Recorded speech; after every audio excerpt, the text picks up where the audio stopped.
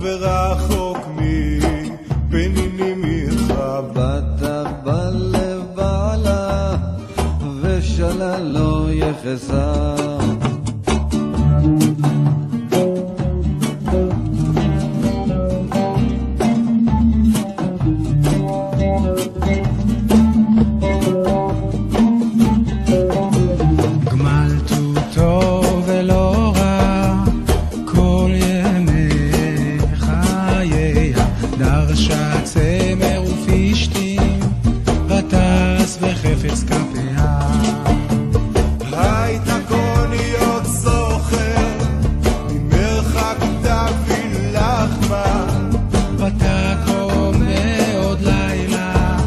ותיתן טרף לביתה וחוק לנערותיה, זמם השדה ותיקחהו מפריך כפיה נתקרם, חגרה בעוז מותניה ותם מזרותיה.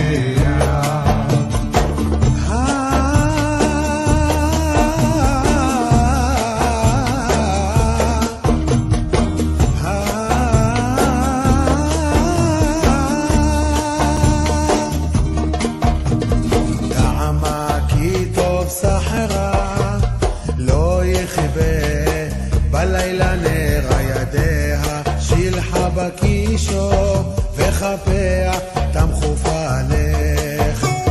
כפה פרסליאני וידיה שילחה ליבול הותירה לבית המשלג ככל ביתה לבושני. מרבדים עשתה לה שש בה כמן לבושה, נורדה בשער עם בעלה בשבטו היא מזיקני ארץ. סלפית נסתה בתינקו וחבו נתנה לכנעני עוזר וידה לבושה ותשחק ליום אחרון.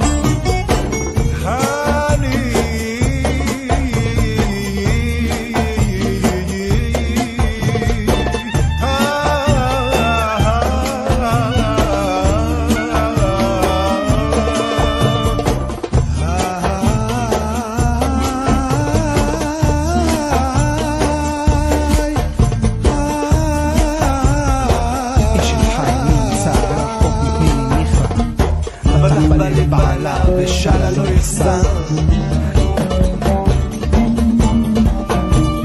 היא פתחה בחוכמה בתורת חסד על לשונה, סופיה הליכות לביתה ולחם עצלות לא דוחה. כמובניה וישרוה בעלה ויהללה רבות בנות עשו חיים ואת עלית על כולנה. שקר אחר והבל היופי אישה יראת אדוני היא תתהלל. תנו לה מפרי ידיה והללוה בשערים מעשיה. אשת חיל נמצא ורחוק מפנימיך, פתח בלב בעלה ושלה לא יחסר. מלכה אותו ולא ימי חייה, לבשה צלרוס אשתית בטס וחפץ כפיה, הייתה כאוניות סוחר ממרחק תביא לחמה. בקם מאוד לילה וביתה רחוק מנערותיה, זרם השדה ותיקחהו מפרי כפיה נבה כרם, חגרה בעוז מותניה בטח מזרותיה. טעמה כי טוב שכרה לא יכתב הלילה נראה, ידיה שילחה בקישור וכפיה תמתו פלף. כפה פרסה לעלי וידיה שילחה לעליון, לא תירה לביתה משלה כי כל ביצה לבושני. מעמדים עשתה לשש ואדמן לבושה, נותר השערים בעלה בשבטון זקני ארץ. סדין עשתה לה תמכור וחגור נתנה לכנעני, עוזר הדר לבושה ותשחק לי ביום אחרון, קרב אותך בחוכמה בתורת חסד הראשונה, תופיע הליכות בימה ולחם עצות לא תאכל, קמו בניה בישוע בעלה ויהללה, רבות בנות עשו חיל ואת עלית על כולן, השק שכלכם בהבל היופי, אישה יראת אדוני היא תתהלל.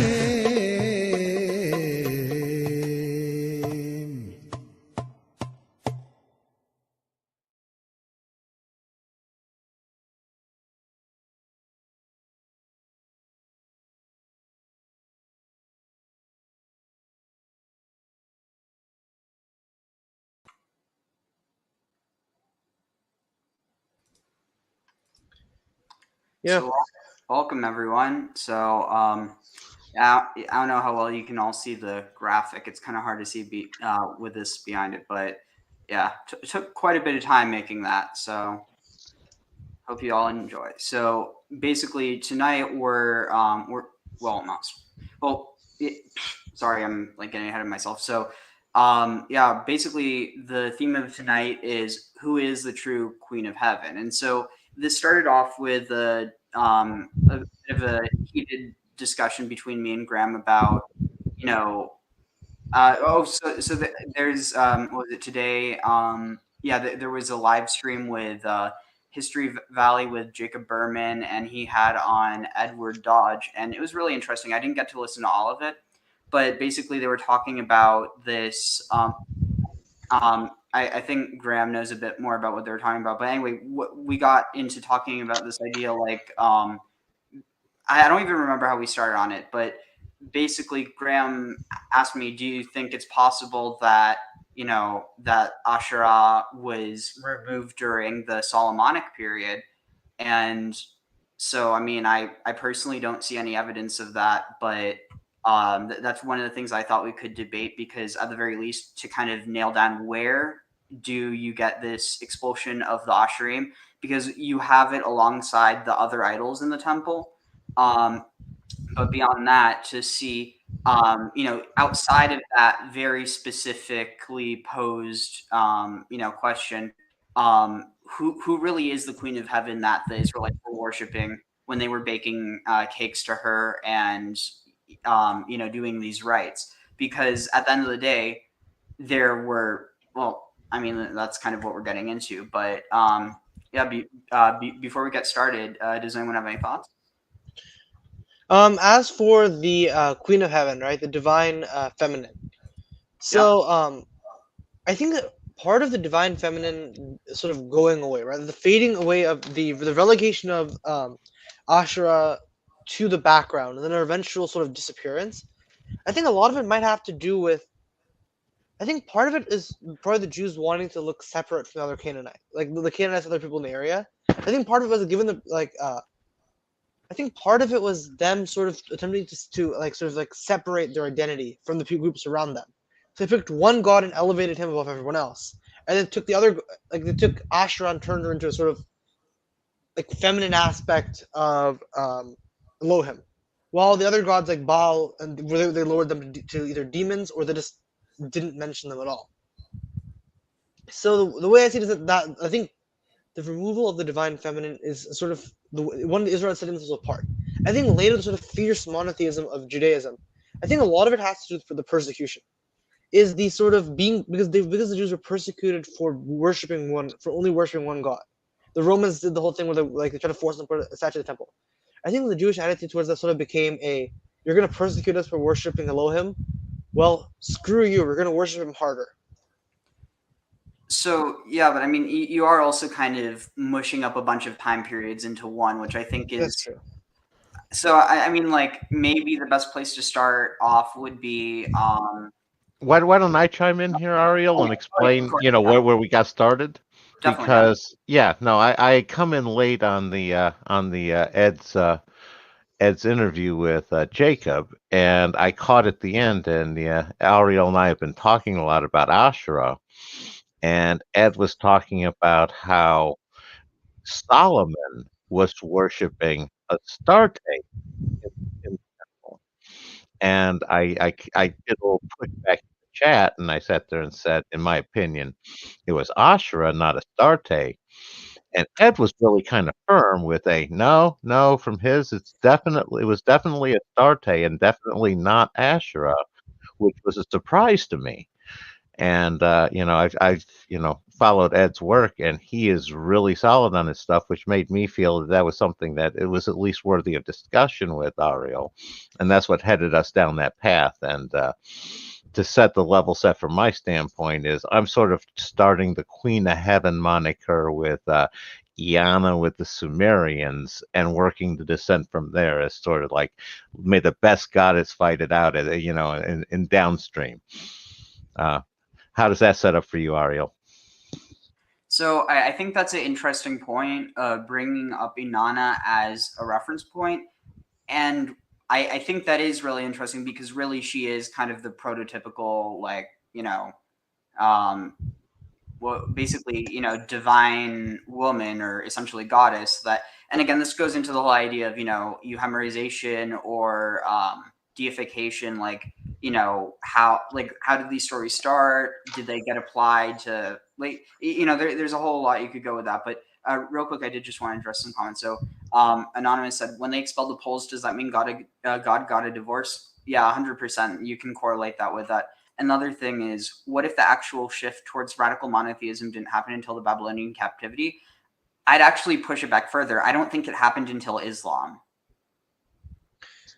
I think the difficulty there arrived. Well, it depends whether or not you accept. Do you accept the Mosaic authorship of the Torah? I'm not assuming a Mosaic authorship. My current best fit on the actual, final draft is pretty much Septuagint. You had rough drafts before that, but that was when they pretty much pulled it all together, in my opinion. Okay. So you don't believe it was written by Moses and then delivered, like one prophet wrote the 5 books and then delivered them.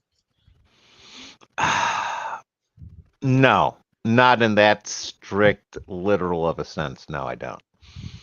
Yeah, neither do I. But on the other hand, I do think that it would be wrong to assume that the Septuagint, just because it's the oldest form, given the form that we have, the Septuagint is not the oldest form. That form was destroyed. The form that we have is a heavily Hellenized and heavily Christianized version of it. But furthermore, we know that there was a Septuagint that was written, was it during the Ptolemaic era?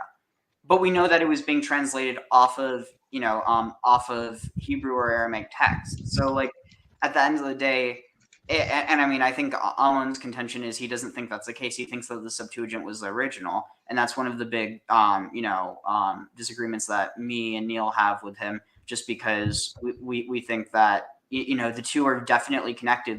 There's so much Greek influence on the Old Testament or on the Hebrew Bible, but at the same time, it would be wrong to view it as being an originally Greek language text. No, I agree 100% with you there. I kind of am halfway in between you and Neil and Amon, where, as I sat there and said, I could sort of see the current, the current final draft that we have as being the Septuagint, and it was pulling together stuff before that one. One of the things that I need to explore more that I haven't had the chance to is something that Gamerkin pointed out, and that is we don't really have much in the way of references to the name or character Moses in other sources prior to the Septuagint. And I'm curious to see how much we have of the Moses character prior to that point. So by Septuagint, do you just mean the Pentateuch? No, I mean the Ptolemaic composition in basically 290 BC. What do you mean we have no references to Moses before then? Well, it's one of those things. I saw a presentation on it, and they can't find any Hebrew and any basically manuscripts that have Moses referred to before that one. No, but we do know that there was this tradition that goes back very far in Egypt of there being this rebellion led by so you might not have a direct 100% that I'm agreeing with you there. I'm just saying that character of Moses, there was a person, like I said, the leader that led them out of Egypt, that existed, but the Moses that we know they're saying, at least that was sort of what Gurmurkin and some of the other scholars are saying, is that was kind of basically sort of like Jesus put together during the Septuagint. So, no, at least from what I've heard, and I might be wrong on this, but Manetho, and let me see if I can find it real quick. Yeah, if you're going with Gurmurkin, Gurmurkin basically says Manetho and Barasis were two of the primary sources that they pulled together, in addition to using a lot of the Canaanite and all of those sources. They sort of like brought it all together in 290 in Alexandria. Yeah, I mean, like, if I could say something real quick. Absolutely, absolutely. I'm sorry, and I'm sorry if I'm stepping on your toes. I'm just sharing what I think, and No problem. No problem. I'd like to have the pins to point me in a more accurate direction. Let's see. Let me pull up the. Yeah, I was gonna full screen this real quick. Just Yes. while you're doing that, I'll just raise. So Anonymous said, "I noticed many passages where the Syrian and later Babylonian conquests are blamed on Israelite polytheism. Perhaps this is the fact. This is the fact attempt to reconcile cognitive dissonance." I mean, you might be onto something, but the interesting thing is you actually can see that the going into someone's causing some noise, but basically you Karthik. Oh, sorry. What is that? I think it might be you. That there's some feedback or something. But Let's see. Feedback. Yeah, like your mic's on. Oh, sorry. Yeah. But yeah, I think that if you look at this, you'll actually see that at the same time that the Israelites stop worshiping, like not stop worshiping, but stop institutionally worshiping Asherah, is around the same time they got expelled from the land. Which, I mean, I'm not so much of like a theist that I would say that it's because of that, but like maybe there's a connection to social responsibility and awareness of the marginal when you forget, like when you only think of God as a man, you stop thinking about people who aren't men. Like they aren't the priority because they aren't seen as close to God, even though that isn't actually the case in Jewish tradition. But like I think could I say something real quick about that? Mm-hmm. I think the way I think about the I would think that I would think that the combination of the prophets denouncing Israel for polytheism and the evidence of pagan worship in Israel, and at least some evidence that there was a degree of pagan worship continuing until the Babylonian conquest. Some people said that. I think that the way I'd say that I think in this case that would indicate it is split in Israelis. Well, yeah, it is in ancient Israeli society. Where I believe in that case that it seems like likely in that case you'd have basically a sequence of prophets, right, self-declared or declared by their peers as prophets, who held to a strictly monotheistic view, and they have those people, and then you have the common people who kept their older beliefs, right? That's what I mentioned before on the Discord call. I need to adjust the thing. I keep looking over to the side, but the what we were mentioning earlier on the Discord call we had a couple days ago, right? As I mentioned about the whole idea of there like being the two tracks of religion, right? The the heavily structured temple-based worship that's like that's often like focused on masculine deities, and the mass religion focused on often on devotional prayer and a sort of ecstatic mood. In some cases, it involves like use of psychoactives. And some religions have those, and those tend to be like worship almost of mother goddesses. And I would think in that case that could be I think that might be what the split was. My theory in that case is that you had the two groups, right? You had the prophets, let's call them prophet faction, who held to strict monotheism, worship of the temple. That's the most important thing in Judaism for them. And then you had the mass worship, which is worship of Elohim, but also worship of Asherah. The sort of the duality, they worship both, and then a sort of a more informal attitude to worship, less decentralized, like a less centralized, more decentralized worship. Then after like Babylonian captivity, after all the persecution, what basically happened is that as they were kicked in exile, they were looking for leaders to like lead them in exile, people to sort of the community to focus around. And the prophet said, "Look, this is what happens when you worship pagan gods." I think due to this, the jarring shift, especially because like a lot of these mother worshipping religions are fertility based, right? stuff like crops and such like. My theory is that the sudden dislocation to Babylon effectively killed off the second faction.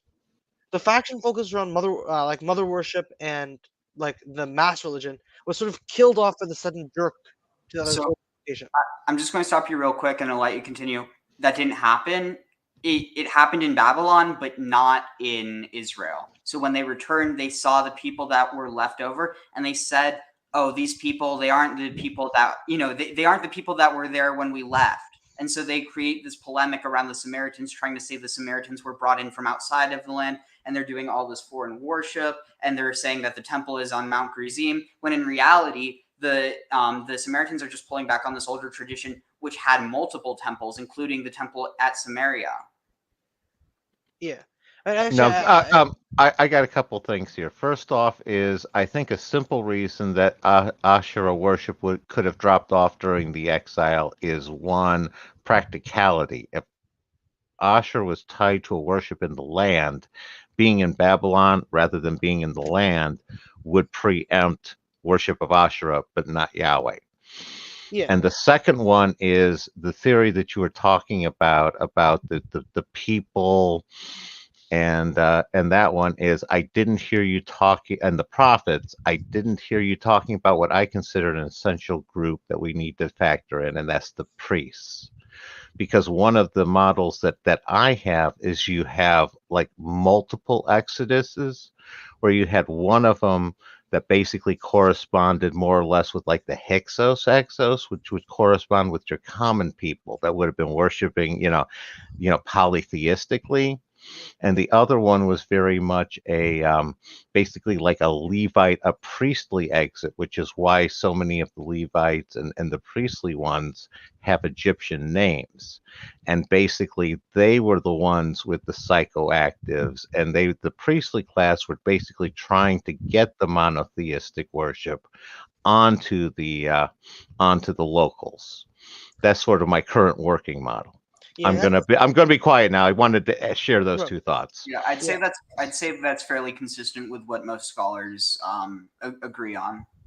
Yeah, but like, do you guys agree? Like, I don't know if again, like, I'm just spitballing here, but I'm pretty much uneducated on this entire matter.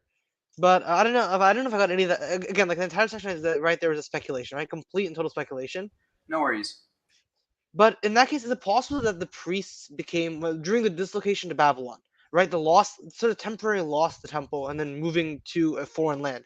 Is it possible that the priests brought that without access to the temple and to all of the sacred? I don't know the word. I don't know what is the Jewish word for sacraments, like the sacrifices and such like. Like the zvachot, it would just be the sacrifices or like the ceremonies, basically the ceremonies and sacred things done at the temple. So like temple worship, it would be like avodah kedosha, I think, or avodah. I don't know. It would just be like labor, like temple work, basically. Yeah, all the temple work. Without the temple, they couldn't do any of that. So my theory is that I don't know if this is possible or not, but it could be a theory because I'm thinking is that without the access to the temple, the priests might have effectively that might have been where the iconoclasm really started to hit. Is that without the temple present, the priests basically said, okay, we don't have the temple. None of you guys can start picking up idols. No more idols. Stop that. Also, because I think part of it is because the priests controlled the worship of the temple. Without the temple, if everyone started worshiping idols, the priests lost all their power. So the theory is that part of it was basically a gigantic power struggle, where the priests basically struggled with and said, yeah, no idols, no graven images. We worship God without those. And whatever dispute happened, the priests won, and then idolatry sort of began to fade away. An important thing to remember about the exiles during that time period is the exiles were for the most part the upper classes. So you would have had the lower classes remaining in the land, and then you would have had the priests basically riding herd on the upper classes trying to convert them over, which would have had much more of a disparity when they finally came back, because the priests wouldn't have been educating the local people anymore. Does that resonate with you guys? Definitely. And even in the idea that if you think about it, what the Assyrians and ultimately Babylonians did accelerated class conflict in ancient Israel by creating a divide where there previously wasn't one. By instead of having the priests serving the people, the priests were pitted against the people and basically were forcibly converting them under the threat of, punishment from God. You also had a different race sort of thing because you had the outsiders more or less ruling the priests, as opposed to just a self rule. What do you mean? Well, when the Assyrians came in, they basically took the upper classes from Samaria and shipped them out, and they brought their own people in to run Samaria. Oh, I And see what you're. yeah, That's a classic. That's a classic way of occupying a country. You take Yeah, all the upper classes out so no one can resist. yeah. This is before you have the invention of mass scale genocide. Yeah, that's. Well, okay, I don't know how far back, but there were plenty of genocides in ancient times. Okay, industrial scale. That's well, fair. Yeah. why kill them off when you can use them to farm the land? Well, that's Because farmers tend to because having an oppressed underclass population tends to end badly when that class says uprise. yeah. Look at the story of the Exodus. I think I think that the story of the Exodus is harkening. I think it was dislocated in time. I think that when the scribe, I don't know what they called them, the scribes perhaps. So when the people who came down and started writing all this down, I think that when they started writing it down, they couldn't remember when it happened because it was in a long period of time. My theory is that at some point, because the Egyptian captivity didn't happen, right? As the current theory is that basically it was the other way around. The Egyptians leaving, where Yeah. Israel sort of like they settled across the area, and the Egyptians went this way. My theory is that a previous group at some point attacked the Jews in a certain area. A certain section of the Israeli realm came under attack by a foreign force. That force entered the area and slaughtered all the Jews living in that region.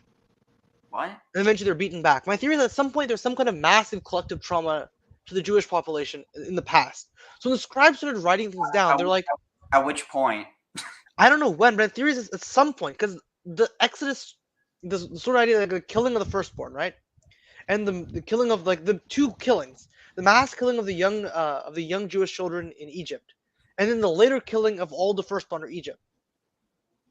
What I suspect there is that when the scribe was writing it down, they were remembering a story from an older time with a different group where that same cycle happened, where a huge number of Jewish children or Jewish people in general were murdered by the occupier. It's children because children are more sympathetic. So a whole bunch of Jews were murdered by the occupier. Then eventually the Jews managed to overcome them and did the same thing back. And I think that happened very far in the remote past. It was handed down by word of mouth, but then was sort of partially forgotten where it came from. So the scribes took the story and they're like, our great enemy is Egypt. And they ended up, or not exactly great enemy is Egypt, but like, they had other stories about Egypt at the time. So, okay, this is probably the Egyptians. We'll just put the Egyptians down as the... Yeah, I don't see it being anyone but the Egyptians. But could we just hurry this along because I do want to. Yeah, I was just going to sit there and say I can see some of what he's talking about within the narrative, but it's tough to suss out too much at the moment. But I think he does have a little bit of something there that I can definitely see a little something. Let's move forward, though, Ariel. Yeah. So I do want to address this first. So here, so the Egyptian priest Manetho in the early 3rd century BCE wrote a history of Egypt. So early 3rd century BCE. So like let's see, where is it? The time frame that I heard was Manetho was first, and then the Septuagint, and the Septuagint pulled from Manetho.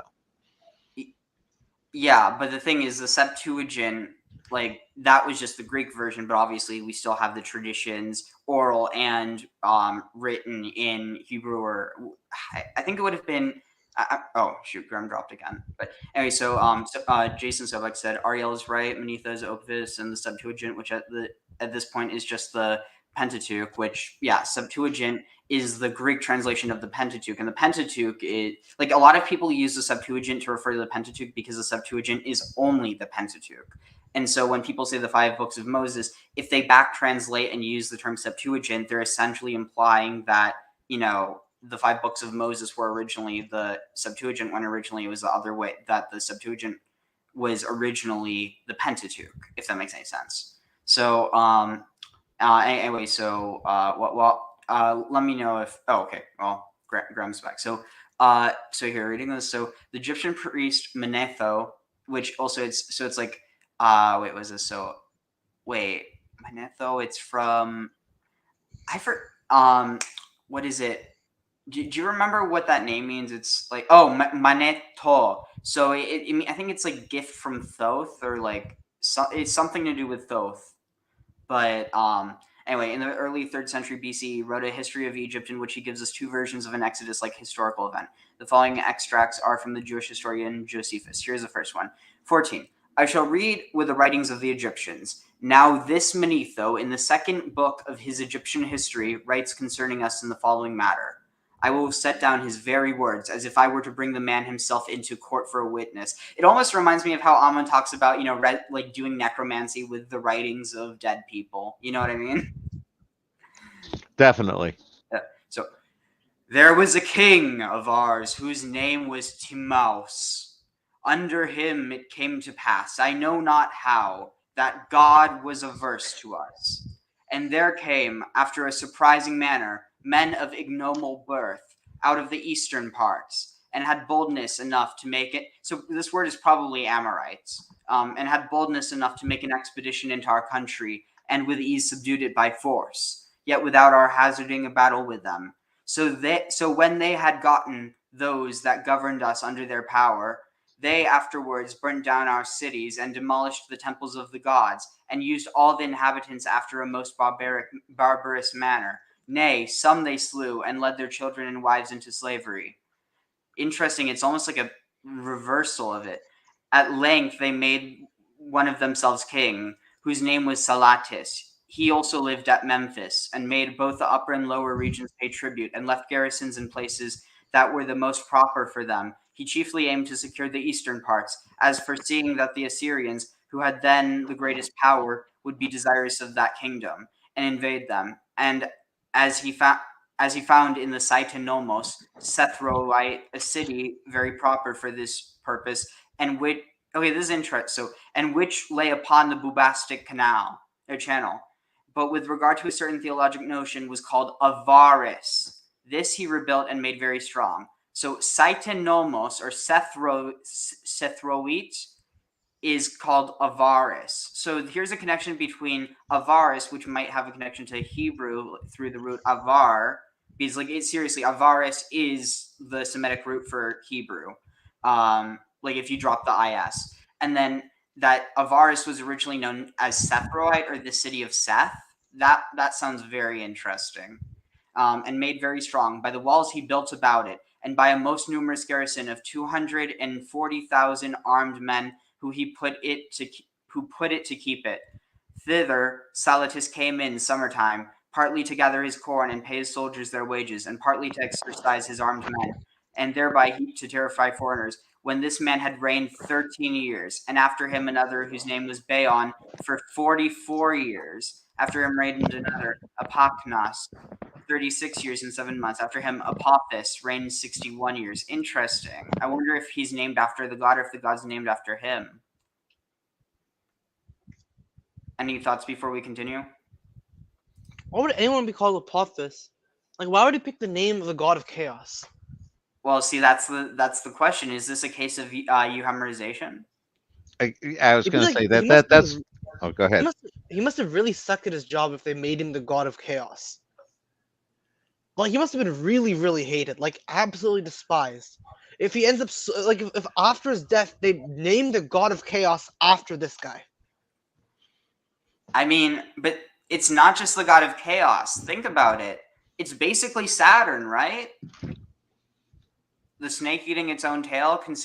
Basically, I mean, it's not a perfect parallel, but I don't really think that's the case, because the snake eating its own tail is a multiple cultures symbol of eternity. I don't think it's Saturn eating his own children. I think it's more along the same lines as sort of world serpent idea, the wrapped around the edges of the world. Yeah. Here, let's just read through some other comments. And one last thing. Oh yeah. Did the Egyptians have a story about a world tree at the center of the world, and the stuff's on its branches? I'm not sure. So they do have the story of, I think, Nut, who is the sky goddess, who is embodied in a tree, and she gives her fruit to a man and a woman. There's a depiction of this. I'll actually pull it up in a moment, but So You there might also have, I was going to say, you also have Osiris and the Set one, where Osiris ended up in the tree in Byblos, in the cider up in Lebanon. interesting. So And I wanted, oh, I was going to say, go ahead, Ariel. I do have something to say about the 18th and 19th dynasties. continue because I'm actually going to pull a video real quick because Okay. No, what I found when I was researching Astarte and Asherah that I found interesting that actually ties in right here is during the 18th dynasty, and that was Amos through Tut, and with Akhenaten right in the middle there is you had basically, it looks like Asherah worshipped in Egypt under the name Katesh. And she oh was yeah, particularly a favorite of the 18th dynasty. But when the Ramessides came in the 19th dynasty, pretty much Astarte ended up being worshipped under the Ramesses. And I noticed that switch there, and that may have some bearing in what we were talking about later. Kicking it over to you, Ariel. I mean, it definitely could be because it seems like maybe there's this change, like in time period, that almost like in the same way as you have El being replaced by Baal and Yahweh, you have Asherah being replaced by Astarte.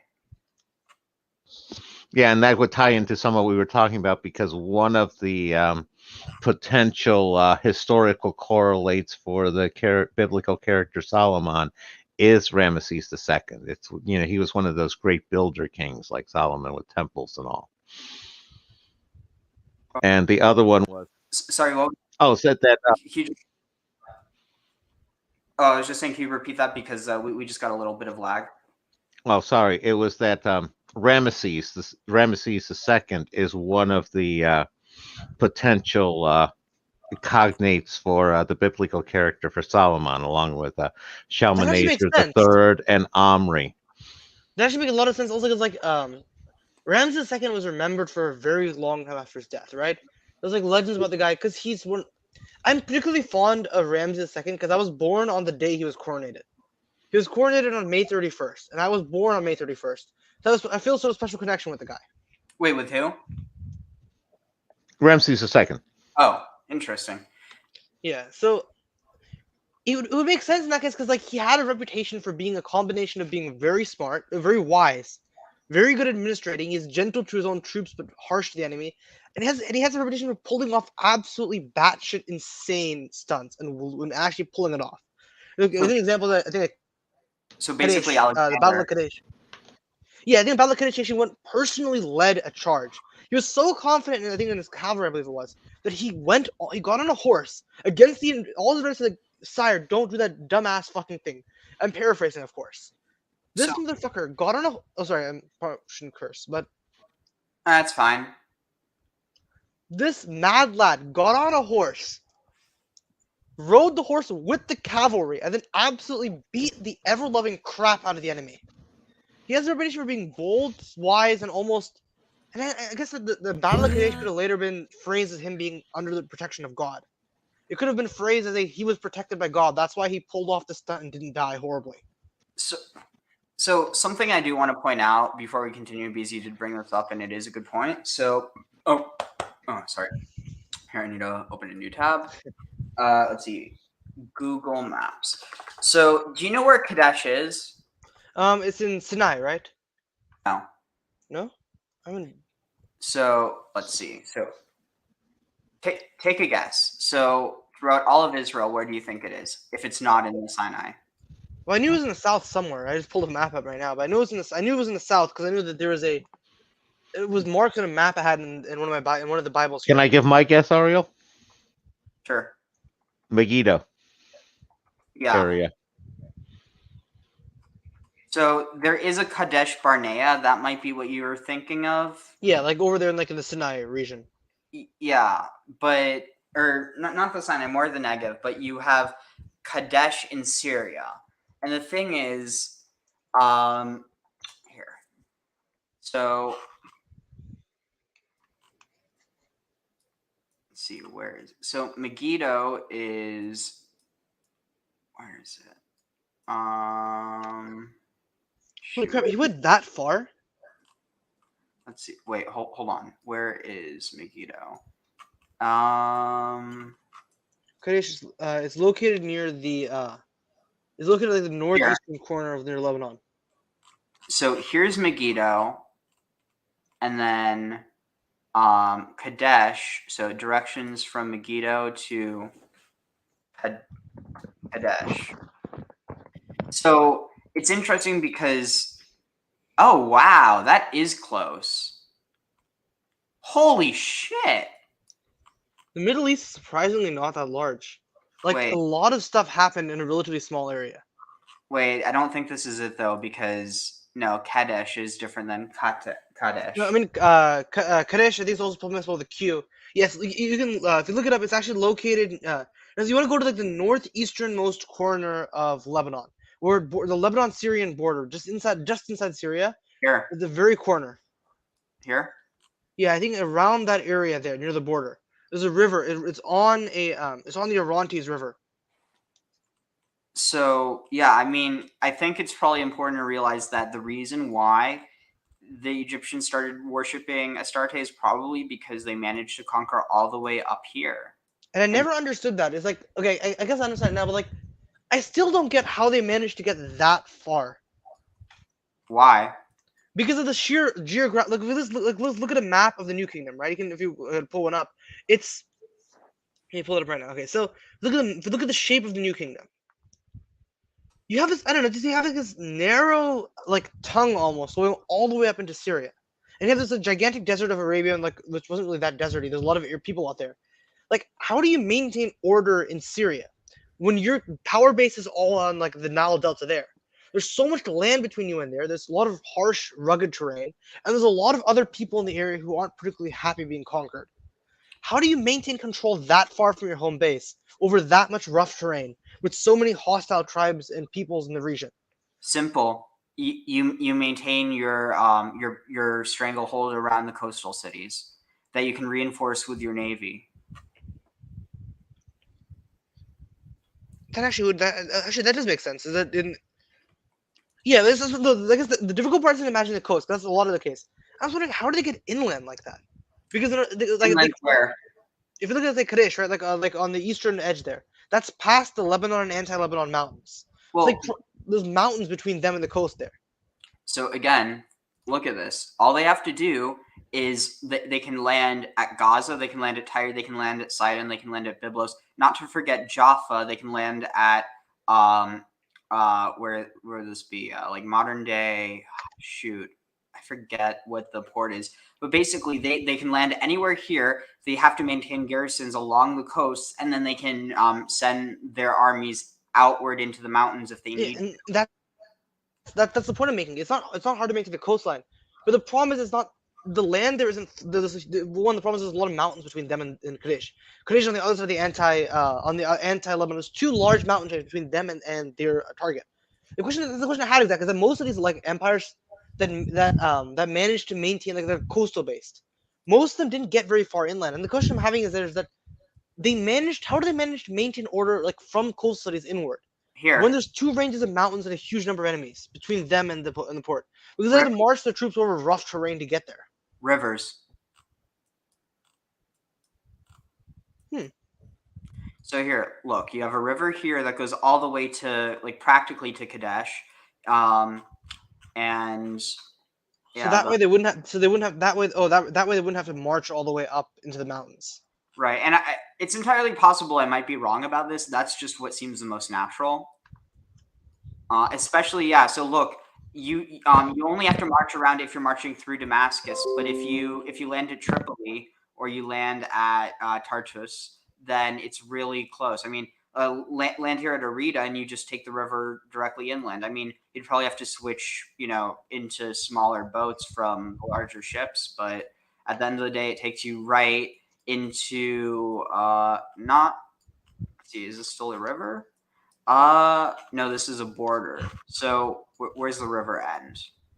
The Kabir River. Let's see, it goes up north. Okay, so it goes north and forks around here, it looks like. Is it still the... No, Anyway, the point is they don't really have to march that far relative to things, and also you have to keep in mind they land at Tripoli. They can go into. It was interesting. Beit Yunus. Apparently, that's connected with Jonah somehow. But so here's Kadesh. And let's see, where's Baalbek? I mean, you have some Roman fortifications. So I mean that's going to be later on. But anyway, let's get back to the. Yeah. But here I want to look at some of the. Sorry, Graham, didn't see that until now. So let's look at some of the comments though. So, let's see. So, Anonymous says, I visited the ruins of the Temple of Artemis, a museum there with some artifacts from that temple. They're all explicitly sexual in nature. Was this typical of goddess worship in the ancient Near Eastern? 100%. And even the stuff that's seen as like mother imagery, you would definitely see as sexual within our context, because I mean, we live in a society that sees breastfeeding as sexual. So it's kind of. Yeah, it's. Everything's going to crap these days. Yeah, but even separate from that, you definitely do have this imagery of you definitely have sexual imagery of Asherah, for instance, who's the mother goddess, in context to her husband, El or Yahweh or whoever it would be. And what's interesting about this is it's almost like this idea that in order to appeal to the high god, you have to, because there's this motif. God does not change his mind, for he is not a man. But that doesn't mean his wife can't change it for him. And I mean, if you just think of it, I mean, given it's on a much scaled down level, but like, say you have a kid, they want something, and they ask their dad for it, and their dad's like, no, you have to work for that. I'm not going to give it to you. And so then they go to their mom, and they're like, Mommy, Daddy won't let me get this thing that I really want. And so either the child makes the mother miserable until she makes the husband miserable, or doesn't make the husband miserable, but basically either makes the mother miserable until she does something, or because the mother really loves her children or child, she will use the fact that she has certain things that her husband wants in order to get him to change his mind. Now, this idea is seen as completely heretical by the Second Temple, because I mean, you do have this understanding of like a feminine part of God, but it's not understood as separate from God. And so with this, the idea that God can have God's mind changed by like the feminine part, it's kind of implying that there's a separation, that the two aren't acting in unison. And so you have to basically do away with these ideas by then. But it is definitely interesting, because you have, this idea within Christianity that no one can come to the Father but through me. The question is, was Jesus speaking as himself, or was he speaking on behalf of the mother? In which case, I mean... Oh, and that actually also ties into sort of like the veneration of the Virgin Mary. Oh, yeah, 100%. And you know what she's referred to as, right? Our Lady, I think. I mean, yes, but what else? Let's see, the Mother of God. Yes, Queen of Heaven. Yeah, that's fun. Yeah, she has a lot of titles. You know who else is referred to as Queen of Heaven? Asherah. I mean, that's kind of the contention of tonight, but yeah, that's true. Yeah. But I mean, doesn't it explicitly state, I think, in that one pottery shard, or the one pottery shard that they found, that says, I think it's like, what does it say, Yahweh and his Asherah. So yeah, there is that reference, but so let's see here. I just want to be sure when I say this. So but yeah, so okay, wait, I might be, yeah, I want to be sure that I'm accurate when I'm saying this. So let's see. Oh, this is interesting. She's also apparently the I didn't know this, but apparently she's actually the goddess of the sea. Yeah. So her name. Shoot, actually, I need to get. I'll be right back. I need to get my Coogan book. Yeah, no, I had something to say here, and that is one thing you have to remember about this time period is this is in between when the Minoan civilization had the catastrophe with the Thera explosion, and you had this. So you had a lot of vacuum as far as the sea routes go, because the Minoans basically had a lot of control over the trade, and the Mycenaean Greeks hadn't really become a big power yet, and that's why Egypt was able to extend up there. Yeah, that makes sense. And There's the power of. I'm sorry. What are the Hittites? the Hittites, that's who they were fighting up there. The Hittites were just on the other side. The area where we're talking about is like Ugarit. And Ugarit was like the neutral city in between, everybody else. They were like they were the trade city in between the Hittites and the Egyptians and all of that one. So that, and I was going to bring up when Ariel comes back is, I'm here. Ugarit is significant because they had worship of both Asherah and Astarte in Ugarit. It's separate. Yeah, I guess the interesting thing that was interesting is that Asherah is the goddess of the sea. But it seems odd to me mainly because like traditionally you have the sky god and the earth goddess. It seems that the Israelites had like three of them, right? You have Yahweh, the god of the sky, and eventually becomes the god of everything because when they cut out Asherah, you have Asherah, lady of the sea, and then you have I don't know how to pronounce her name, Astarte, I think. Yeah, Astarte or Astarte or even Astar. And you also have a knot as well.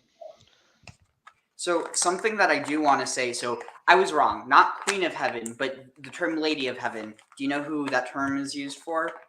The Virgin Mary? No. No? Think a different tradition.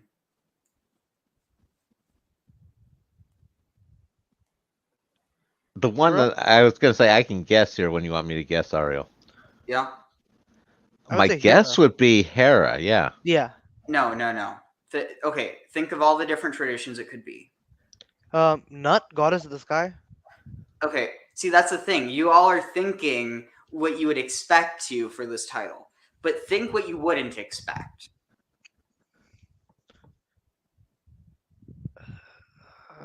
What religion seemingly would have such an issue with this concept? I got nothing. Okay, think about it. Polytheistic religions do not have an issue with this term. The Zoroastrians? They couldn't have had. They have no such concept of the... Okay, so think about it. Who would have a concept of heaven?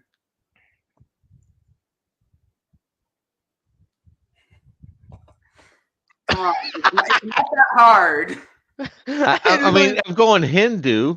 No, see, that's the thing. You guys are showing why this is such a striking epithet. So, okay, think about it. Which religions have you mentioned before? So you've talked about Virgin Mary, Queen of Heaven. We've talked about the Shekhinah, who's the Queen of Heaven in Judaism. What else is there? Islam? Yes, and who is there?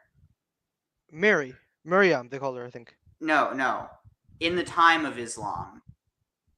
Well, you had the three of them. What was it? See, Manat. No, but that's the thing. You're looking for the pagan idols, and that's the thing. Don't look for the pagan idols. This is applied to a real person. Sarah, wife of Abraham. During the time of Islam. I don't know what... Okay, I don't know any of the historical figures at the time. Fatima, the daughter of Muhammad, was called the Lady of Heaven. Really? I didn't know that. This took us like 5 minutes. But see, like, you have these ideas. They're so suffused into every monotheistic religion because it's impossible to do away with it. If they did away with it, nobody would follow because people need to recognize this sort of, feminine spirituality. Yeah. On the other hand, I think it might also just. I think it's honestly. I think it's more fundamental than that. I think it's part of the human psychology, right? The archetypes. I think it might be it's an archetype of part of the collective Jungian, sort of collective unconscious, where it's not a matter of like it being a concept that originated in one place and sort of spread out. I think it's a fundamental aspect of the human psyche. Well, but I think that is my point. Because it's so fundamental to the human psyche, that's why people refuse to engage with religion when it excludes it. And the only people who do engage with it are people who generally have... I mean, like, for instance, I think you could look at someone like Paul, who goes very hard into trying to remove the female imprint on the church, or the way that you have some like ultra orthodox Jews who try and basically like erase women from public view. You see this also in Islam. Well, I want to specify in the most fundamentalist forms, like for instance with the Taliban, how they're blocking out images of women like in advertising, and now they're not allowing women to be treated by male doctors, and because they won't let women study to be doctors, they're basically forcing women to die of every illness that is completely treatable. It's completely inhumane. But the thing is, it's important to stress this is not something to do with Islam, it's not something to do with Judaism, and it's not something to do with Christianity. It's fundamentalism. It's people being stupid. Which one could argue. Yeah, but it's done in the name of, the thing is, there's nothing worse in my eyes than evil being done in the name of religion. As far as I'm concerned, if there's a God out there, he is not happy with with atrocities his followers have done in his name. Yeah. Anyway, so but anyway, to answer your question, Anonymous, yes, you have this imagery of so like you obviously have the like imagery of breasts within an erotic sense, but also within an erotic sense specifically referring to milk.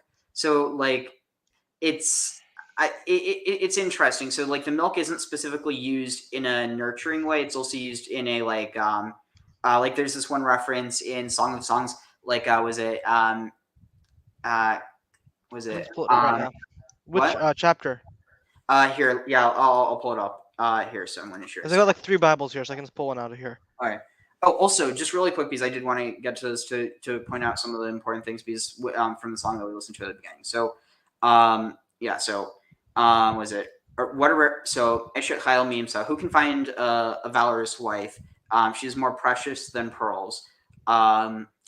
Her husband puts his confidence in her. Also, Betach Ba Lev Bala. And so here it's interesting because the word Bala means both lady and her husband because of the way that Hebrew works. So it's saying like her husband's heart trusts in her. Anyway, so she's good to him, never bad all the days of her life.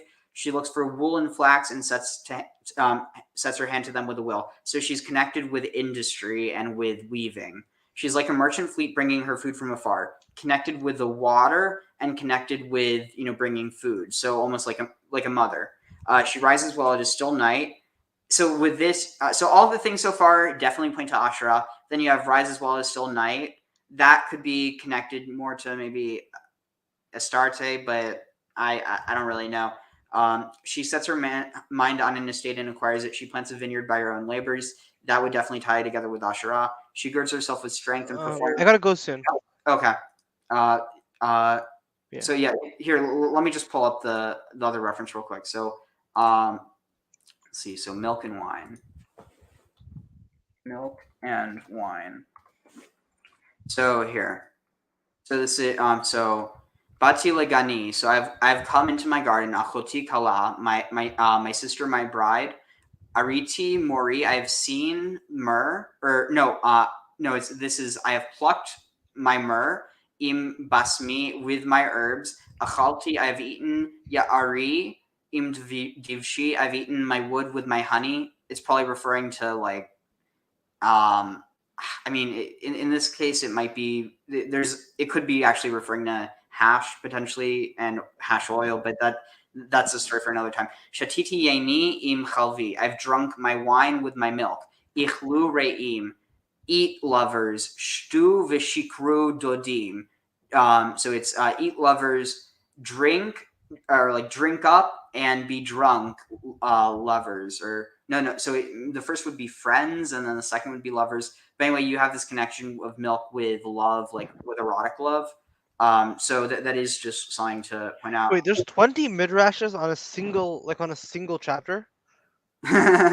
Welcome to Judaism. Wait, so there's like 20 separate rabbis all went through and had their own opinions on this? Yep. Yeah. Damn. Yeah. So here, let's just get through some of the other comments. So Snappy was saying, yes, look at the whore figure in Samaria. And we even covered that with the whole idea of the woman in the tub called wickedness who's taken off in a tub to the land of Shinar, which is Sumer. That kind of sounds similar to like the Mystery Babylon the Great. Oh yeah, that's where you're getting the idea from. I wonder again. Like, I wonder where all these sources. I wish we had access to all those old documents, right? Like before the like now we have lost a lot of documents. Like back in the days of like when Revelation was being composed, I wish we still had access to all that Hebrew literature that was like probably floating around. Yeah, it's a shame, but luckily, for all we know, God preserved some of it in the earth, and we just haven't found it yet. I mean, that's what happened with the Dead Sea And Scrolls. and it's such a one day like someone like I don't know like one day like some plumber in Jerusalem's gonna be like digging a new septic tank and it's gonna like open it up and find like an entire copy. There's gonna find like an entire library full of like ancient texts. That'd be the best thing that could happen right now at this point. For honestly, for That like would be cool. imagine how much that would imagine imagine how cool that would be though. Like to see, for instance, like to get I mean, maybe get a historical record that describes how they composed the Tanakh. Like a historical record describing the events when the Tanakh was like finally like finalized and composed. Yeah. And it's like someone like scribes notes on the rabbis met like I don't know the elders all I don't know what to call them back then. They all met together in the room today. So, Well, Rabbi so and so, Rabbi so and so had got into an argument about the correct placement of these two chapters. yeah, if only we could find that, but really the only way we would be if it survived because it was written in clay tablets or in cuneiform. But Yeah, or but it could be in it could be a scroll as well. If it's buried in the correct place, it could survive. who knows? Anyway, so interesting, Snappy. The museum guide described worship at the Artemis Temple as being pretty much an ongoing orgy. Was that true for the Sumerian deity too? Probably. And not only that, you have references to that in the Israelite tradition, and that's actually something that we'll get into. And then responding, the British did that, divide and rule or divide and conquer. So Snappy said, oh yeah, she's the divine whore of Babylon. She's constantly begging. Okay, I accidentally read that she's constantly pegging, but no. she's constantly begging for her vulva to be plowed. And like I can feel like yeah, this is sorry, probably blasphemy. This is probably like mega levels of blasphemy, isn't it? what? Who is this blasphemous to? Nah, like I'm just kidding, of course, but like if these people, if the people like the I guess when the people are still around, they would not be happy with the way we depicted them, would they? No, I guess when the Canaanites had some that's the gripes. thing. You're thinking as a modern. You're not looking at this how they did, because literally when Snappy's saying she's constantly begging for her vulva to be plowed, he's not being funny. That's literally the language that you see used most likely. I mean, this might not literally be the language, but like it's very similar. Like that, it's a symbolic language. It's the same idea how, like, for instance, within tantra, not everything is just about sex, but like the sex is a medium for it.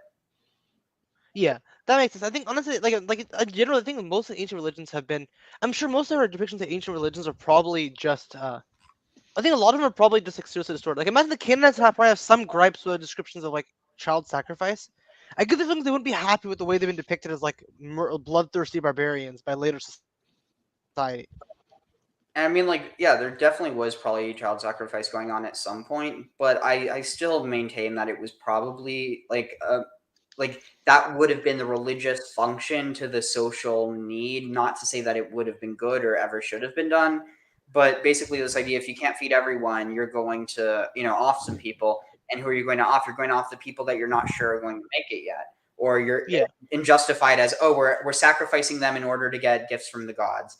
At the end of the day, it was like I really don't think that people were just doing this because they just believed it. I think the belief emerged out of a necessity to prevent them from losing their minds after what they were doing.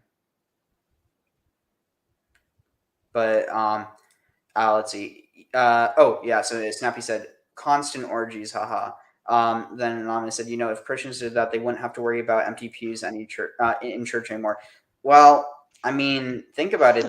That's part of the reason why you had such a prosecution against the Gnostic heresies, whether it's because they were actually doing stuff that, was attracting a lot of people. And that's why, see, that'd be interesting. Imagine if Gnosticism was how Christianity first spread, and then you had this Orthodox wave that swept over in order to establish a heterodox and an orthodoxy, in order to say that all the other people had been led astray by false prophets. But don't worry, we're here to save the day.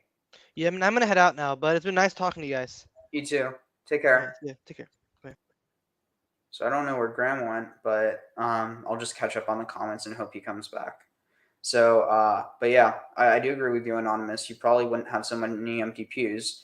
They'd be full of people doing things with other people in the name of God. but that's seen as, I mean, like, I do have to admit, like, at the end of the day, it's not really that wild if you think about the like the connection between like mysticism and sexuality within basically every religion. It's just seen as, oh, you have to do it, within your house and with your spouse, and you have to follow all these rules, but it's still it's still there. So Snappy said, haha. Also, Snappy, if you want to hop on, feel free. I don't know if Graham's coming back, but I mean, even if he is, I mean, I'll try to moderate a conversation. But I mean, maybe we could just wait to see. I don't know. It's up to you. But okay. Oh, here's Graham. All right. So yeah. So Graham, I'm just reading through the rest of these comments to catch up. So so Anonymous said, did they do the same thing with Asherah getting pulled amongst the poles? So yeah, probably, though. The question is, so actually, I'm not 100% sure about this, because I don't have a scholarly argument for this, but just kind of what I suspect, and given this is a total reconstruction, you might have the situation. Graham, can you mute yourself right now? You're just, Sorry. no problem. So you might have this case where it's basically, okay, so imagine it this way.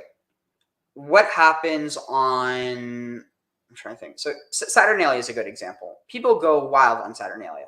And when I say Saturnalia, I mean Christmas. Okay, now, say you get invited to a Christmas party.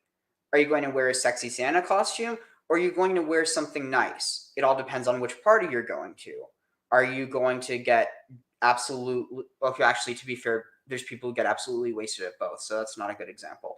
But the point is, like, are you going to, like, what attitude are you going to bring? Are you going to be family friendly, or are you going to be looking to get laid? Because people try to do both at Christmas parties, let's be real. And at the end of the day, I think it all goes down to the context that applies to you. So say you're a father and you're with your, with your wife or your wives and your children, and you're celebrating, so I mean, this would have probably been like a pre-Israelite tradition ceremony, but basically, like, say you're celebrating the Queen of Heaven, it might be as simple as you with your family are celebrating Asherah, you're celebrating the mother of the gods, but then say you're a bachelor and you're looking to to find a mate, and so in that context, it's probably more associated with Baal and Astarte. And keep in mind, within this context, that Baal and Yahweh are commonly interchangeable within this context, so much so that it's actually written, no longer will you call me Baali, or my Baal, you will call me Ishi, my husband. So Baal also means husband, as does Ish, but the fact is that Baal means like a lord or like a possessor, whereas a Ishi is like a man. So a man to a woman, as opposed to a Baal to a, like, basically to, like, an owner to an owned. And so there's this much more romantic context to Ishi, but the idea is that with both, you're dealing with this idea of like basically a divine courtship.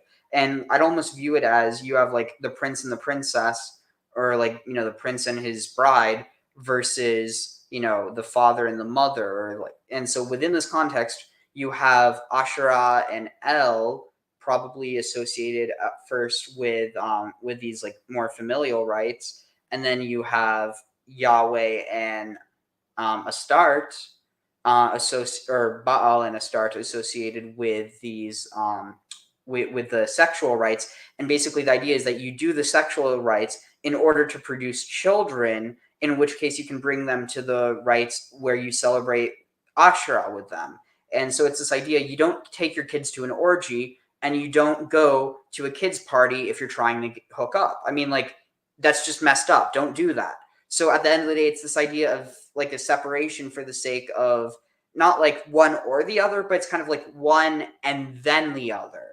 I'd almost view it as like this kind of like, it's a life process, or it's like a part of the life cycle, if that makes any sense. Like, everyone goes through this. And so eventually it gets seen as not acceptable. And basically the elements of Asherah that are acceptable get transformed into Hashem, basically into the Shekhinah. And then you have the parts that are unacceptable that get considered as like associated into like Lilith, basically. And that's very clear when you have like the tradition of Astarte, who is a powerful woman or goddess who knows what she wants, and she's not afraid to take it from any man. And basically, the bad inversion of that is Lilith, who essentially, essentially, rapes men in their sleep to steal their seed. And that's the Jewish ideology for why there's nocturnal emissions. And basically, it's this idea that like on one hand, it's not your fault because you fell victim to a demon, but on the same time, you should be protected from that. And you're like, if you are, you must be susceptible to it for some reason. But anyway, let's continue with the comments. So let's see, not that I'm aware of. Scholars aren't settled on where exactly Egyptica was written, but I tend to side with the scholars who say he's associated with Ptolemy II Philadelphus, i.e. Hadassah level. So is he the one that also commissioned the Septuagint, I'm guessing? Yes, he is. Yeah. Yeah, I wanted to follow up on some of what you were saying there about the poles. One aspect that I got out of it is traditionally it was basically more of a permanent mating ritual than necessarily a hookup ritual. I mean, I'm sure there was a hookup aspect to it, but I always said that I've seen a lot of references to more of it that's a pairing off marriage almost ritual as well. Oh yeah, just to clarify, that's not what I wasn't saying. That wasn't the case. I was just saying that people who are single who are looking for a mate, like I literally used the word mate. I didn't use the word hookup. I used the word mate. Yeah, no. I just wanted to emphasize that one that it had additional one, and again, I'm sure there was some hookup aspect. The other one is I wanted to throw out there as one of my various pluriform interpretations is that mitochondrial DNA aspect, where it's basically the mitochondrial DNA that's going to be reflected within an area, and that's why you're going to see that goddess worshipped in the area. Same thing with the Y DNA, with the like Zeus coming in was the Y haplogroup coming in and replacing the old one. And then, like I said, with my pluriform approach, that's just one of the levels I'm integrating here. So that's one of the distinctions as to where I could see Astarte versus Asherah coming in as different mitochondrial DNA. Is there really evidence to support this like division into like different familial lines? I mean, at the end of the day, it's kind of like with language. Like you can have language originating with a specific ethnic group, but at the end of the day, language, disperses in a way that doesn't pair with biological genealogy. No, I agree with that 100%. It'll tend to have some parallels, but you're going to have some breakdowns in the margin, just like you do with everything else. It's like I said, it's an interpretation that I'm working on. It's a work in progress. I just wanted to make note of it. Yeah. So Jason said, otherwise it could be anywhere between Ptolemy I and Ptolemy III. I subscribe to the idea that Septuagint and Egyptica are competing foundation narratives in response to Herodotus. Jody said just opposing force in response to Apophis. Snappy said totally Saturnian. And then Anonymous said that's the Norse, not the Egyptians, in response to the world tree. The connection between many faiths is a tree. That is very true. Combining the understanding of it is truly enlightening. Yes, however, the Norse also believed in the world serpent and attributed earthquakes to its movements. That combined with Yggdrasil sounds like what the dude was talking about. Interesting. Really interesting. So, and then Anonymous said, you can curse, we're all adults here.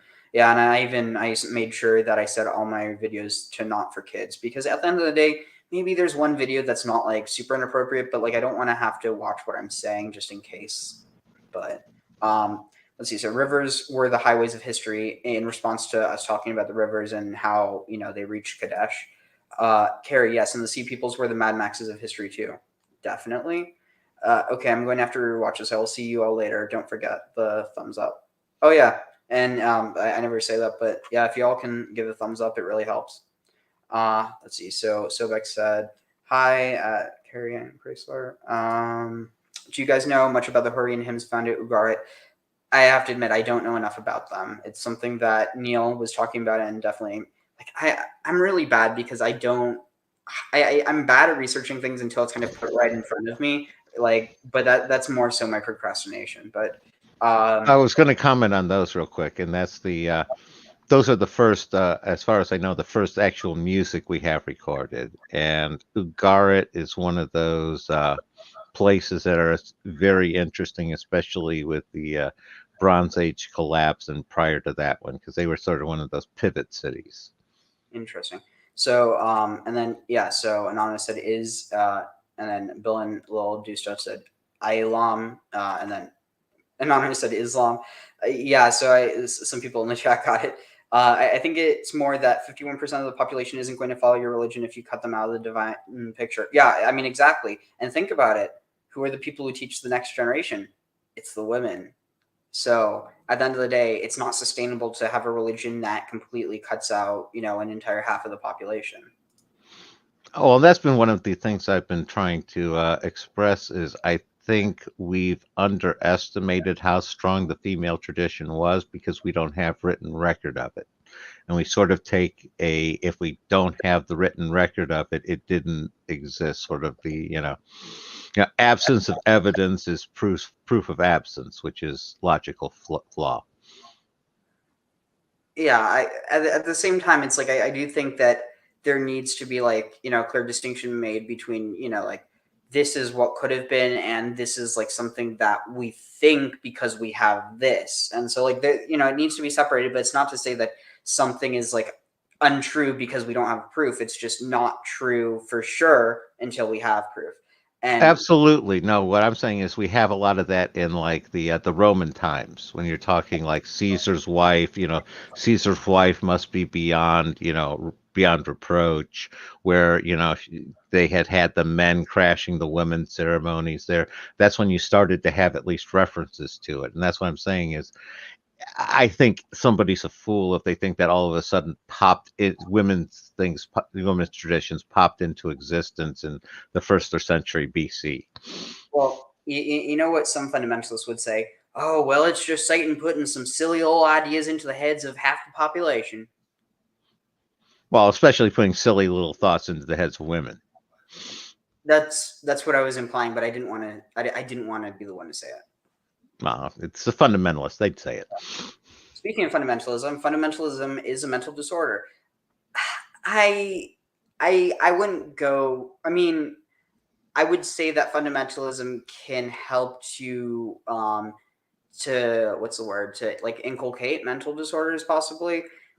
But I honestly think that we need to have a different word because until we were able to have a distinction, the idea of mental disorder is so associated with something that's inherent to people. But the fact is fundamentalism isn't. It's something that's indoctrinated into people. So I really think we need to have a different word for a disorder that can manifest similar to a mental disorder, but that this is that's caused by active indoctrination, whether it's self-indoctrination or indoctrination by someone else. And at the end of the day, I think it's important that in both cases, we don't stigmatize people, because in the case of someone who's suffering from a mental disorder, it's only going to make their condition worse. And in the case of someone who's suffering from some sort of, sociocultural disorder, it's only going to drive them further into it. And so, at the end of the day, there's going to be the people who want to just pull one over and they're going to be like, oh, look at this person, and they want to make fun of them. But at the end of the day, all it does is show you for what an ass you are if you do that. No, let me pick up here real quick, and that's I would want to shy away from the term mental disorder anymore, because that's become such a huge negative word that it almost doesn't have meaning anymore. I don't and agree. What's that? I just don't agree with that. I think it's just important that we use it in very couched ways, that when we use it, we don't use it to stigmatize people, but to say that mental disorders don't exist is like saying that physical. No. I didn't say it didn't exist. I said it's become such a weaponized word that it's lost a lot of the meaning. And here's where I'm coming from on it is I'm not sure what, and you were parsing some out, what qualifies as a mental disorder and what doesn't. Let me just explain my take on fundamentalism. I see that as basically a self-reinforcing solipsistic loop that's departed from reality, where you don't need facts and you keep going in the circle that requires no facts. It's this reasoning. We saw a lot of that on the video earlier, once you get into that loop, you basically you've convinced yourself you're true, and you're constantly reinforcing it, and it just doesn't connect with the shared reality we all participate in. That person's head is part of it's going off somewhere that the rest of us don't. And that's sort of how I'm describing what I see is happening. And part of it is I have trouble calling that a disorder per se, because we all do that on different things to different amounts. What's important is to come back and touch base with reality to ground ourselves. And the fundamentalists, they don't ground themselves. They just keep on going further and further away from the rest of us. I'm done ranting. I'd like your feedback on my thoughts there, Ariel. So yeah, I mean, I would just really push back against this idea that we shouldn't use a word because it's been stigmatized, because at the end of the day, that's only giving into the stigma. Like, for instance, why is a mental health disorder seen as somehow more like, why does that influence the way people see a person more than the way that, a physical health disorder?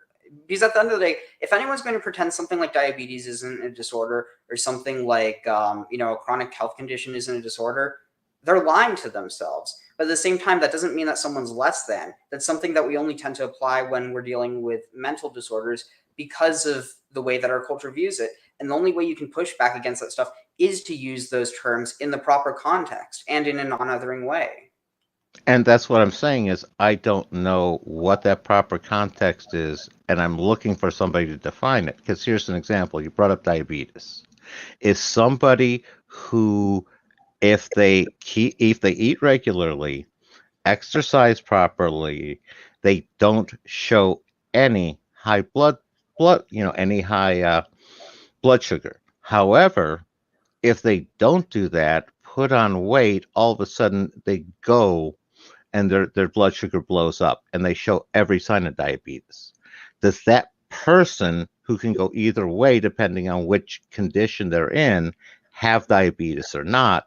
From my standpoint, I can't come down hard with a yes or no. It depends. And that's why and again, going back to the mental disorder, what I was saying is I'm uncomfortable doing it, and that I would rather go the different route that I suggested. People are always free to choose whatever terms they want. It's just mental disorder is one of those words, like, it's like when I was growing up, retarded was a perfectly acceptable term to use for people with a mental disorder. However, that became hugely stigmatized, and all of a sudden it carried this, emotional weight, and was damaging to people. And that's the sort of thing, is terms like that can change there. And I almost feel like mental disorder is sliding more towards how retarded used to be used. And again, the term that I've often used that I find much more acceptable is mentally challenged. Tag, you're it, Ariel. So yeah, I mean, I just think that, like you said that, and then it became offensive. But the thing is, it became stigmatizing at a point, but it was always used that way. And like, anyone who pretends it wasn't used that way to belittle people who were labeled as that is kidding themselves. And so I think that at the end of the day, the reason why it fell out of use is because people were using it in a derogatory manner. But the thing is that mental health disorder, like, and this is what I'm trying to say, you by not talking about it, or by using other words and just constantly changing it, what that does is that creates a stigma of silence, because it's harder to talk about it because nobody wants to be associated with it. And here I offer as an example is the evolution of the words over my lifetime to refer to, African American, Black people, colored people were acceptable at one point. People of color is now acceptable. It's been various terms, and it's moved very much as people got to be, I've left off many words that are much more offensive that have been used. And it's a matter of people sliding on that one. And a word that again, I can relate to is autism. When I was, again, we've talked about that earlier, when I was in school, autism was, you didn't want to have that word associated with you. It was an awful word. And it's not that way anymore. And this is how the meanings of words can change. And I feel like trying to I'm not willing to be tied to any rigid definition like that. If other people want to do it, that's fine. I'm just expressing my point of view here and where I have difficulties. No problem. I mean, that is your opinion, and opinions are personal. So, Cranium said, "Damn, this got more interesting. I had to get out of bed and look at the chat. Consulting the DSM for definitions could be helpful. I like Graham's feedback loop." Anonymous said, "Some mental health disorders are induced. For example, drug addictions are not something you're born with." And I think that's probably because there actually are a lot of parallels between drug addiction and obsession with religion. And I mean, honestly, I'm not going to lie. I kind of in some ways, I do see it a bit in myself, except, in my case, it's not I don't view it as an addiction because using cannabis, it's basically, because I have a lot of chronic pain. But something that I have noticed is since I've become more religious, I've interestingly been using less. And there is definitely there's something about religion that allows you to draw these connections that produce, was it DMT? No, just general endorphins and dopamine in a way that, say you're, whatever you're using, you don't have to use as much, or even that. But see, here's the other thing. What happens if you start getting into religion and you kind of get this taste for that kind of buzz, if that makes any sense? And then you end up discovering drugs, and then you end up connecting the two, as opposed to, say, someone using the drugs as a way of discovering religion. And so because of that, they end up becoming dependent on the drugs rather than the religion, or alternatively, they become dependent on drugs and then religion. And basically it creates this. So, I mean, I definitely think there is even if it's not the same part of the brain that you have even if it's not the same part of the brain that's being affected by the drugs or by religion, you do have the effect, the pleasure from that it is affected in the same part of the brain. And so that's why people can commonly switch between the two or use both. Yeah. No, what I was going to add there is one of the aspects that I've been piecing together about addiction and things like that is, because one of the things that always puzzled me is why is the same drug horribly addictive to one person, but another person has no problem with it. And you have one aspect is, again, the sacred versus recreational that you're talking about. Another aspect is obviously genetic. Some people have a genetic predisposition to being addicted on some.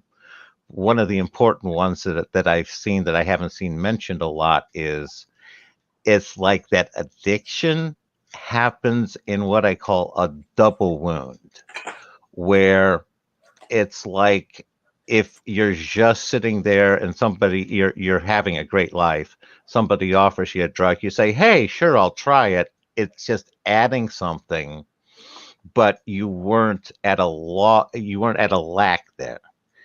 And it's like if you're out there looking and you're in a place of lack, that's when the drug can become addicting, because it's filling in that's lack for you instead of something healthy.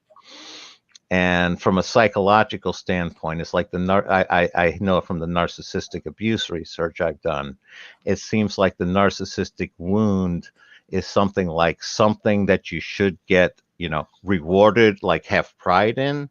They have you have shame in. So they basically rewire you with shame into shame where you should have pride, and that basically inverts your psychological, your psyche wiring. Any of that making sense with you, Ariel? Yeah. So Anonymous said, mania can also be induced if you go for a long time without sleep, either through stimulant use or sleep deprivation as a result of torture. I describe fundamentalism as a form of delusion, and I do so in the clinical sense of a persistent false belief. And then Cranium said, where definitions have become as fluid as gender in the last 15 or so years. That's definitely true. But I mean, to that I'd question, have they, in the last 15 years or so, or because at the end of the day, perceptions around gender are you have a solidification that really happens within the Middle Ages, but you have a lot more variety in how men and women can be seen in the ancient world, just due to this these multiple archetypes, whereas in the medieval world you basically have this idea of chivalry versus like baby maker, basically. Well, I think a big difference there is you had a lot more roles in society in the ancient world. In the medieval world, you didn't have a lot of roles in society other than nobility, clergy, and work in the land with your baby maker on the side. So, I think that loss of opportunity there basically forced people who would otherwise be in a more gender fluid situation in the ancient world into more of the forced role in the Middle Ages. I don't think it was a matter of the people changed. I think society offered them less opportunity and kind of shoehorned them more. Yeah. So let's see. Graham is a kind person who doesn't want to offend anyone. That's admirable. However, there are actual clinical words that meanings. This is a separate thing, but yeah, I mean that's the way that I view it. I think that it's important to reinforce those meanings in the same way that it's like if the only people who are talking about this idea of, for instance, like if the only people talking about masculinity are the like far right wing, like practically Nazi-esque type people, if they're the only ones talking about it, it's going to attract young kids. I mean that's just the fact. That's why it can't only be talked about. It can't only be discussed by people who have bad intentions, which is why I think in that same note, you can't let the only people using the word mental disorder or mental illness be people who are trying to demean people for it. It's almost like it's almost like, I mean, in a lot of ways, it's almost like trying, adding another vote to a ballot. Like at the end of the day, you make a little bit of a difference just by using that word in a proper way. And it might seem completely insignificant. It might even seem uncomfortable, but at the end of the day, it's doing a net positive. What I'm sitting here and pointing out the word proper. How does the word proper get determined? Because from where I'm sitting, I'm looking for something that lacks logical fallacies. And most definitions of proper refer to some sort of logical fallacy like popularity. I'm literally just referring to not using it in a derogatory way. That's the proper means. Well, and again, derogatory. I can use words that people don't know that are hugely derogatory, and they're not going to be offended because they don't know I've just insulted them. On the other hand, I disagree with that. What's that? I disagree with that. I think that people will know if you're insulting them, even if you're using a word that, like, at the end of the day, I think people are a lot smarter than people give them credit for. Like that's the thing. We have this intuitive sense that even if we don't know the logical something, we can know when something feels wrong. We don't know it. We know if a tone feels wrong. And that's one of those things where you showed me that video. What was at the Museum of Oppression? You can take any word and weaponize it with emotional tone. Just like the other way is you can sit there and slide words people don't recognize there, with sweetness and honey. And that it's like I said, I understand what you're saying. I'm just saying I can't sign off on the word proper. And unless somebody can give me a functional definition that works for me, I can't put it into use. You know what I'm saying? And I don't know what to do instead. I really don't, because I feel like you're getting caught up on semantics. I'm not talking about it having to be proper, but basically just using it in a way that doesn't insult people, in a way that doesn't demean people, in a way that doesn't bring people down. That's like that. I don't see any issue with that definition of, maybe it's not the best definition for proper because it's not a literal definition, but the way that it should be used, if people are trying to do good in the world, is to use it in a way that shows that this is something that is normal, that almost everyone has one mental, well, and see that's the thing, because it's become so common, that's why it's become so normalized. But but the thing is, with that normalization is a lack of stigmatization, because if everyone has it, then it's not something that you can be diminished for. But the thing is that the reason why a lot of people have it today is because we live in an environment and in a world that's so drastically different than the world that we were essentially made for. Whether you view that as evolution or you view that as God, we're living in a different world. And so, yeah, obviously there's certain, disorders that are caused by like genetic factors or by people consuming, whether it's, a substance or a media. At the end of the day, I think that it does a disservice to not talk about it out of the fear of, I honestly don't even understand really what your point is, to be completely honest. My point is there are some people that are incapable of having the discussion or even hearing it without being offended. And it's like what you're saying, Ariel, it will apply to 90 to 95% of the people out there. The thing is, it's those 5 to 10% that are the biggest problems. And those are what, in my opinion, I'm trying to focus on. Personally, I mean, and this is just my opinion, I just don't agree with that, because at the end of the day, it's like, for instance, do you not say, or like, do you not make, actually, this is a perfect example. Do you remember when there was that big controversy over that one? I think it was a Brazilian film where it depicted Jesus as gay. Did you hear about that? No. Here's one that I got stung for. Right after the George Floyd incident, everybody came down on me because I was the approach of what's wrong with saying all lives matter, because all lives do matter, and people were getting offended, almost violently offended at me for saying all lives matter. How about we deal with that example, Ariel? I mean, it's too far off track, but if you do not understand why people were getting upset with that, then like I really don't know what to tell you, because it's pretty clear. This is my autism, Ariel. I look at the facts. I don't understand why these people attributed this emotional attachment there with something that, again, you're talking about, you see all of this as being perfectly normal, as proper. I didn't see a problem there, and they did. And that's where I'm saying there is, it's a sliding scale, and you're basically saying, no, it's not a sliding scale, it's a fixed scale. And I can't sign off on a fixed scale. And that's where we're at, is fixed scale versus sliding scale. Honestly, I don't think it's that different. I mean, obviously, different scales, but like at the core, I don't think it's that different than if, there was, say, someone who's trying to put on some program for Holocaust education, trying to, teach people about what happened in the 1930s and 40s.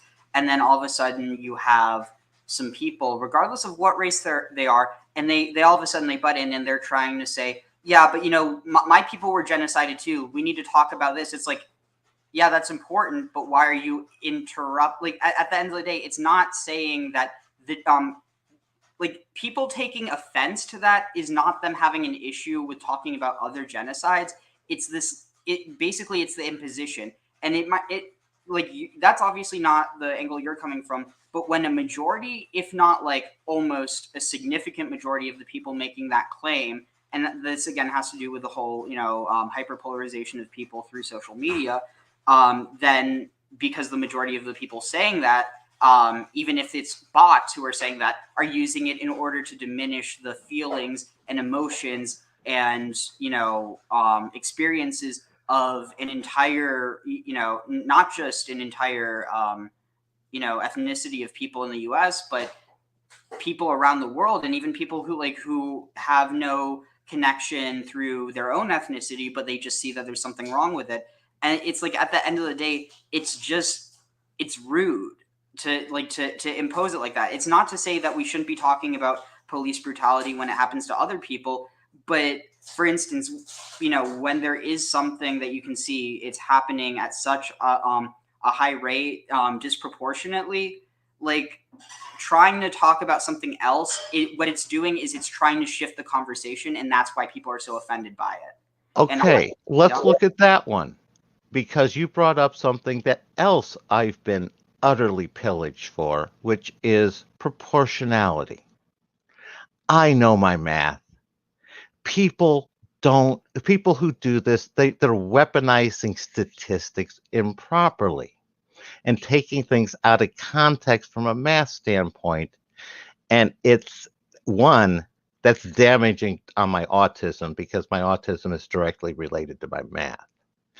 But it's again, it's this everything you're describing is basically endorsing it's okay for a gang to get together and decide on a bunch of arbitrary ways to be and damage those people who don't agree. If I'm off base on that, can you explain me what I'm missing here, Ariel? So, and I hope this doesn't come across in a rude way, but why do your feelings matter, but not the people who are being severely hurt and traumatized by people screaming in their faces that all lives matter after they see their friends and family and people who look like them be. And of course, I'm not saying this doesn't happen to other people as well, but the fact is that it's not just police brutality; it's also systemic wealth disparages. Like for instance, even today, the average wealth of a black family in Boston is something like, I think it's $5 because of how much debt so many people are in. Like and an anonymous said, in America, many people for a long time have dismissed the value of Black lives. We must change that so we can arrive at a world where all lives matter. It's not saying that all lives don't matter, but the thing is that when, well, and like Anonymous is saying, when Black lives have been dismissed for so long, saying that they matter is not trying to say that other lives don't matter. And it's kind of like for instance, trying to think of a good parallel, but I really would like to move on from this because I hate getting stuck on contemporary political issues. We get stuck on it forever. And to me, this isn't a this, I understand we can move this into ancient past. We can move this anywhere because I see this as a universal problem, and it triggers me everywhere. It's a matter of we can go to the ancient past and talk about, this is the basis of anti-Semitism, Ariel, where where a group of people can get together, single out what they like, and damage people who don't fit in. So I don't see this as modern. I see this as basically universal, and it's what triggers me is basically endorsing, saying it's okay to do that, and saying you can pick some feelings that count, some races that count, some color skin that count, and say other ones don't. And this is where I'm coming from. And it's kind of triggering me, the inequality and sort of the endorsement that, again, this is kind of critical theory sort of philosophy stuff where it's okay as long as you get to choose who to oppress because you're not the oppressed. So when there was a terror attack in France against the Jewish community there, there was this whole social media trend that was going around. It was when are we talking about? What year? I think this might have been 2015 or 16. I forget. Okay, because I thought we weren't going to keep. I thought we were switching off of modern politics. So. Yeah, but you're still talking about. So I want to address this, and then basically, so there was this one thing going around. Je suis juif. It's like we are Jews, and it was something that it kind of like for instance when 9/11 happened, how people around the world were saying we're all New Yorkers or we're all Americans, and so in this context, I don't remember anyone saying, oh, we are all humans, saying, don't say we're all Jews, we're all humans because all humans matter. It's not about the Jews. If anyone would have said that, would you see the issue with that? No, I wouldn't, because I was the person saying that, Ariel. Here's one that I got pillaged for. When Yasser Arafat died, I was participating in a conservative news group. I told you about that one. I'm not going to talk in more detail, but you know what I'm talking about there. And everybody was talking about how they wanted him stuffed into, with bacon and just all this evil, awful stuff. And what I expressed there, Ariel, I sat there and said, I'm sorry he died without sitting there and seeing the error of his ways and doing something to try to make things better. Because I always hold out hope for people that they see where they've gone wrong and try to make things right in what time they have left. And I was regretting that time his timer expired. It's not going to happen for him. And I got literally almost, shut down. I was shot at for it. This is the sort of thing I get triggered about, Ariel. Where am I wrong in doing that? What did I do wrong there? So I mean, honestly, I would just go with what Anonymous said. It's like with gay marriage. If Anonymous can marry, it doesn't mean that you can't, or that you and me can't get married. So I say Black Lives Matter. It doesn't mean other lives don't matter. And that's the thing. People are trying to make this like mono, or like what's the word, like just like monofaceted, like that there's only one side to it. But the thing is that no one is using Black Lives Matter, or like only Black Lives Matter, and no one has been saying that. But the thing you're wrong there, Ariel. That's what I got attacked for. They are sitting there and saying, if you're not saying Black Lives Matter, if you're saying anything but Black Lives Matter, you're demeaning Black people. You're diminishing Black lives. No, if you say white lives matter, you're not saying Black lives don't matter. And the problem is these people have weaponized it to where they're attacking people who say anything but their chosen thing. And that's what I'm objecting to, is this gang that gets to decide what's proper to say and what's not to say. This gang decided it's proper to say Black Lives Matter, and it's not proper to say any other type of life matters. I object to that. Yeah, personally, I don't see that as the most pressing issue. There's so much other stuff going on in this country and in the world, and it's like people are just getting obsessed with these stupid trends or like taglines, and all it's doing is turning people against each other even more. And that's what I'm talking about. That's why I say it's the most important thing. It all boils down to that critical theory, divide and conquer. If I can decide what's proper for you to say and weaponize it against you, that's how the game's played. You need to get your people together and weaponize against me, and let's have at it. It's nobody sitting there and trying to bring it into the middle like I try to do is what I'm seeing. Or I shouldn't say nobody. There are people out there, There's just too few people, and they're getting shouted down by those people who want to divide and conquer. Yeah. Anyway, and then Cranium said, the bigger thing to realize is that the government has no business deciding who can get married. Agreed, but the problem is the government has all too long decided who can't get married. Well, part of that is because marriage is a government contract. You need some sort of legal aspect of it, and the government's involved in the legal. The problem is when you mix the legal and the spiritual. And again, gay marriage is another one I got pillaged for back when I went to a Catholic high school in the 70s and 80s, because I sat there and said, the problem isn't being gay, the problem is being promiscuous. And two gay people loving each other in a happy relationship, love and helping the world, yeah, that may, some people may argue that might not be the most ideal, but it's a hell of a lot better than most people manage in a marriage. And I sat there and it's like, of course I got shot down for that because I'm in a Catholic high school in the 70s and 80s, but whatever. But yeah, and then Cranium said, ironically, Anonymous said at Cranium, ironically, however, nobody took that position until people like me asked for the right to marry. Yeah, I mean, that is a really good point. But I do want to get back on topic. And like I said, that's just where I'm coming from on stuff like that. And it when I get triggered and, I'll get back onto it. I'll let you get going. I'll take a couple of minutes break. But yeah, I mean, I think the important thing to bring up, though, is that there's people who get triggered just like you get triggered, but just think about the people who, like, literally every day of their life, they're looking over their shoulder trying to make sure that they're not. Yeah, sure, we can listen to her and him. But yeah, I mean, at the end of the day, like, we only experience life within our own heads. And so, we know how we feel when certain things happen.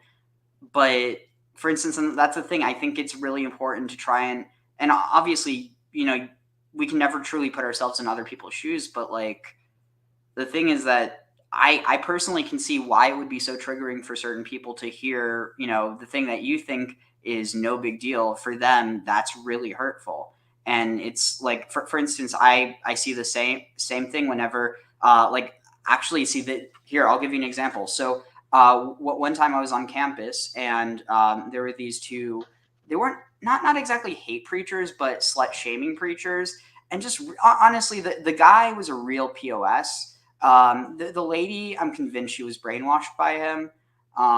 But was it Brother Jed and Sister Cindy? They're like famous on TikTok for going around to different campuses.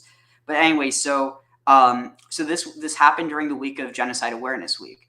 And so at one point, there was a lull in the conversation or whatever. I forget exactly what happened, but I basically brought up that, they were making a huge mockery of not only Christianity, but of or wait, yeah, they were making a mockery not only of like themselves, but of Christianity in general. Because I mean, for one, they were basically, I mean, half the stuff they were arguing wasn't even from the Bible. But the point is, at one point I brought up that, look at all the people here. I bet nobody here knows that there's a Genocide Awareness Week, event going on right now. And it, how many people would be at the event? I mean, probably not a whole lot of people, but at least some people would be.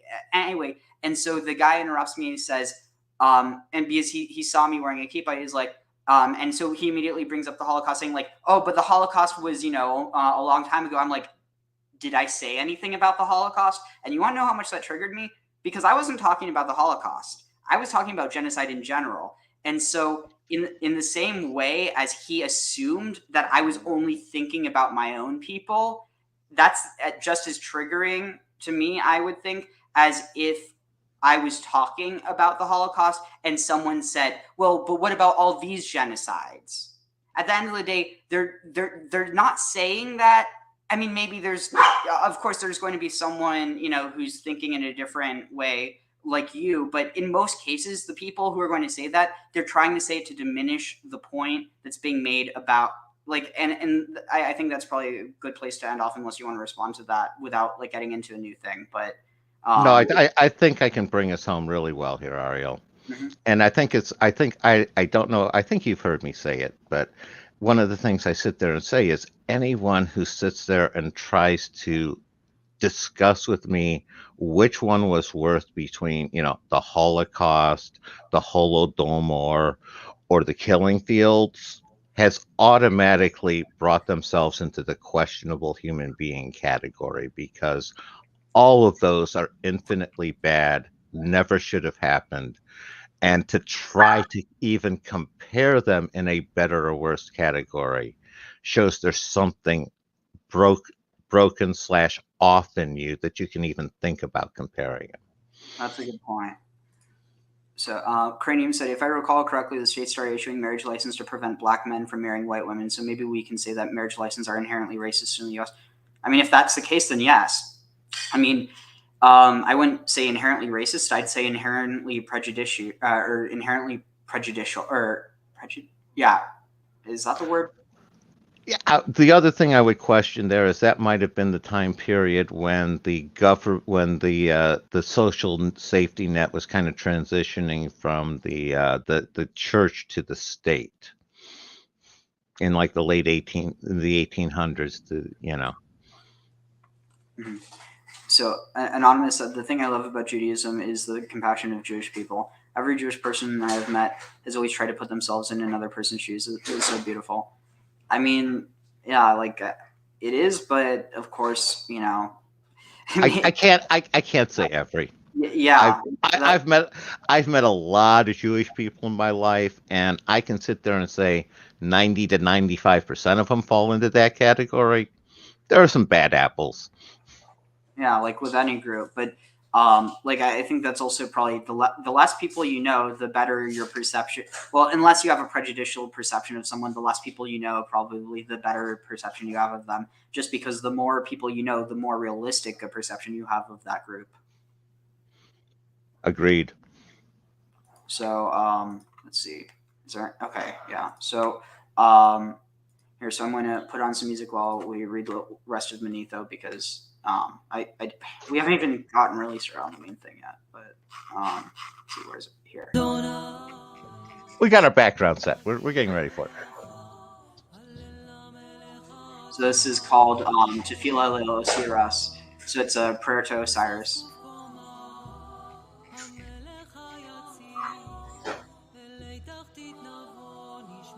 Let's see, where is it here? Oh wait, shoot, here. So after him reigned another called Apacnus, 36 years and 7 months. After him Apophis reigned 61 years, and then Yanines 50 years and 1 month. After all these reigned Assis, 49 years and 2 months. And these 6 were the first rulers among them, who were all along making war with Egyptians, and were very desirous gradually to destroy them to the very roots. This whole nation was styled Hyksos. Here, let me turn this whole nation was styled Hyksos, that is, shepherd kings. For the first syllable, Hyk, according to the sacred dialect, denotes a king, as is Sos, a shepherd. But this is according to the ordinary dialect, and of these is compounded Hyksos. But some say that these people were Arabians. Now, in another account, it is said that this word does not denote kings, but on the contrary, denotes captive shepherds. And this on account of the particle Hyk, for that Hyk with the aspiration in the Egyptian tongue again denotes shepherds, but that expressly also, and this to me seems the most probable opinion and more agreeable to ancient history. But Manetho goes on, these people whom we have before named kings and called shepherds also, and their descendants kept possession of Egypt 511 years. After these, he says that the kings of Thebes and the other parts of Egypt made an insurrection against the shepherds, and that there is a terrible and long war was made between them. He says further that under a king whose name was Alispragmuthosis or Moses, the shepherds were subdued by him and were indeed driven out of other parts of Egypt, but were shut up in a place that contained 10,000 acres. This place was called Avaris. Manetho says that the shepherds built a wall around all this place, which was a large and strong wall, and this in order to keep all their possessions and their prey within a place of strength. But that Thutmosis, the son of Alispragmuthosis, made an attempt to take by force and by siege with 480,000 men to lie rotund around them, but that upon his despair of taking the place by that siege, they came to a composition with them they should leave Egypt and go without any harm to be done to them whithersoever they would, and that after this composition was made, they went away with their whole families and effects, not fewer in number than 240,000, and took their journey from Egypt through the wilderness for Syria. So this being written by people who don't call Israel, so they're calling it Syria. But that, as they were in fear of the Assyrians, who had then the dominion over Asia, they built a city in that country which is now called Judea, and that large enough to contain this great number of men, and called it Jerusalem. Josephus claims that the above account by Manetho was derived from Egypt's sacred writings, but later he sets out a second version by Manetho that he accuses of being based on wildly exaggerated popular rumors and tales. I've changed the form of some of the names to match their more common modern transcriptions and removed some of the archaisms from the translation. So here's the second account from the more popular sources. Now, thus far he followed his ancient records, but after this he permits himself, in order to appear to have written what rumors and reports passed aboard about the Jews, as if he would have the Egyptian multitude that had the leprosy and other distempers to have been mixed with us, as he says they were, and that they were condemned to fly out of Egypt together. For he mentions King Amenophis. The king was desirous to see the gods. He also communicated his desire to his namesake, the sage Amenophis, who was the son of Hapu, that seemed to partake of a divine nature, both as to wisdom and the knowledge of the future. Manetho adds, how this sage namesake of his told him that he might see the gods if he would clear the whole country of the lepers and of the other impure people, that the king was pleased with this injunction and got together all that had any defect in their bodies out of Egypt, and that their number was 80,000, whom he sent to those quarries which are on the east side of the Nile, that they might work in them and might be separated from the rest of the Egyptians. He says further that there were some of the learned priests that were polluted with the leprosy, but but that still this sage Amenophis, the wise man and prophet, was afraid that the gods would be angry at him and at the king if there would appear to have been violence offered them. Who also added this further, out of knowledge of the future, that certain people would come to the assistance of these polluted wretches and would conquer Egypt and keep it in their possession 30 years. That, however, he durst not tell the king of these things, but that he left a writing behind him about all those matters. Then he slew himself, which made the king disconsolate. This is interesting. But then he left a writing behind him about all those matters and then slew himself. It's almost like Moses, who doesn't make it to the promised land. And it's just explained that God just doesn't let him enter. Interesting. No, I'd heard a little bit of that second part. I hadn't heard all of it in detail. I'd heard about the Avaris and the lepers and some of that one. No, the first one's clearly the Hyksos expulsion, and that again, I know the main pharaoh was Ahmose the First, was the founder of the 18th dynasty. He wasn't the one that ended with the expulsion. It was, I want to say, his son or something. Interesting. So, let's see. Oh, it is interesting. Wait, what's this? Yeah, I mean, that's more or less what I wanted to cover. So, let's see. What else is there that we're going to talk about? Oh, yeah. So we were talking about the Queen of Heaven, and like I said, I was going with the descent from Iana in Sumer, and going through Ishtar, which was Akkad, Assyrian, Babylon. And at that point in time, we're cognating into Astarte and Asherah and Anat and all of those at that point. It's sort of what it's sort of the general sort of sense I'm going. You put your spin on my general sense. Yeah, I'm just trying to find a good video that covers this. That way I can give myself a little break to drink some water. Let's see. Because I was gonna say, while you're looking there, I'll just share some of my notes that I found in the meantime, and that is one of the differences that I saw is, again, Asherah is much more of the consort companion, as opposed to Astarte is much more of that sex, war, sex, hunting sort of aspect. And it's like Asherah is the consort of El in Ugarit, Anu in Sumer. She's Katesh in the 18th dynasty in Egypt. And we have Astarte, and she's pretty much in that northern Canaan area, right around Ugarit, moving inland, sort of in that sequence over to the Tigris Euphrates there. And Ugarit worship, probably, the big centers were Ugarit, Emar, Mari, Ebla, and then again in Egypt under Ramesses in the 19th dynasty, which is after sort of replacing Asherah, who was there in the 18th. All right.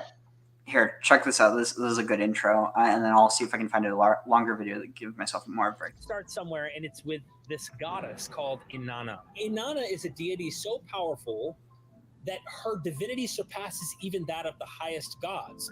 An and Enlil, who have willingly ceded their wisdom to her. In your vast wisdom amongst all the gods, you alone are majestic, in who Duana exclaims. In this poem, Inanna not only governs the forms of wisdom graciously bestowed upon mortals, such as expertise in warfare, ritual, economics, sex, and medicine, but curates and controls the divine wisdom underpinning the very foundations of the cosmos, to destroy, to create, to cut apart, to establish. Inanna are yours. To turn a man into a woman and a woman into a man, Inanna are yours. A large and expansive heart, Inanna, are yours. Almost 2,000 years later, another poet was crediting just one deity with the wisdom to create and destroy, and for him, it was Yahweh.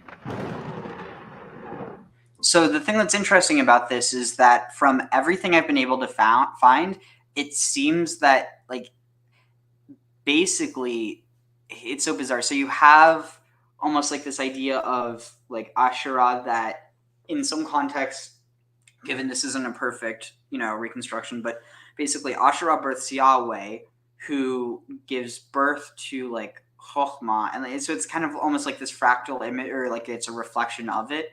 But there's this one reference that talks about the love for Israel that God had was so much so, like it was likened to a king who loved his daughter so much, or too much, that he started to call her his sister, and he loved her so much that he started to call her his mother.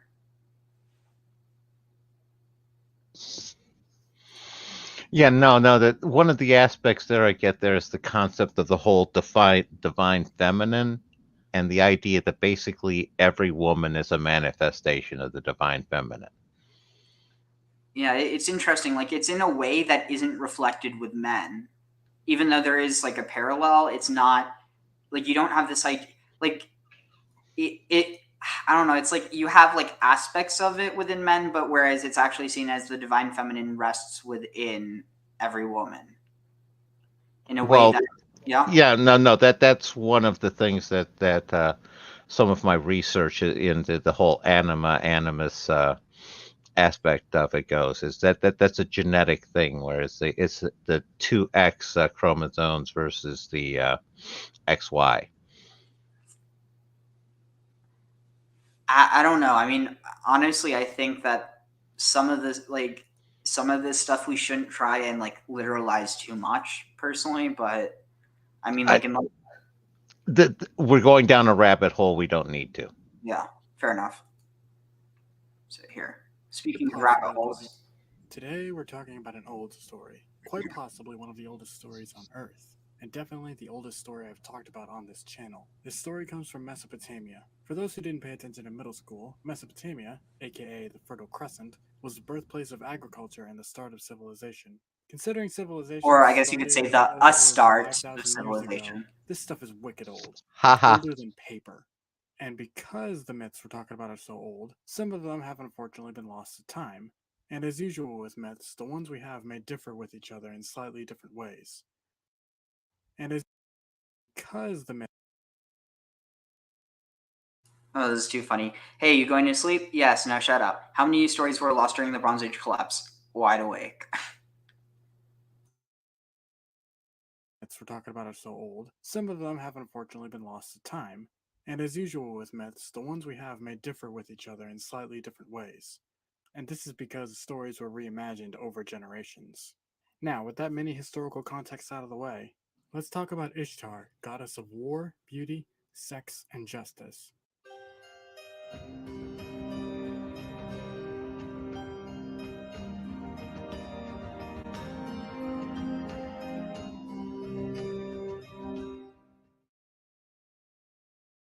Now, like I said, sourcing for Ishtar can be a bit hazy because of how old Mesopotamian sources are.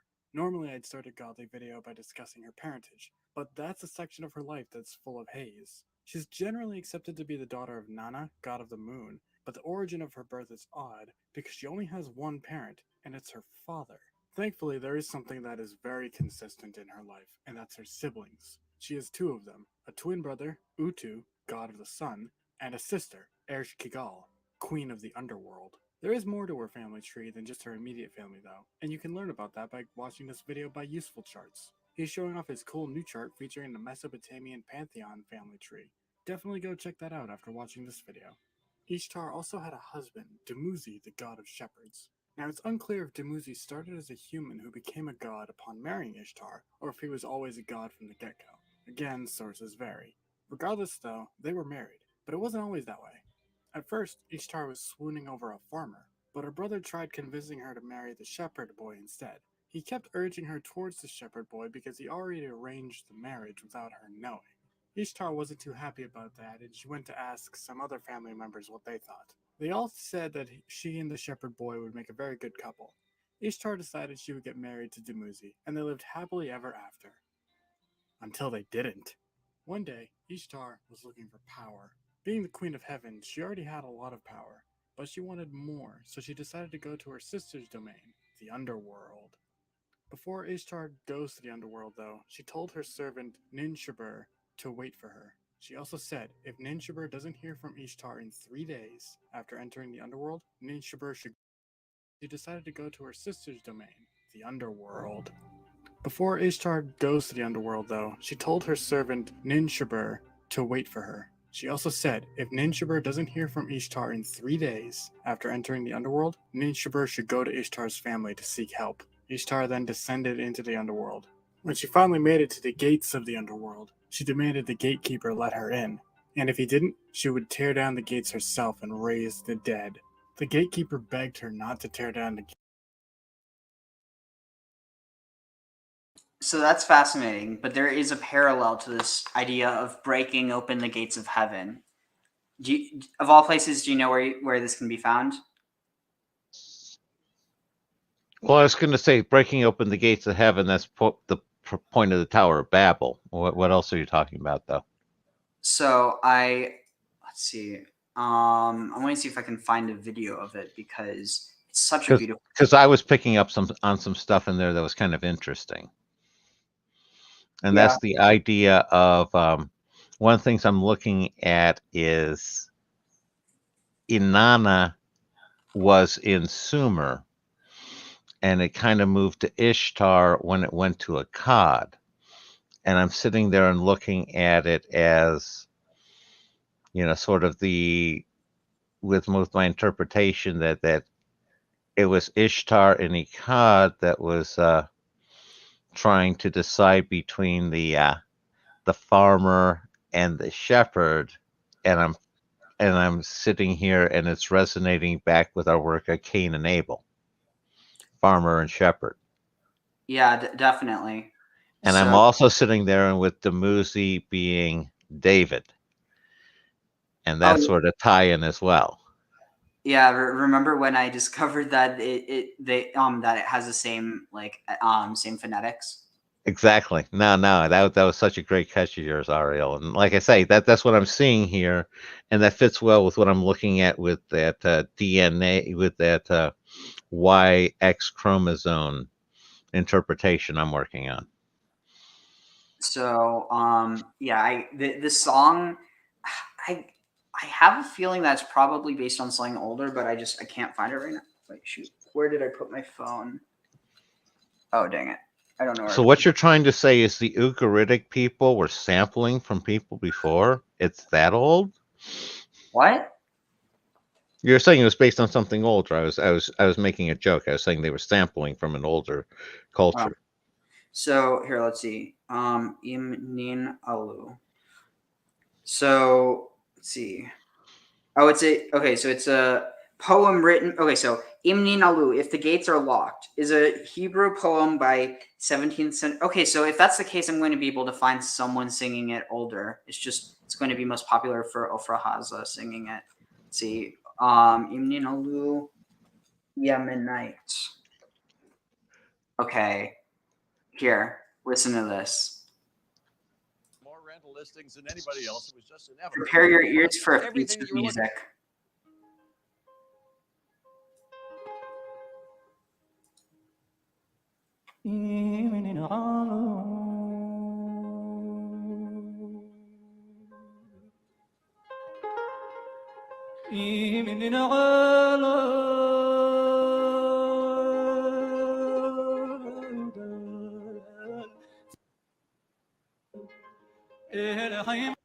Nah, let me see if I can find a different version. Okay, is this?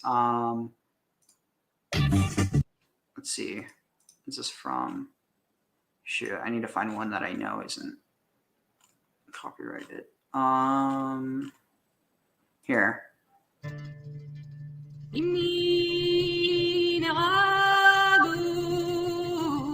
So Alu, even if the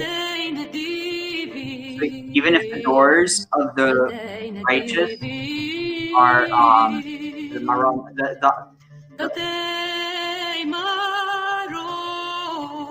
so I'm just going to read translation. Rich, or literally the gates of the righteous, like the word is not giving. It's like those who give. So maybe literally the ones who donate are the ones who help others. So even if the gates of the righteous are closed, heaven will never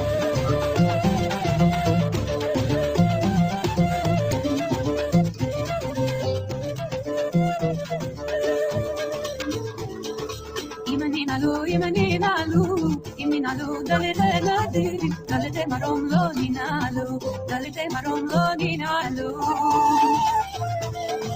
el haymara mama al karubim el haymara mama al karubim kunam baruho yalu el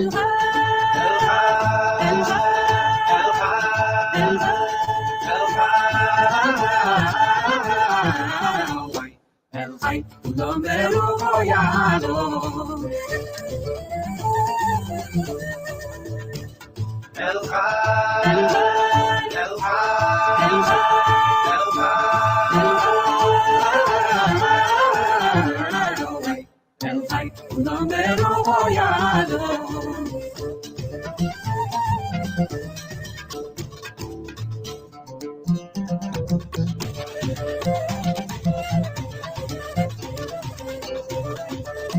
So yeah, here, let me just read the lyrics. Imnin alu daltena divim. So I'm just going to read the translation because it's, or actually no. So Imnin alu dalte. So even if the doors of the rich or the doors of like the ones who can give are locked, dalte marom, the high gates or the heavenly gates, lonin alu will not be locked.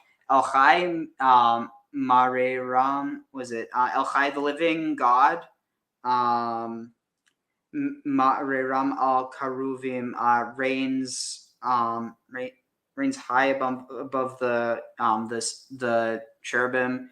Yodush. Here, I'll just read the translation. Oh yeah. It says, if there is be no mercy left in the world, the doors of heaven will never be barred. The Creator reigns supreme and is higher than the angels. All in his spirit will rise. By his nearness, his life-giving breath flows through them, and they glory in his name from the moment of Genesis. His creations grow, captivating and more beautiful. The wheel in his circle thunders, acclaiming his holy name. If there be no mercy left in the world, the doors of heaven will never be barred. The Creator reigns supreme and is higher than the angels. All in his spirit will rise. Clothed in the glory of his radiance, the six-winged cherubs surround him, whirling in his honor, and with their free wings sweetly sing together in unison. Any thoughts before we continue? No, keep going. All right.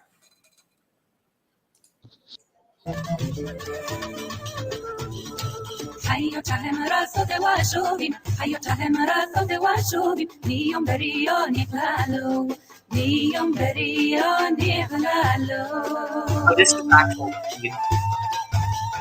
Ki hem aleki sokarubim, ki hem aleki sokarubim, yodu shemowi halalo, yodu shemowi halalo.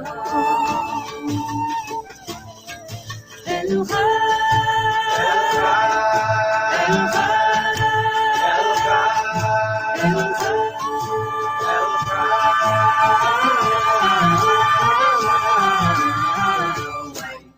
El Hay, tu nombre royalo.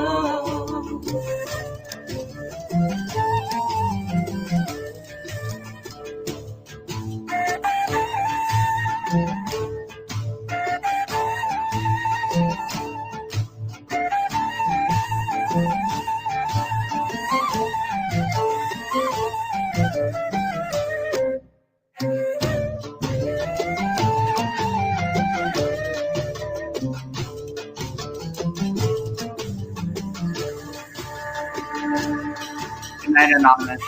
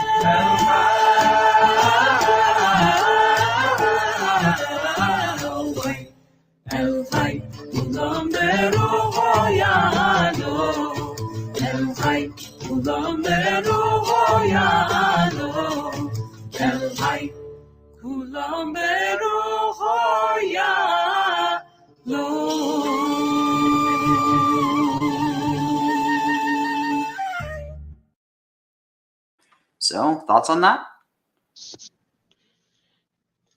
I like the music. No, it's trying to process where Ugara fits into everything is a tough call.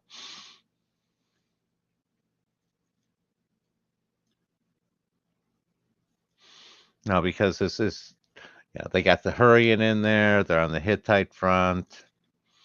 You got definitely from Assyria on the one side, Egypt on the bottom. Definitely part of the whole Cana mix, but they weren't part of Phoenicia. So, one of the things with this, and I actually have it pulled up here. So some of this actually reminds me of this idea. I mean, given it's a very different version of it, but this idea of like, not even the gates of heaven can keep, like, and again, what is being kept out of heaven is kind of the question, but it's also interesting because this idea of like, it's almost like a dualism, like being kept out of heaven versus being kept out of the underworld. But let's see, where was the other video that we were? Oh, right here. So yeah, now that we know that the gates of heaven won't be closed, even though the gates of the righteous might, or the gates of the wealthy. And he went to tell the underworld queen of Ishtar's arrival. The gatekeeper told Ereshkigal that her sister was here, and Ereshkigal sighed. Oh wow! So have you seen the Sandman series on Netflix yet? No, I have not. So I know the comic series really well, so. So there's a direct parallel to this because when Dream enters hell, he has to like get past the guardian at the gates and basically has them inform. Holy crap! Yeah, has them inform her sister, or in this case, Dream's sister, who is Lucifer. And so there's this definite connection of like Lucifer being the the warden of hell versus like because Lucifer could refer to Venus. So in one context you have the morning star as the warden of hell, and on the other you have the morning star as a prisoner in the underworld in the form of Ishtar. I was going to say, it breaks down in Sandman because Lucifer and Dream are not siblings. Oh shoot. Well, no, they're all D's. It's Dream, Despair, Desire, Destruction, Destiny, Delirium. Interesting. I think that's all. Why did they? And Delirium used to be Delight. Interesting. It's kind of like the the mother becoming the whore. It's more, yeah. No, I know what you mean. In that case, it was more of Delight went insane and became Delirium. Yeah. No, Gaiman was definitely playing with all the archetypes and stuff. That's good stuff. I also found some stuff on Inanna that I think you'll be interested in. Mm-hmm. Now, the gatekeeper went back to let Ishtar into the underworld, and as she walked through the first gate, he swiped her tiara. Ishtar was taken aback by this and demanded he return the tiara, but the gatekeeper said, "That's the rules of the underworld." Oh wow! Not only that, so I just realized. So she has her 7 garments removed, and the high priest wears 7 garments. Nice call. And think about it: the high priest has to enter the Holy of Holies, and Ishtar has to. So they have to put on all this protection to enter the Holy of Holies, and she has to take off all her protection in order to enter the underworld. Definitely looks like an inversion, especially again, male high priest, female goddess. Interesting. Will require a piece of your clothing. Ishtar rolled her eyes and continued. She walked through 7 gates in total, and each one took the following pieces of clothing from her until she was naked. Ishtar stood before her sister naked and demanded power. Ereshkigal was naked. Ishtar stood before her sister the following pieces of clothing from her until she was naked. Ishtar stood before her sister naked and demanded power. Ereshkigal was insulted by this, and she cursed Ishtar with dozens of diseases and infections. The curse proved too much to handle, and Ishtar died right there on the floor of the underworld. And I'll be honest, I don't think that really solves the problem, because Ishtar is still in the underworld. Ereshkigal hasn't gotten rid of her. Anyway, with Ishtar dead, nobody on Earth is having a good time at night, which means there are no humans being born. Ninshibur noticed that 3 days had passed, and they went to go inform Ishtar's family of what happened. The whole family assumed Ishtar died, and they started mourning. Well, all except Ea, god of the southern sky. So this next part of the text is a bit confusing, because from what I read, there's a tablet from the original missing. So bear with me. Depending on the version though, Ea creates either one being of androgynous gender, or two beings representing masculinity and femininity. I'm going to go with the androgynous one for that non-binary representation. So this newly created non-binary goes down to the underworld to retrieve Ishtar. We don't know if they had to lose clothing too, because the tablet is missing, but it's assumed so. The non Are you thinking what I'm thinking? Probably not, because I'm not sure. So, Ea, or Enki, or Yah, creates man in order to go down to the underworld and rescue Ishtar. Now, what if we're, because again, keep in mind, this association with the underworld is associated with earth, and the association of heaven is with the sky. And so, Are you going all Gnostic on me here, Ariel? Maybe, I don't know. Because it's sounding like basically like the descent, with Ea as Yaldabaoth, descent into Sophia. Not necessarily. So it's more like so Ishtar or Sophia she goes down into the underworld in this in the context of Gnosticism would be in order to create her own thing, or she wants to create her own world. So she basically she creates her own thing on her own, and then that thing creates its own world. And so in this, this would be the rescue of Sophia, is what I was thinking. Yeah. So I wouldn't view Ea because Enki in this case is the would be like the higher god, whereas like Enlil would be maybe more like a demiurge. Yeah, no, that's the right call. It's been a while since I poured through my Gnosticism. My apology. No worries, but yeah. So basically, so he sends the humans into the underworld or into the earth to rescue her, but they can't leave the underworld, so they're trapped there. And so like at the end of the day, it's almost like it's like a cosmic battle trying to free Ishtar from given I think I might be reading a bit too much into this, but there definitely is some interesting parallels. No, definitely. You're catching a lot of good stuff here, Ariel. And like for instance, this idea that the what is it that the for instance, in like the Jubilee story, that they weren't created in the garden, no, they were sent into the garden, presumably to eat of the fruit in order that their eyes could be opened. But imagine if that was actually a failed attempt, that they ate of the wrong tree because they were supposed to rescue the tree of life, not the tree of knowledge. No, that certainly could be a legitimate level. No, I can see how that works. Binary explains the situation to Ereshkigal about how no one's being born, and Ereshkigal flips out, enraged at the non-binary for suggesting Ishtar should go back to the land of the living. But eventually she calms down and decides, yeah, it's probably best that Ishtar does go back, but only if they can find a suitable replacement for her in the underworld. Ishtar and the non-binary go back to the surface world, escorted by some demons, and they search around for someone to take Ishtar's place. At first, they check some of Ishtar's family and friends, but she doesn't want to condemn any of them since they were all mourning her loss.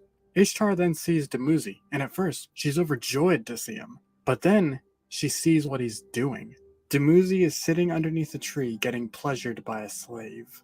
Ishtar is furious at this betrayal and directs the demons to take Dumuzi so that he may take her spot in the underworld. That's Ishtar's story where she is a main character. She does appear elsewhere in some other scattered poetry, but that's her main myth. And the nice thing about this myth is that it does provide some insight as to how the Mesopotamians viewed their afterlife. They didn't see it as a reward system where the good are blessed for eternity while the evil are punished. Everyone went to the same place, good or bad, and they were all under the same set of underworld gods who held power over the overworld gods. That stuff isn't explicitly related to Ishtar, but I thought it was interesting to bring up anyway, so I did. The next Ishtar story we're going to talk about comes from perhaps the most famous Mesopotamian myth, the Epic of Gilgamesh. I do plan to make a full video about the Epic of Gilgamesh eventually, but that'll definitely come after I finish grad school. For now, all you need to know is Gilgamesh is a demigod king of Uruk, and he's currently BFFs with this man-bull guy, Enkidu. Anyway, Ishtar was feeling kind of lonely after Dumuzi cheated on her, and she wasn't sure what to do until she saw Gilgamesh. She thought he was so attractive that she went down to the city of Uruk to propose to him. Yes, you heard me right. She is proposing to a guy she just met. Sounds straight out of a Disney film, doesn't it? Gilgamesh saw the red flags and turned down Ishtar's proposal. Well, I say turned down, more like full-on rejects her, and he goes on this huge tirade about how all her lovers have met gruesome ends because of her.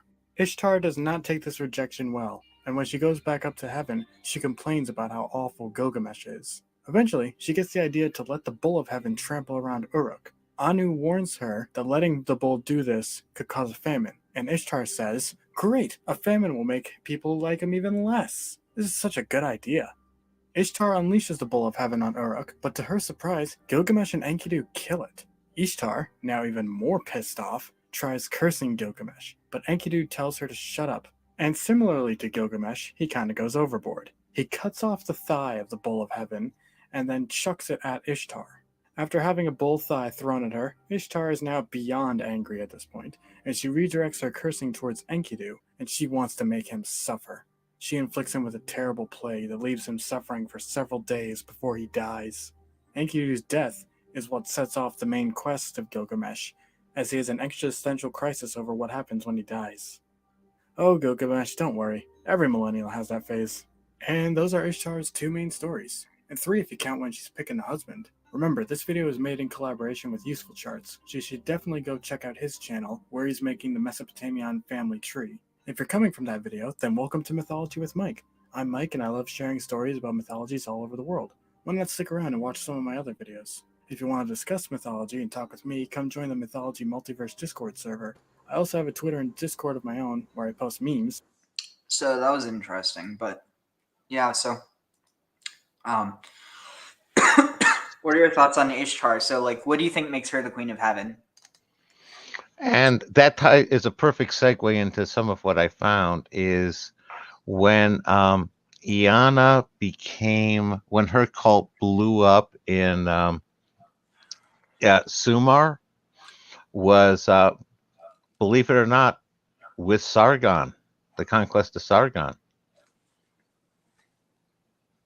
who's one of my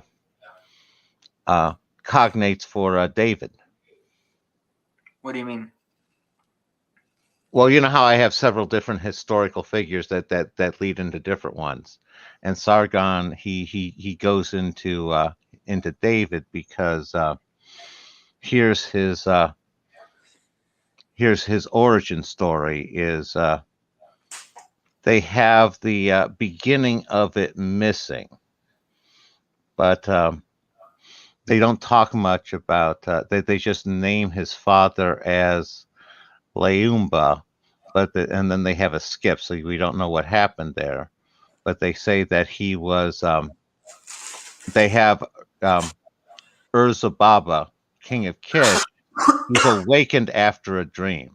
Wait, what's the name? Urzababa. You know, it's kind of interesting. Does that have a resonance for you at all with any other name? Yes, but I've done a lot of research into this, so I want to hear what you have to say.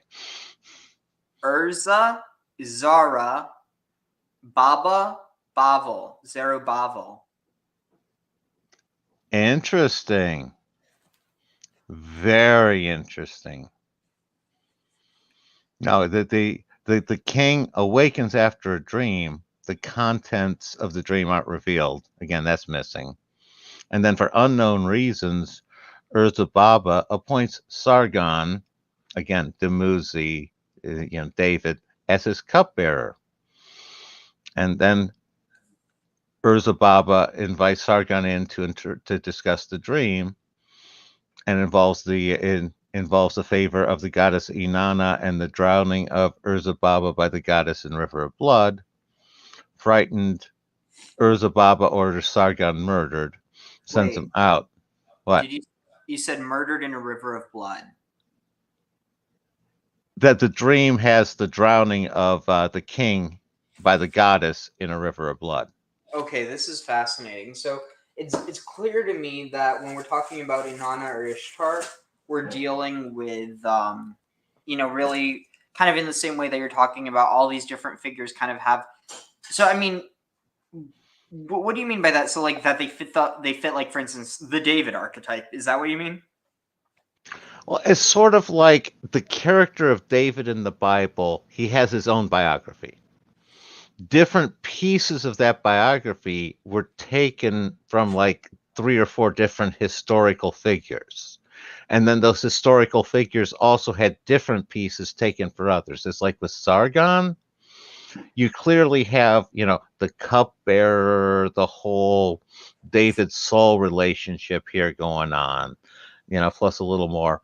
But you also have where Sargon was in the basket down the river, and there you're tying that into Moses. So before I forget this, I think it's important just to kind of clarify what you mean. So I'll ask you, and if I'm wrong, just tell me what I'm wrong. So basically, is it this idea that basically you might have had a real David, or maybe David didn't exist? That's not what's important in this conversation. Basically, the stories that are attested to David, you're saying that they're taken from all these different sources, or at least that they have a resonance with them.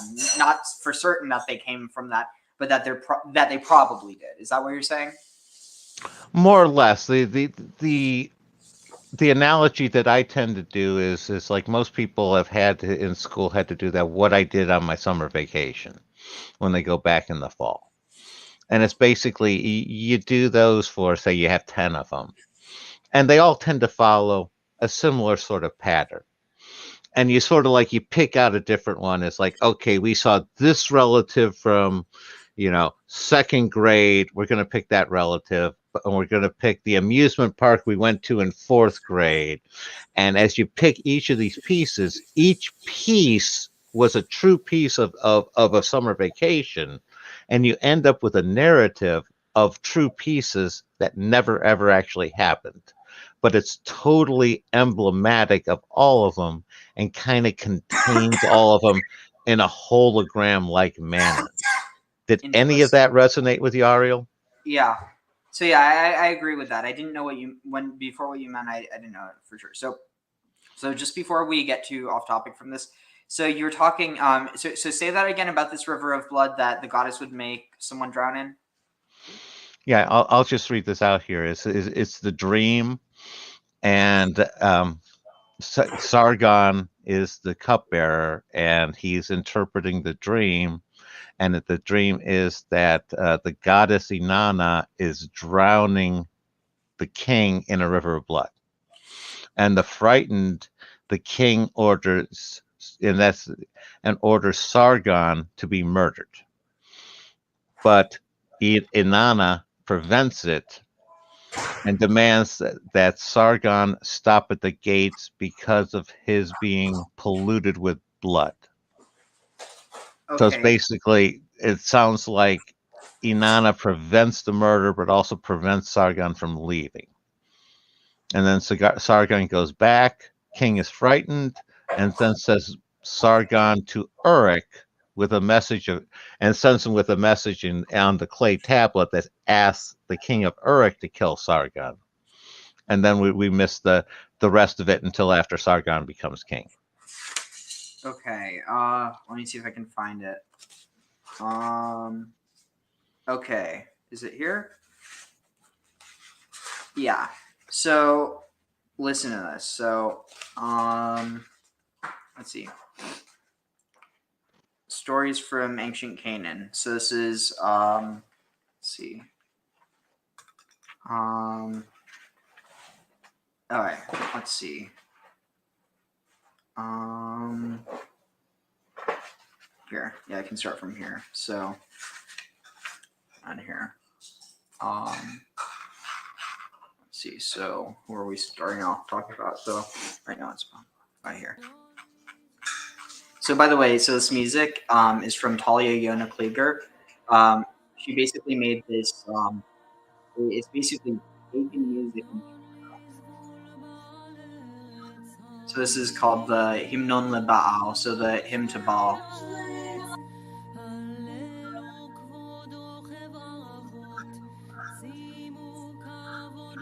Anyway. As soon as Anat saw the gods, her feet shook, back convulsed, her face broke out in sweat, her joints trembled, her vertebrae weakened.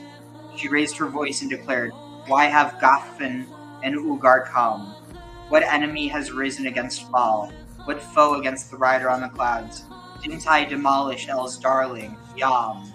Didn't I finish off the divine river, Nahor, the mighty? Didn't I snare the dragon, the dragon and destroy him? I demolished the twisting serpent, Leviathan, the seven-headed monster. I demolished El's darling, Desire. I annihilated the divine calf, the rebel. I demolished El's bitch, Fire, Esha. I finished off El's daughter, Zavuv. I battled for the silver. I took possession of the gold. Has Baal been driven from the peak of Zaphon, made to flee like a bird from his royal throne, from his resting place, from the seat of his dominion? What enemy has risen against Baal? What foe against the rider on the clouds?" Then the lads replied, "No enemy has risen against Baal, no foe against the rider on the clouds. Message of Baal the conqueror, word of the conqueror of warriors. Remove war from the earth, set love in the ground. Pour peace into the heart of the earth, tranquility into the heart of the fields. Hasten, hurry, rush. Run to me with your feet.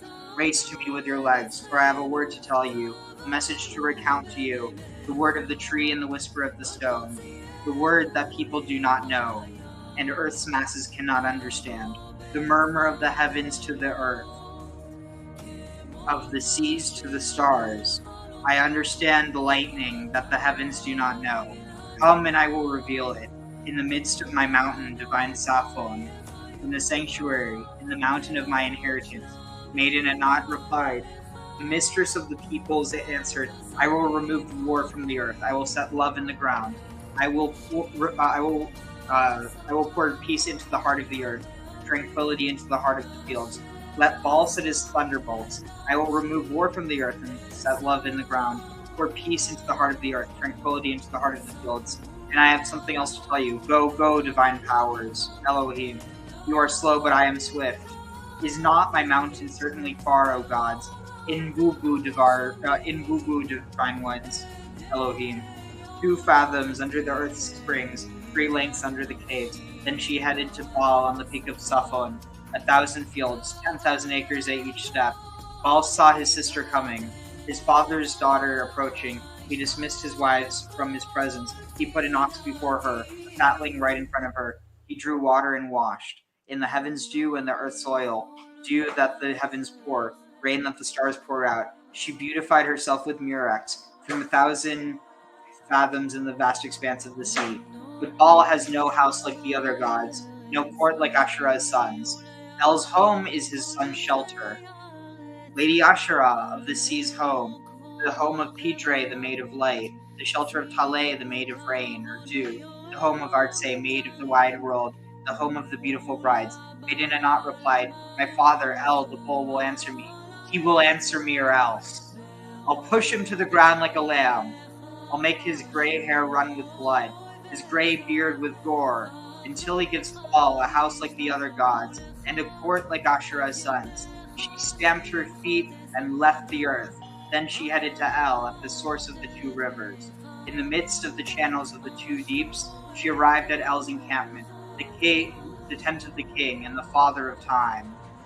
Sun, the god Shamash, the god's torch, burned. The heavens shimmered because of the power of Mot, death, El's darling.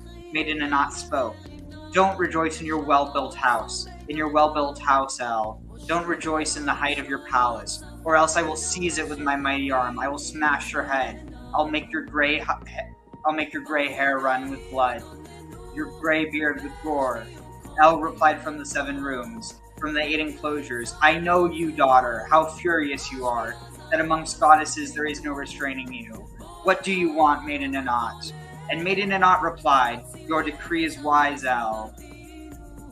Your wisdom is eternal. A lucky life is your decree, but our king is Baal, the conqueror, our judge higher than all. All of us must bear his chalice. All of us must bear his cup. In lament, he declares to the bull El, his father, to El, the king who brought him into being. He declares to Asherah and her sons, to the goddess and her pride of lions. But Baal has no house like the other gods, no court like Asherah's sons. El's home is his son's shelter. Lady Asherah of the sea's home, the home of Pitre made of light, the shelter of Palais made of dew, the home of Artsay made of the wide world, the home of the beautiful brides. Then, column 6, about 10 lines are missing, and the first 6 lines are badly damaged. These are partially supplied thanks to the recent recognition that a previously unidentified fragment belongs here. Baal decides to seek Asherah's support for his palace. To this end, he instructs his messengers to travel to Kothar wa Chassis, the craftsman god. A lady for hold on. So, so I think that's a good place to kind of stop for now. Any thoughts on this? Yeah, quite a few. The first stuff that was coming out at me came across very much as a Bronze Age collapse-ish kind of narrative. What do you mean? And it seemed like they were talking about all these cities falling. And that was the sort of feel that I was getting out of the first one. It's basically, it's like, it seemed like Sea Peoples and Ugarit falling and all the cities falling in the Bronze Age collapse. And then later on, it seemed like it almost pivoted into a more of an astrotheology sort of take. Interesting. So, let's see. So, Gaius Julius Windex said Sargon of Akkad was grandfather of Nimrod, Ninsin of Akkad, quote, Nimrod, Sargonian imperial throne. Beelzebub was a prophet who was deified. And if that's the case, that's interesting because of the connection to Zerubbabel, maybe. Yeah, no, that's an interesting one. I had not heard anything about that. And then, what's this? Ask the guest what he thinks of the priest of Marduk slapping the king in the face during the Kitu festival and what it means as an occult gesture. What do you think, Graham? It's definitely the sign of submission there. And, it's... Part of it, I think, has to do with the idea of the priest has a certain amount of power over the king there.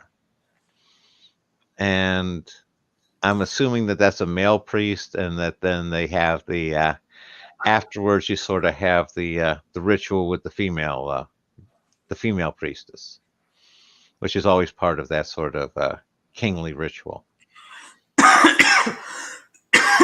So, it's interesting because you have this whole idea of the dying and rising of Baal, and then you have the dying and rising, of Jesus, and there's this whole idea of, my father, who is, the God, and then my mother, or the Holy Spirit, who, it gets kind of obscured from Christian tradition. But basically, I think in a lot of ways, given people have very polemicized views of Baal because of the writers of the Hebrew Bible and the New Testament, or Greek Bible. But the point is that he fits the motif almost perfectly. It's Baal it's a bad rap for some of the later attributions. Baal really got Baalied. So anyway, here now this is about Asherah. So notice the language it uses. So we were talking about Inanna. She's a violent goddess. She's a warrior. So you have a lot of that with Ishtar and Inanna, but you also have a lot of these other elements of like the motherly aspect of. Is it Ishtar or Inanna, or am I thinking of someone else? Oh, sort of like it goes Inanna, Ishtar, and it's like Inanna's in the Sumerian, Ishtar is the Akkadian, Asherah. and I'm seeing Asherah, Asherah and Anat, and who's the other one? Astarte is sort of kind of splitting off into three aspects almost.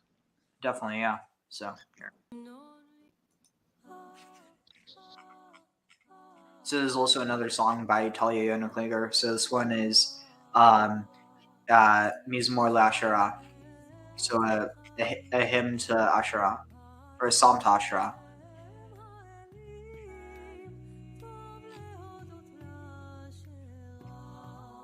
Also, let me see if I can just find lyrics to this real quick because I really like this one. So let's see. Where is it? Let's see. What is this? Mizmor Asherah. Okay. Asherah. Lyrics.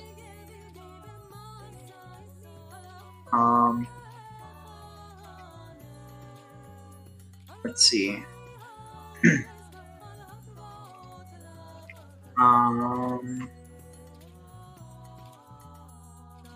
Sorry, one second.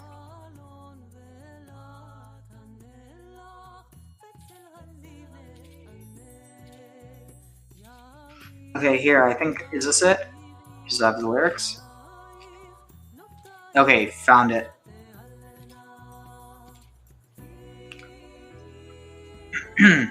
Okay, here it is. So, a psalm for Asherah, a psalm for the tree of life. Praise the mother of the gods. It is good to thank Asherah and to sing your name to the Most High. To sing your Most High name. To say in the morning, to speak in the morning your chesed, like your kindness. Your virtues play at night. Violinists and harpists on a gust of wind in the, I don't know what that is, not be Khalil. Because you made me happy, my lady, with your actions on the dust of a beggar. Was this all Afarecha Arnana? I don't know. On the top of the mountains, I will sacrifice. On the hills, to you more. More? Ektar. So I will burn incense to you on the hills, under an oak, and terebinth. I will give to you, or I will give you. I will enjoy myself in the shade of the oak. Let 70 of your children cheer for you. Yeah, your daughters will sing praises because the Racham Hayit Le'etz Ra'ana. Because because the great mother is Asherah, and and queen over all the gods. Your womb was like a tree, Ra'anan, like a joyful tree. From the earth, your womb, from the earth, your fruit gives. We will thank you with all our hearts. All your wonders have been told. Give birth to the beautiful, pleasant. Was this Mineket? Not Imim. I don't know. Pleasant breastfeeding. So Edet al Hayam. Yeah. Walking upon the sea. Notzeret Sfanim. Ships. Ships are like constructed. Creator of sunrise and sunset. Establisher of day and night. You said to La'av Hechal, you said to Father, a temple you will build, or will be built. the favor of your son's kingdom upon you, or your child's kingdom upon you. To you we bow and kneel. We were blessed in front of our establisher, our creator. Oaks were planted in your honor. We will make maflats. It's not monsters. I don't know what this is being translated as, but we will make something for you. Women will weave in your house. A statue of you in the sanctuary of women will be with your flock. I am as a flock of goats. Any thoughts on those lyrics?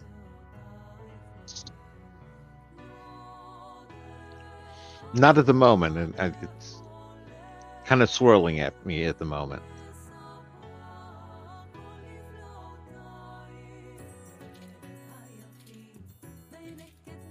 Sorry, what was that? I said it's kind of swirling at me at the moment, just sort of processing. Yeah, no worries. So here, let me I'm picking up some Table of Nations stuff. I'm picking up the idea of this is Asherah as the consort of El, and then those are the 70, the 70 gods that they divide the earth between. Getting that feel to it. Any of that reflect on you, Ariel? Sorry, one more time.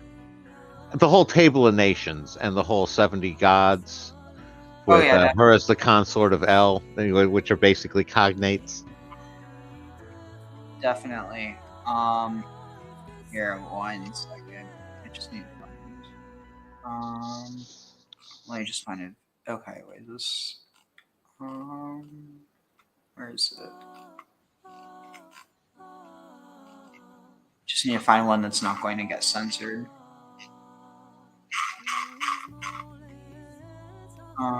Here, that was good.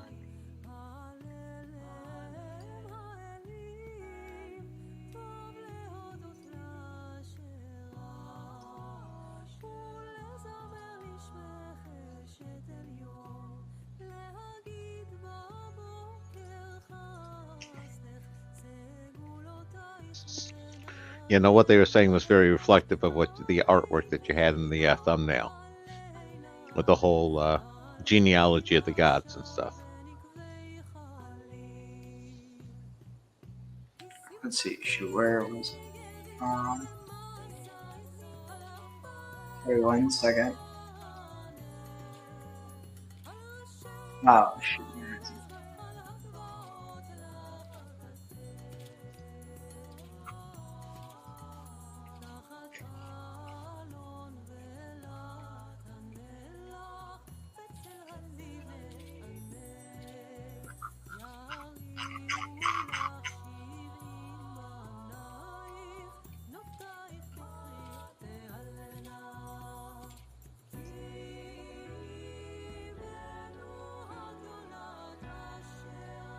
All right, so 1 second. Let's see. All right. A gift for Lady Asherah of the Sea, a present for the Mother of the Gods, that she may grant a house to Baal like the other gods, a court like Asherah's sons. Aloud to his lads, Baal declared, "Cross Byblos, cross Kaal, cross to the islands on the far horizon. Proceed, Asherah's fishermen. Advance, holy and most blessed one. Then you shall head to great and wide Egypt, to Kaphthor, the seat of his enthronement, Egypt, the land of his inheritance. 1,000 fields, 10,000 acres at each step. At Kothar's feet, bow down and fall. Prostrate yourself and honor him, and speak to Kotharwa Hasis. Speak to the skillful craftsman. Message of Baal the Conqueror. About 20 lines are missing. They contain the rest of Baal's message to Kotharwa Hasis, including his complaint about his lack of a palace and his request that Kothar produce gifts for Asherah, which is repeated by Baal's messenger in Kothar's presence at the opening of the next tablet. Tablet 4. About 20 lines are missing, and the first 3 lines are damaged. Like Tablet 6, this tablet would have begun with the scribal title for the series of tablets about Baal belonging to Baal. The text responds in the middle of Baal's messengers delivering this message to Kothar. It's 222, cool. In lament, he declares to the bull El, his father, to El, the king who created him. He declares to Asherah and her sons, to the goddess and her pride of lions. For Baal has no house like the other gods, no court like Asherah's sons. El's home is his son's shelter. Lady Asherah of the sea's home, the home of the beautiful brides, the home of Pidre, made of light, the shelter of Taleh, made of dew, the home of Artse, made of the wide world. I have something else to tell you. Prepare gifts for Lady Asherah of the sea, presents for the mother of the gods. The skillful one went up to the bellows.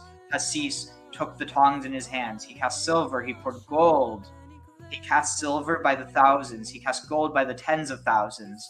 He cast a canopy and a reclining couch, a divine dais worth 20,000, a divine dais decorated with silver, laminated with a layer of gold, a divine seat set on top of it, a divine stool covered with electrum, divine sandals with straps, which he plated with gold, a divine table filled with figures, creatures of the earth's foundations, a divine bull with flocks like amurus, figured like the beasts of Yaman, where there are wild oxen by the tens of thousands.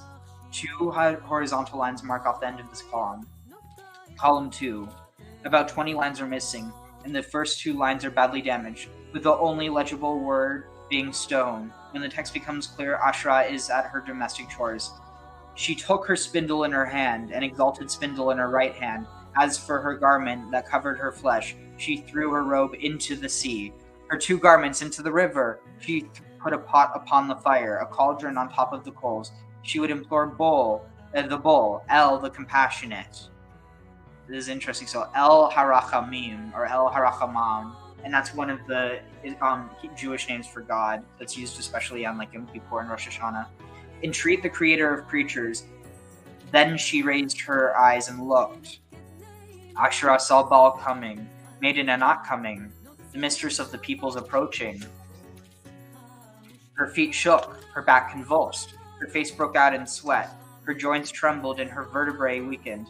She raised her voice and declared, "Why has Baal the conqueror arrived? Why has Maiden Anat arrived? Would you kill me or my sons, or finish off my pride of lions?" But then Asherah saw the gleam of the silver and the shine of the gold. Lady Asherah of the sea was glad. She was Asher.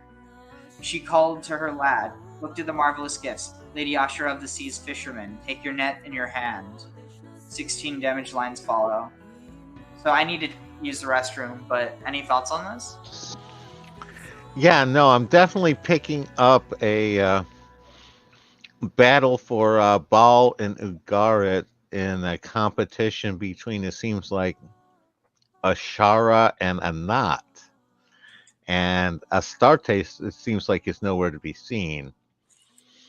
And I'm definitely picking up the idea of Asherah is the divine feminine of basically, it seems like, the sea peoples, or definitely, you know, the Proto-Phoenicians, since we're dealing with that time period. Kind of interesting on the idea of the connections with Egypt as well. Definitely. Another thing I don't know if you noticed, I almost feel like Anat and Astarte at a certain point are almost interchangeable, and that it's a division based off of the land. So, for instance, Anat was very popular in Egypt and in Canaan, whereas Astarte was much more popular further north. And then eventually they get kind of distinguished into because if you think about it, there is no there is no division of Anat. Like you definitely have like what you could argue is a mother goddess within Mesopotamia, but you don't really have like a star or an Aphrodite and a Athena. In a lot of ways, they're kind of the same. Oh no, definitely. It's like, well, you have to remember, a lot of people tend to think of the Greek mythology as being so ancient, and we only really have that from like 700 BC forward. You know, the stuff that we're dealing with here in Mesopotamia, that's far, far older than the Greek stuff. Yeah. Here, I have to use the restroom. I'll be right back. So I'm just going to put this on in the meantime, and maybe you can tell me any of your thoughts on the lyrics of this, because this also has a bit to do with what we're talking about. Let's see, where is it? Okay.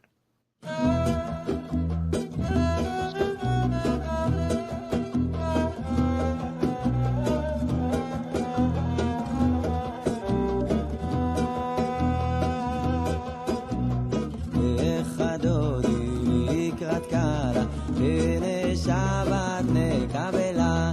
לחדוני נקרא קלה, בני שבת נקבלה. שמור וזכור בדיבורי וחדיש מיינו, אלא מיוחד אדוני אחד, ושמו אחד לשם ולתפארת ולתהילה. לחדוני נקרא קלה, בני שבת נקבלה. לחדוני נקרא קלה, בני שבת נקבלה. לקראת שבת לכו ונלכה, כי היא מקורה הברכה, מראש מקדם נאסוכה, סוף מעשה במחשבה תחילה. לחדוני נקרא קלה, בני שבת נקבלה. לחדוני נקרא קלה, בני שבת נקבלה. מקדש מלך עיר מלוכה, קומי צאי מתוך ההפכה, רב לך שבט בעמק הבכה, והוא יחמול עלייך חמלה. לחדוני נקרא קלה, בני שבת נקבלה.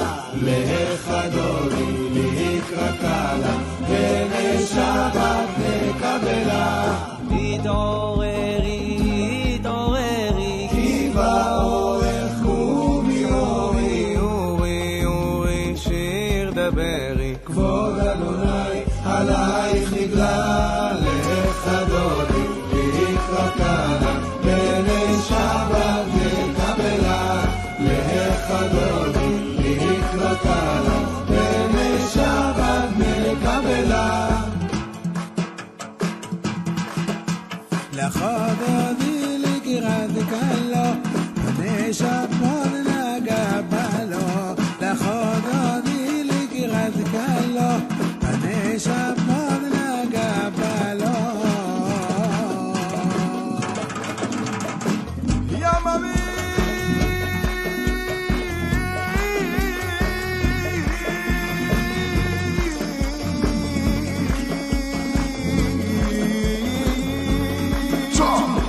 לא תבושי ולא תקלמי, בת תשתוכחי בדמי, ואחי חצו אני עמי, ומבית העיר אל תילה. והיו למשיסה שוסייך, ורחקו כל מבלעייך, יסיס עלייך אלוקייך, תיסוס חתנה קלה. לחדוני נקרא קלה, בני שבת נקבלה. לחדוני נקרא קלה, בני שבת נקבלה.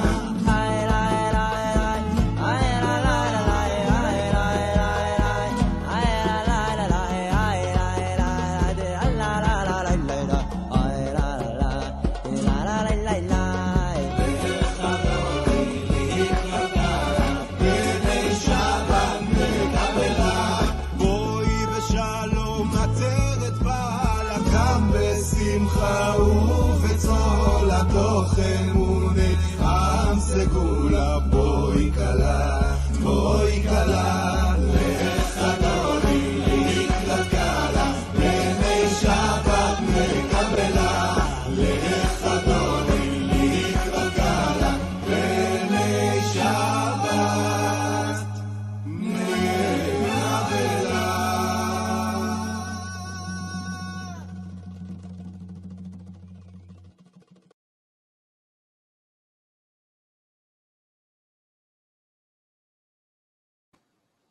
So, yeah, there's some really interesting stuff with that. I want to notice if you picked up on any of it. So, some of it's probably easier if you're not reading into this with, anything thought about it already. One of the things that I was picking up on is sort of the idea of, God, the Shabbat being basically almost a wedding day, and being the wedding day of, again, Yahweh and Asherah sort of concept. So, yeah, that's definitely part of it, but let's see.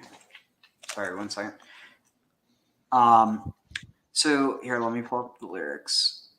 Let's see where I say it.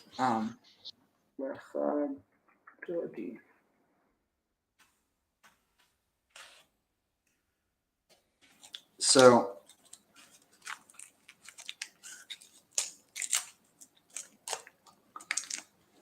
all right, here we are.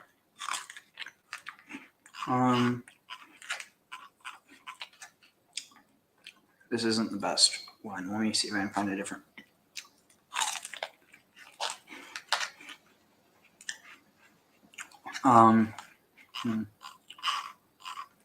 Not here either. Sorry. All right, here.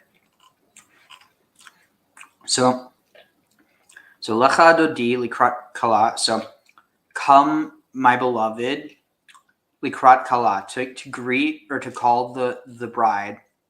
Pnei Shabbat, the face of Shabbat, nekabbalah, we will receive. Shamar v'zachor b'dibur achad, protect and remember in a single utterance or a single verse. Hishmiyanu el hameuchad, because we were made to listen by the God hameuchad, the unified or singular God. Adonai echad u'shmo echad. His name is Adonai, or his name is one, and was this Adonai echad? Adonai is one, and his name is one. L'shem ultiferet, and his name ultiferet, to beauty, unatila, and to praise. Well, it doesn't have all the lyrics here. What? Oh wait, here. Here, there's a good one.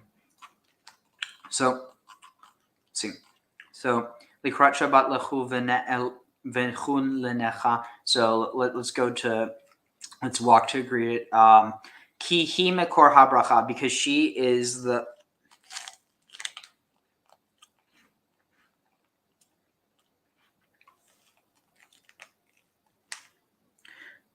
So hold on.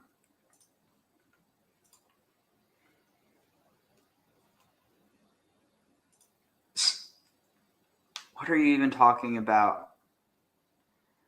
So I can't find it here, but you said made to listen. That's fascist, man. That is patriarchy bullshit. You don't even know what you're talking about. It's not made to listen. It's caused to listen. Like, it's this idea that, like, in the same way that you have within any tradition that, God causes you to feel a certain way or like inspires you. It's not this idea of like literally made them. It's this idea of caused to listen. So it's like, you can't, it seems like if you look at I don't know where you're coming from, but if you look at things in a patriarchal manner, of course you're going to see it that way, but you're reading your own shit into it. I was going to say some of that is what is made here. It's like, you can listen or you don't listen and face the consequences for not listening. It's not even a manner of consequences. It's just literally like made to listen, caused to listen. It's at the end of the day, it's like it's Hebrew grammar. It's that's an example of what I was talking about, that's somebody who's kind of looking for a fill in the blank kind of fight. Yeah.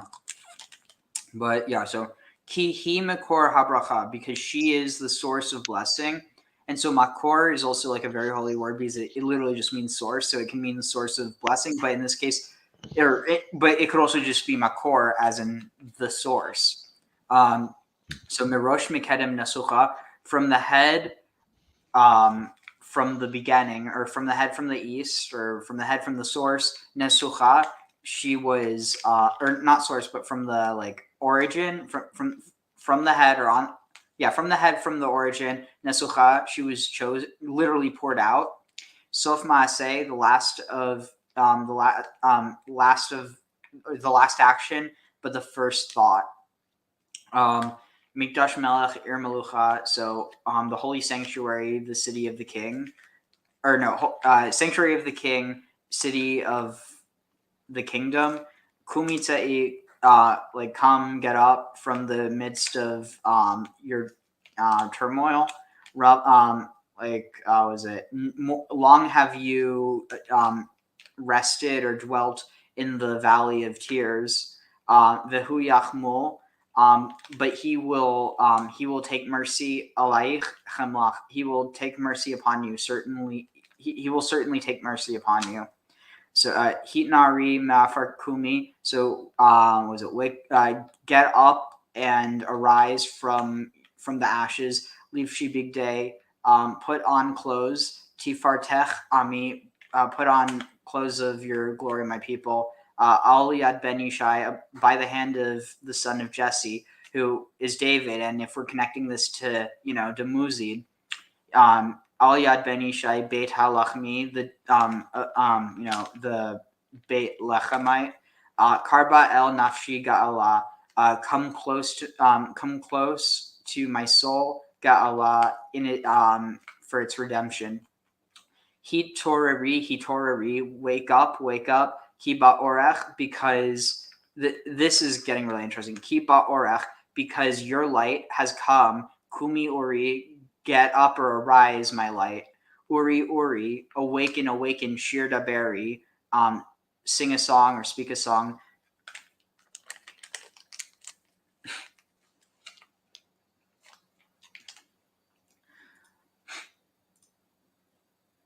Trust me, it's not just parallelomania. So on one hand, you have Dumuzid that starts and ends with a D, and this is significant because we're looking into I forget exactly which text it was, but it was basically talking about how Dalit is representative of David, and what was it? I forget exactly what word it was associating with that, but basically this idea that it's someone who's both rich and poor, or like that they have good circumstances and bad.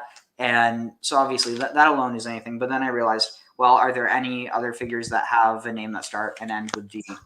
And so you have Dumuzid or Tammuz or Damuzi. But the point is that with the name Dumuzid, you do have this relative like keeping to that paradigm of Daud, Dumuzid. I mean, obviously that alone, nothing. But then you have stuff like the fact that they're both chosen by a god. So on one hand, you have Tammuz chosen by Ishtar. The other, you have David chosen by God. They're both anointed. They both are seen as eternal figures. Insofar as David is eternal through his lot. Yeah, there's even references to David as a god originally. They're both shepherds as well. Yeah.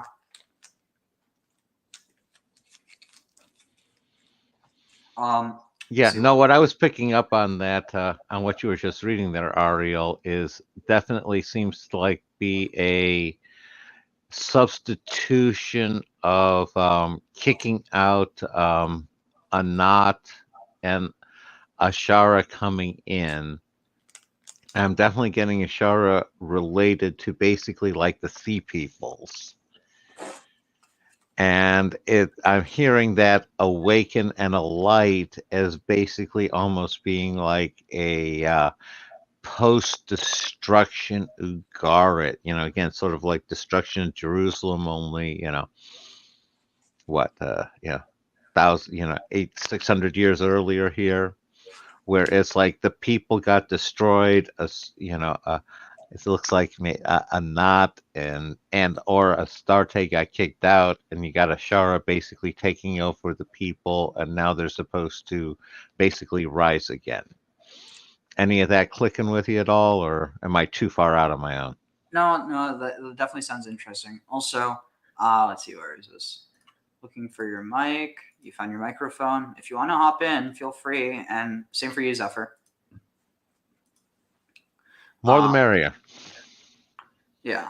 So, Kavod Adonai Aleich Nigla. So the glory of God or the glory of the Lord Aleich Nigla will be revealed upon you. So keep in mind, Kavod Adonai. This is another this is often code for Shekhinah or for was it Ruach Kudsha, basically the Holy Spirit or the divine presence. And so for instance, that's the reason why you have Baptists that are using the term Shekinah. It's really cringy, but Shekhinah glory is because the Shekhinah is the glory, the Kavod. So whenever you see Kavod Adonai, it's a reference to her.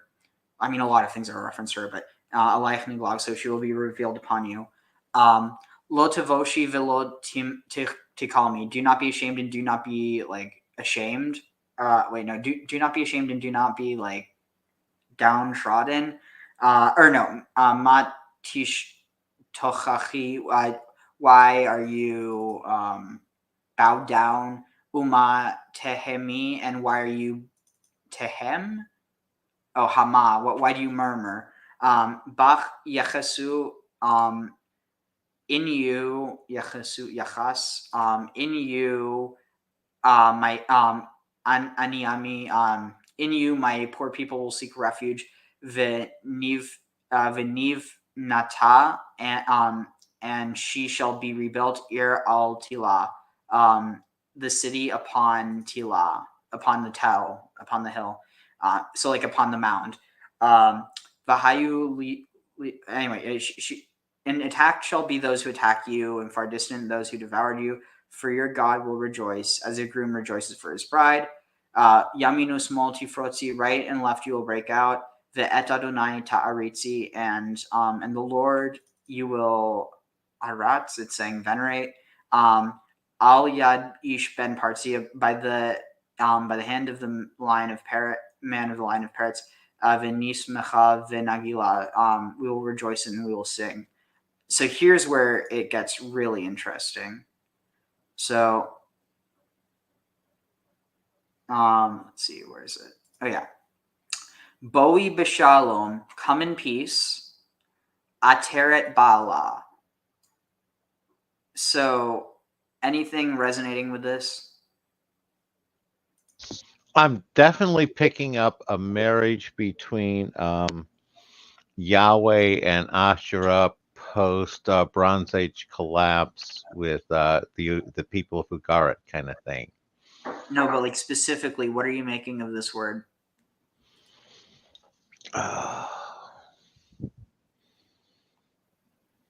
Which one am I looking at? 1 second. Attacked or? Here, I'm sending another link to join. Oh wait, yeah, there. Try that. I don't know why I wouldn't let you join, but what are you saying, Graham? No, I'm trying to follow you, Ariel. I'm not sure what you're trying to point me towards. So, does the word Ateret sound like anything to you?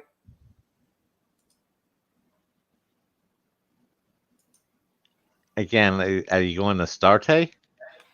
So no. So this is one of the interesting epithets. So here, let me see if I can. Let's see.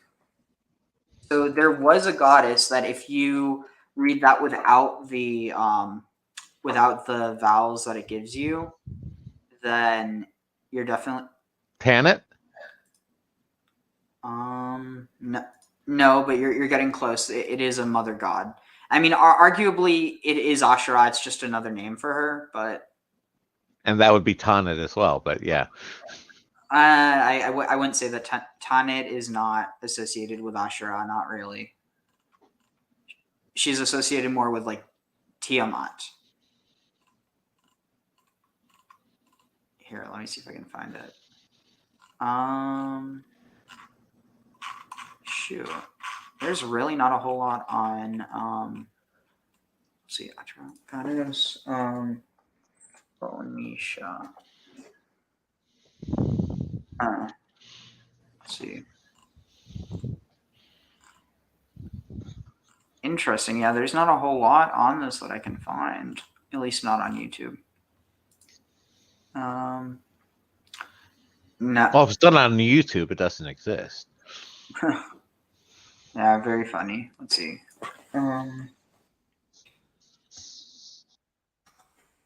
Let's see. Oh, maybe I need. Wait, is this?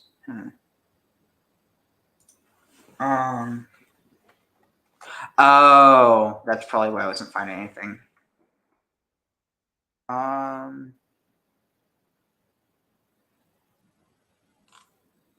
Let's see. Is this?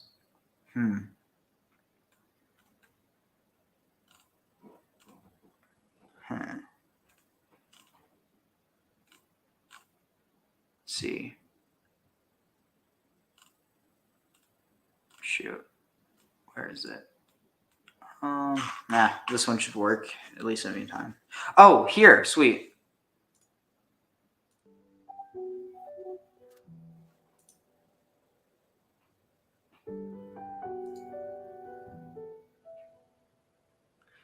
Asherah is the Canaanite earth. Asherah is the Canaanite earth and mother goddess, called creator of the gods, who is also known as Asherah. The god El, the name just means God, is her brother and husband. Named for her great wisdom and acts as such acts as El's counselor. She is known for her protective attitude and kindness towards her many children, and frequently persuades El to act on their behalf.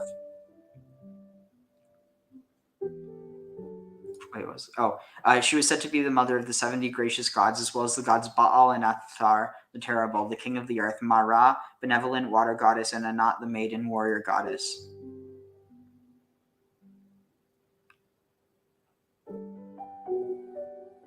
She is often confused with Astarte, better known by her Greek name Astarte, as well as Anat, and the three may all represent differing aspects of the same great goddess, or Dea Magna Dea. Asherah is associated with the Tree of Life and a famous ivory box lid of Mycenaean workmanship found at Ugarit. So yeah, there's this definite connection between Greece and Ugarit that seems to be represented by Asherah worship, like you were saying, and like Neil's been saying with a Cretan connection. Dating from 1300 BCE shows her as symbolically representing the tree.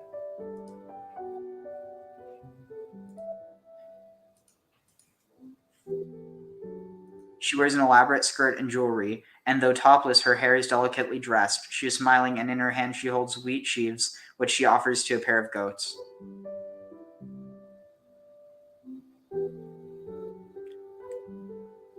When El was young, he came across two beautiful goddesses washing their clothes in the sea. Interesting. That's kind of like this idea. Was it before the earth was created, or was like at the beginning of his? It says that was Adonai cannot. The Lord acquired me at the beginning of his works. So it's saying at the beginning of his journey, he acquired me, not created, acquired me. Well, it's also echoing what we were just listening to, what you were just reading about Asherah coming in from the sea. Oh, interesting. That might be another reason she's associated with the sea if she came from another land. Or the like I said, basically the goddess of the mariner people. Also, another thing I don't know if you noticed, this association with fishermen and with nets. It's very clear that the reason why Jesus, and the story of the stormy sea is so important has to do with her. In which case, that seems to support my argument that the one who is saying no one can come to the Father but through me was actually Asherah. That'd make more sense than Jesus, yeah. And especially because it's like he's like supposedly calming the storm, but I don't even think he knows like what's going on or something. I forget exactly. Like I haven't read the Greek Bible enough to really speak on this, but they were Atarat and the goddess Rachmaya. And after cooking a meal for them, he asked them to choose between being his daughters or wives. That's interesting. How do you choose between being a daughter or a wife? That seems kind of like a strange choice.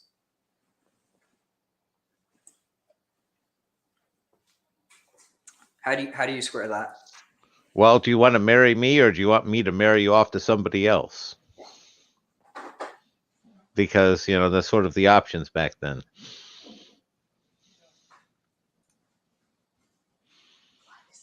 Oh, Yeah, I mean, I think the tree is more so metaphorical than an actual one, but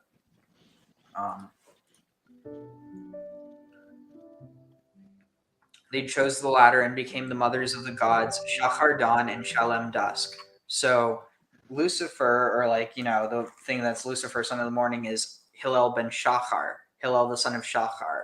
So Hillel ben Shachar is a grandson of either Asherah or Rachmaya and El.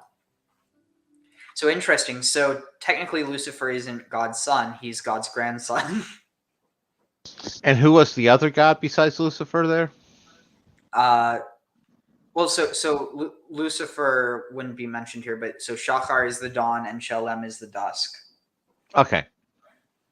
Cool. Got it. Rachmaya is evidently a double of Atirat, and perhaps these two aspects of the mother goddess bear some connection to Astarte as the goddess of morning and evening stars, i.e. the planet Venus. Shalem is considered in some lineages to be the father of Hillel, the light bringer in Latin. That doesn't make sense. It would be Shachar in Latin, Lucifer, the morning star. Yeah, it's Lucifer, not Noctifer, dumbass. Pardon my language.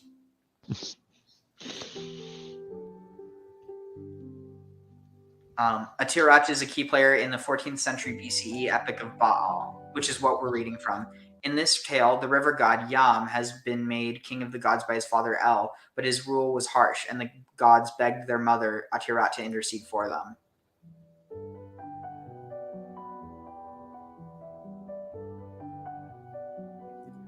Screw this music. I'm going to put on, let's see, this is about Atirat. So now, Yam, that echoes to another David cognate, which is Idrimi. What do you mean? Well, he was part of that whole Yamad dynasty, and he was kicked out of there. He was basically, I want to say, the heir to the throne or something, and he got exiled, and he was out in the wilderness, palling around with a bunch of those Hebrews, and they basically, he reconquered another city and stuff, and basically reclaimed his whole dynasty back. And that was, like I said, as David and his mighty men, it was very much a cognate to that one, with the whole reclaiming the kingdom and all. So, I mean, do you know if there's actually a connection between Yam and Yamhad? Because the only connection would be etymological if, like, Yamhad means something of Yam, but I don't think that's the case. I was going to say, I don't have all of it in front of me, but I'm pretty sure that there's some relation here. And Yamad, again, the kingdom there is right around at the top of the Euphrates, away from Ugarit there. So let's see. So yeah, it's like what would become Aleppo. Yeah, I just don't know what it's saying about. Let's see, Yamhad. In all likelihood, Yamhad was a tribal name. The dynasty entered the historic records when the founder Sumu Epu was mentioned as an enemy in the inscriptions of Yadun Lim of Mari. Sumu Epu faced dangerous enemy. So yeah, I mean, this is saying that's likely connected to a tribal name, but I mean, it just seems like if. And Mari's one of the cities that Asherah was well represented at, if I remember right. Or was Mari was Astarte. My bad. But yeah, I mean, I mean, there might be a connection there because both Astarte is also connected with the sea, but for different reasons. Let's see, where is it? 1 second. Let's see, where is it? Okay, wait, shoot. If you tab. Oh wait, no, it was. Oh, right here. So, sorry, I have so many tabs. Oh, here it is. So, Boi Bishalom Ateret Bala. So here I propose that. So here this is saying Ateret Bala is the crown of her husband, but alternatively, you get rid of the vowels, it could be Atirat Bala or Bala Atirat, Lady Atirat. Okay. Because here, look at this. So Ba'ala, owner, master, husband. No, so that's Baal, but Ba'ala is mistress or owner. Ba'ala, mistress, owner, rendering Be'ulat as though Be'alat, her husband's mistress. Compounds are mostly self-evident. So basically, it could be either Ba'ala, like her husband, or mistress, because the ha makes it feminine. So it's either her husband or, but it's completely dependent on context. So what if it's both? Come in peace, Lady Atirat. And the thing is, with a pluriform understanding, you actually can read it that way. Makes sense. So Gam v'simcha u'b'tzalacha. So in also in happiness and in joy, toch emuneh, in the midst of the faithful, Segula, the precious nation, boi kala, enter bride, oh enter bride. And so, yeah, like I definitely think that there's something there. But again, you know, at the end of the day, it's kind of just conjecture, because you know, how are you ever going to prove it? Because the people who will see it, and the people who won't. Well, it's more of a question of how good of a case can you build, and is it more convincing than all the other cases? I think I could. I mean, like literally all these references to happiness. I mean, this is also in context of like all the references are in Eishet Chayil and a bunch of other songs about the, you know, Shekhinah basically. But so let's see. Oh, right. Oh, dang it. Did I? Please tell me it didn't close. I don't remember where it was. 1 second. Let me see if I can find it here. Okay. Here it is, I think. Let's see. Oh, wait, here. I think I found it. Wait, is it? Oh, wait, here it is. Yeah. Let's get a song on. Let's see. Here. Anyway. So Baal the Conqueror. Wait, is this? Yeah. Okay, yeah. 16 lines. 16 damaged lines follow. Column 3. About 12 lines are missing from the top of this column, and the first 9 lines are too damaged to translate. When the text becomes clear, Baal is recounting degrading events in the Divine Assembly. Baal the Conqueror answered. The rider on the clouds replied. He arose and spat at me. In the midst of the assembly of the gods, filth has been set up on my table. Bilge in my drinking cup. Baal hates 2 kinds of banquets. The rider on the clouds hates 3. A shameful banquet, a degrading banquet, a banquet with lewd maidservants. Here is shameful behavior. Here are lewd maidservants. After Baal the Conqueror has arrived, Maiden Anat arrived. They gave gifts to Lady Asherah of the sea. They gave presents to the Mother of the Gods. But Lady Asherah of the sea said, Why do you give gifts to Lady Asherah of the sea? Presents to the Mother of the Gods. Have you given gifts to the Bull El, the compassionate? Or presents to the Creator of creatures? But Maiden Anat replied, We give gifts to you, O Lady Asherah of the sea. Presents to the Mother of the Gods. 19 very damaged lines follow. Idioms for divine feasting and drinking are evident, suggesting that Asherah provides a banquet for Baal and Anat after their conversation. Column 4. About 12 lines are missing. When the narrative resumes, it is evident that Asherah has agreed to the request of Baal and Anat to intercede with El on Baal's behalf.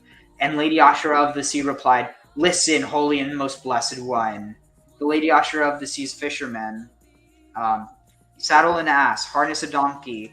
Wait, hold on. Did I skip it? Yeah. Saddle an ass, harness a donkey, attach silver reins, a golden bridle, fasten reins to my she-ass. The holy and most blessed one obeyed. He saddled the ass, harnessed the donkey. He attached silver reins, a golden bridle. He fastened the reins to the she-ass. The holy and most blessed one lifted her. He put Asherah on the ass's back, on the beautiful back of the donkey. The Holy One began to lead, the most blessed one like a guiding star. Whoa. Maiden Anat followed her, as Baal left for the peak of Zaphon. Then she headed to El at the source of the 2 rivers. in the midst of the channels of the two deep. She came to the encampment of El and entered the tent of the king, the father of time.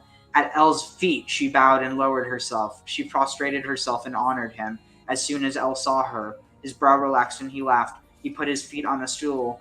His fingers twirled with excitement. He raised his voice and declared, "Why has Lady Asherah of the sea arrived? Why has the mother of the gods come? Are you hungry? ... Or thirsty? ... Question mark. Eat, please drink. Eat some food from the table. Drink some wine from the goblet. Blood of the vine from the golden cup. Or does El the king's passion excite you? Does the love of the bull arouse you?" But Lady Asherah of the sea replied, "Your decree is wise, O El. Your wisdom is eternal. A lucky life is your decree. But Baal the conqueror is our king, our judge, higher than all. All of us must bear his chalice. All of us must bear his cup. In lament, he declares to the bull El, his father, to El the king who brought him into being. He declares to Asherah and her sons, to the goddess and her pride of lions. But Baal has no house like the other gods, no court like Asherah's sons. El's home is his son's shelter. Lady Asherah of the sea's home, the home of the beautiful brides, the home of Pidre, the maid of light, the shelter of Taleh, the maid of dew, the home of Arsay, maid of the wide world. But El, the kind and compassionate, replied, "So, am I a servant, a slave of Asherah? So am I a servant who handles a tool, or a slave girl of Asherah who molds bricks? Let a house be built for Baal like the other gods, or a court like Asherah's sons." And Lady Asherah of the sea replied, "You are great, El. You are truly wise. Your gray beard truly instructs you. Now Baal will provide his enriching rain, provide a rich watering and a downpour, and he will sound his voice in the clouds, flash his lightning to the earth. Let him complete his house of cedar. Let him construct his house of bricks. Let it be announced to Baal the conqueror, call a caravan into your house, supplies into your palace. The mountains will bring you much silver, the hills find gold in abundance. The best ore will be brought to you, and build a house of silver and gold, a house of purest lapis lazuli." Maiden Anat was glad. She stamped her feet and left the earth.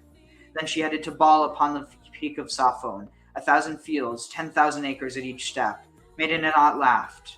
She raised her voice and declared, "Receive the good news, O Baal. Good news is brought to you. A house will be built for you like your brothers, and a court like your kinsmen. Call a caravan into your house, supplies into your palace. The mountains will bring you much silver. The hills find gold in abundance, and build a house of silver and gold, of purest lapis lazuli." Baal the conqueror was glad. He called a caravan, literally just repeating the same thing. The best ore was brought to him. He sent messengers to Kothar Wahasis. Now go back to the passage when the lads were sent. So, I mean, we're basically, I think that's the gist of it. You see that he's not going to get his house until Asherah is essentially seducing El. So it's definitely a transaction, but between a husband and a wife rather than merely prostitution. Yeah, no, and it definitely seems like seducing Baal away from Astarte. What do you mean?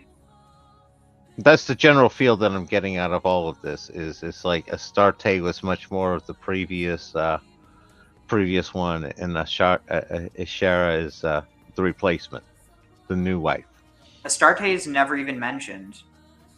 No, from the previous one. I'm putting them all together in order to get a general idea of the mythology period going on here, Ariel.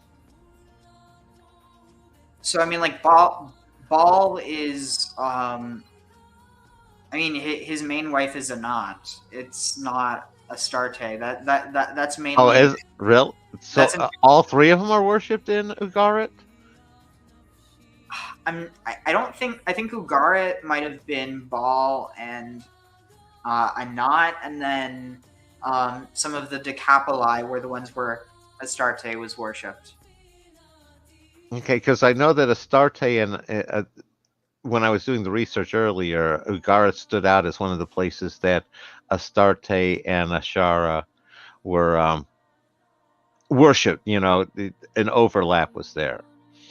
And it could be that there's two time periods, like I'm sitting here, and it's Asherah replaced Astarte, but again, also as Baal's consort.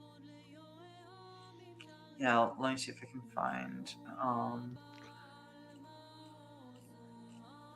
No worries. I'm tired. I could be putting it together wrong. It's no worries, Ariel. It's not a big deal. Let's see. So, let's see what was.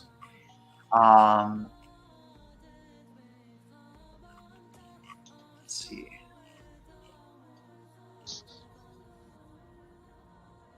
Yeah, here. I'm gonna. Okay, maybe. Oh, yeah. Let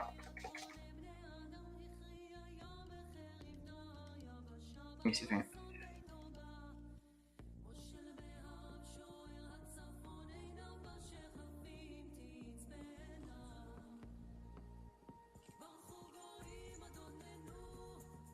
Let's see.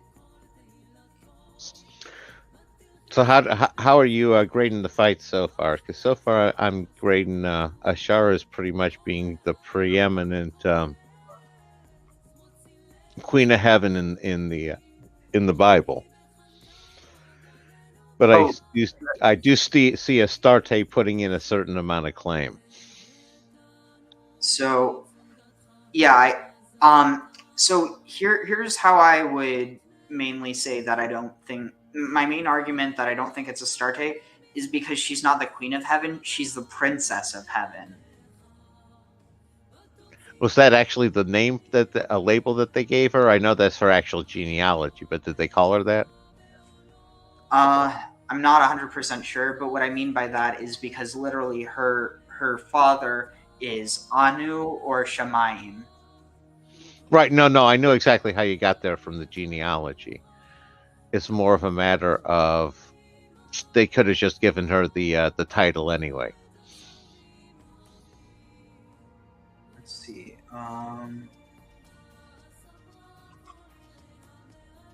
Oh, right.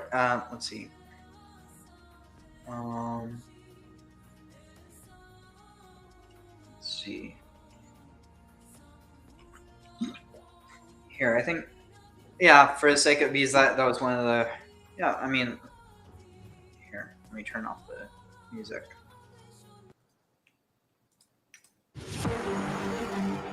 The practice you are about to learn is almost never. God had a wife known as Asherah, the Queen of Heaven, but she was removed from the Bible. The Queen of Heaven was a powerful goddess, but she became hated by God, who declared that those who worshipped her should be burned and destroyed by his anger and fury. Who was Asherah, Queen of Heaven and the wife of God? Why did God come to hate her, and why was she removed from the Bible? What we're going to talk about is absolutely insane and shows just how far this world has gone to twist our society into a patriarchy. Asherah was a powerful matriarchal goddess who represented nature and femininity. She was worshipped under every green tree and in the temple and the forest groves, and her image was carved from wood. However, Asherah, the Queen of Heaven and the matriarchal figure of femininity, would soon draw the wrath of her husband, the patriarchal and savage Yahweh. Everything that you've been told about God in the Bible, it's been a lie. Christianity and the Abrahamic religions in general, they're monotheistic religions, meaning that there's only one God, that God being Yahweh. However, when early scripture was being written, the Israelite religion was actually polytheistic, meaning they believed in many gods. And when we look at the history of the religions that influenced the scriptures, specifically the Canaanite religion, we discover that Yahweh was just one of many gods, including El Elyon, the Most High God, and Asherah, Queen of Heaven. When what would become the first book of the Bible, Genesis, was written, the God referred to wasn't originally Yahweh. In fact, it wasn't just one God, but multiple gods, two of them being El Elyon, the Most High God, and Asherah, the Queen of Heaven. Now, at this point, it's actually El Elyon and Asherah that are husband and wife. Now, if you open a Bible right now to Genesis 1:26 through 27, you'll see that it says, "Then God said, let us make humanity in our image to resemble us. Male and female, God created them." So you'll notice two striking details. First, God says to make humanity in our image to resemble us. Now, this makes no sense if there's supposedly only one God, and the Trinity doesn't explain this, since the Trinity wasn't officially established until the Council of Nicaea hundreds of years later. Second, after saying humanity will be created to resemble us, he creates them male and female. Now, this makes no sense according to what would become the Orthodox narrative, but it makes perfect sense when you realize this book was written when multiple gods were worshipped, including Asherah, the mother goddess. That's why they were created male and female. Now, here's where things start to get insane. At this time, El Elyon was worshipped along with other gods, including his wife, Asherah, the Queen of Heaven.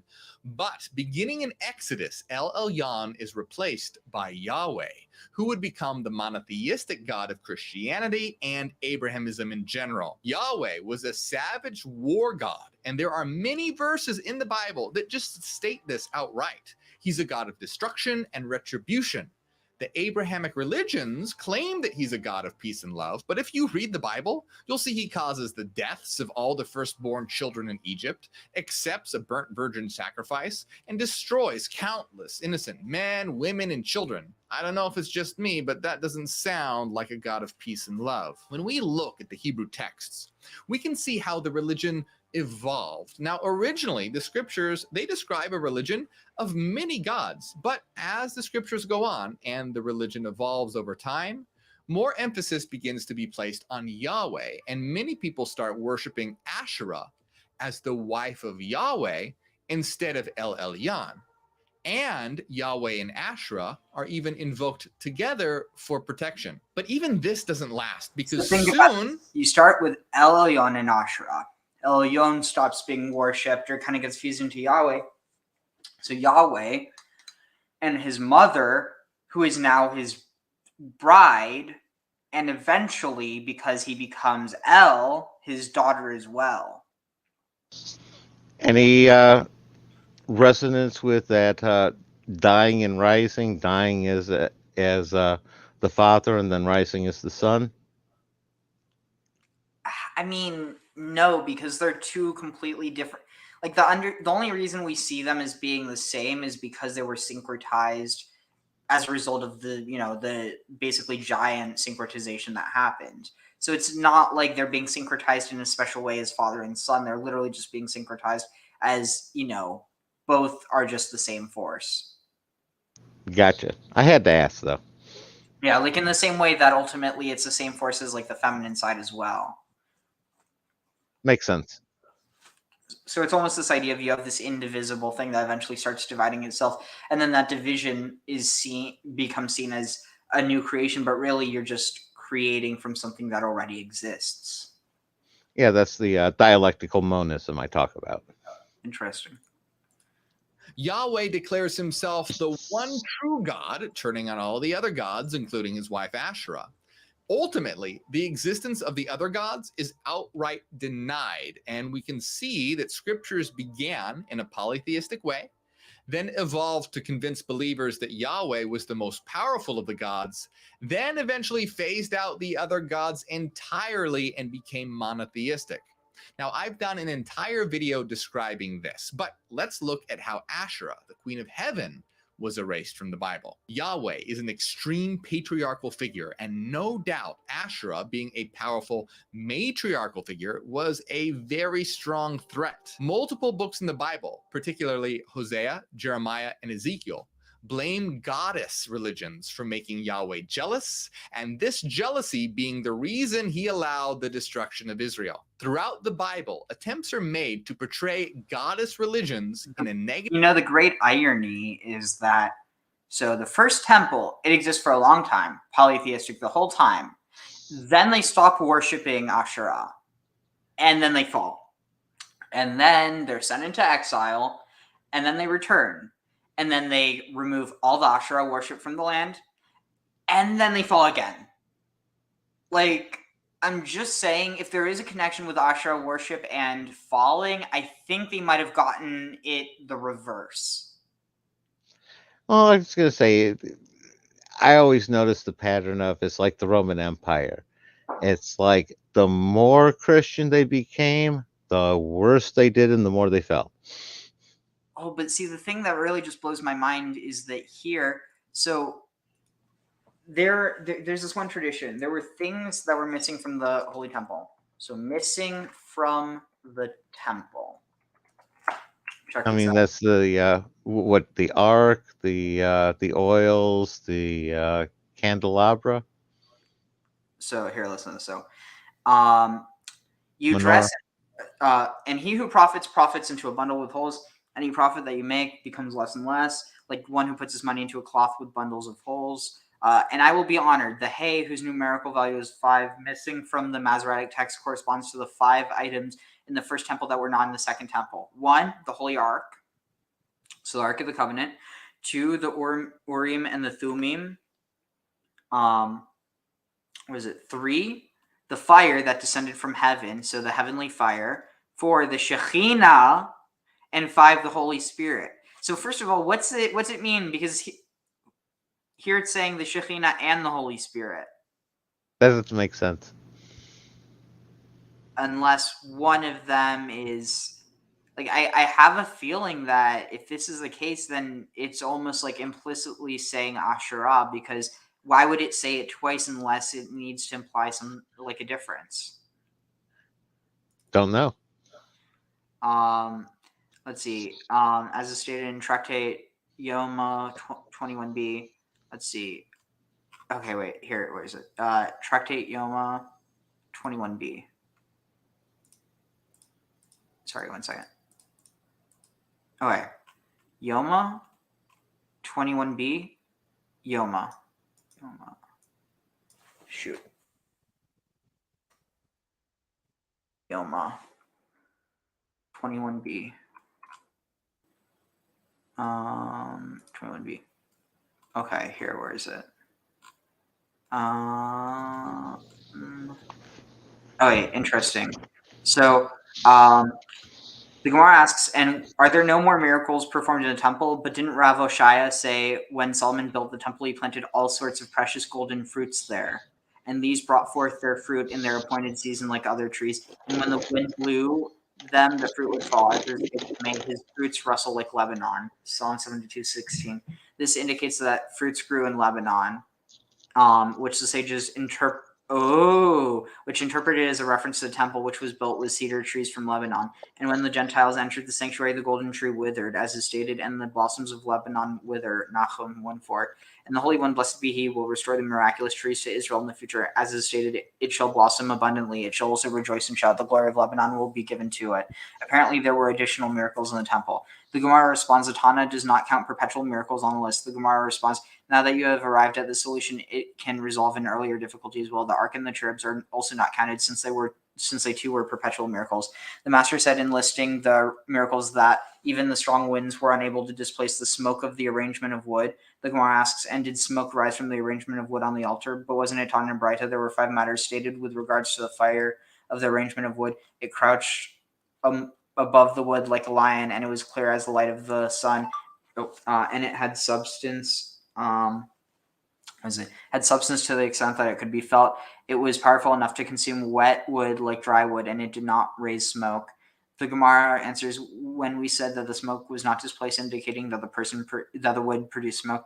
Let's see, okay, yeah. That was in reference to the fire brought by a person, as it was taught in a Braita, and the sons of Aaron, the priest, shall put fire upon the altar, indicating that even though fire descends from the heavens, still there is a special mitzvah to bring fire by a person. The fire that the priest brought produced smoke, and the miracle related to that smoke. Let's see, where is it? Let's see. Interesting. The Gemara asks, and was the altar's fire crouched like a lion? But wasn't it taught in a Braita? Rav Chanina, the deputy high priest, said, and I saw the fire in the temple, and it was crouched like a dog and not a lion. The Gemara answered, this is not difficult. Here, where the Braita stated that the fire resembled a lion, it refers to the fire in the first temple. There, when Rabbi Chanina, this deputy high priest, said that the fire resembled a dog, it refers to the fire in the second temple. Interesting. So think about it. Like this idea of lions versus dogs, like better a living dog than a dead lion. It's not saying that lions are bad, but just better living than dead. But in this, it's actually saying like better to be like a living hero than better to be a living villain than a dead hero. Almost would be a way of like corresponding it. So like, what do you make of this? Well, I'm definitely getting the idea of the harvest is coming from Ugarit, and that because Ugarit and all these cities we're talking about is in that whole Lebanon area, and that's what I'm thinking is that the harvesting is from there. If I'm not wrong, Asherah has, aren't there some lions in her offspring, as that being part of the whole offspring along with the gods as well? Oh, definitely. Yeah, so that's what I'm picking up here. And definitely some parallels there. I don't know how to necessarily untangle it at the moment because I'm pretty beat here, Ariel. So I don't know how much more I have in me, but let's keep pushing and see how long we can push the Queen of Heaven here. All right. So the Gemara asks, and was there a fire that descended from the heavens in the second temple? Didn't Rav Shmuel bar Inya say, what is the meaning of that which is written with regard to the second temple? Go up to the hills and get wood and build the house, and I will. Oh, interestingly, go up to the hills and get wood and build the house. That's really interesting because this we'll see in a bit. And I will look on it favorably, and I will be glorified. Ve'ekaved, said the Lord. Even though it is written ve'ekaved, we read it ve'ikavda with an added letter hey. The Gemara explains what is. So here, before we forget this, so you know what this reminds me of? No, what? So this is actually one of the references to Queen of Heaven. Oh shoot, I wasn't typing. One second. Queen of Heaven. Look at this. Okay. And I will cast you out of my presence as I cast out your brothers, the whole brood of Ephraim. As for you, do not pray for this people. Do not raise a cry of prayer on their behalf. Do not plead with me, for I will not listen to you. Don't you see what they are doing in the towns of Judah and in the streets of Jerusalem? The children gather sticks. The fathers build the fire, and the mothers knead dough to make cakes for the Queen of Heaven, and they pour libations to other gods to vex me. Is it me they are vexing, says the Lord? It is rather themselves to their own disgrace. So, interesting. Assuredly, thus said the Lord God, my wrath and my fury will be poured out upon this place, on man and on beast, and on the trees of the field and the fruit of the soil. It shall burn with none to quench it. Thus said the Lord of hosts, the God of Israel, add your burnt offerings to your other sacrifices and eat the meat. For when I freed your fathers from the land of Egypt, I did not speak with them or command them concerning burnt sacrifices or offering. Okay, so the thing to look at this. So do you see any parallel between that? So let's see, where is it?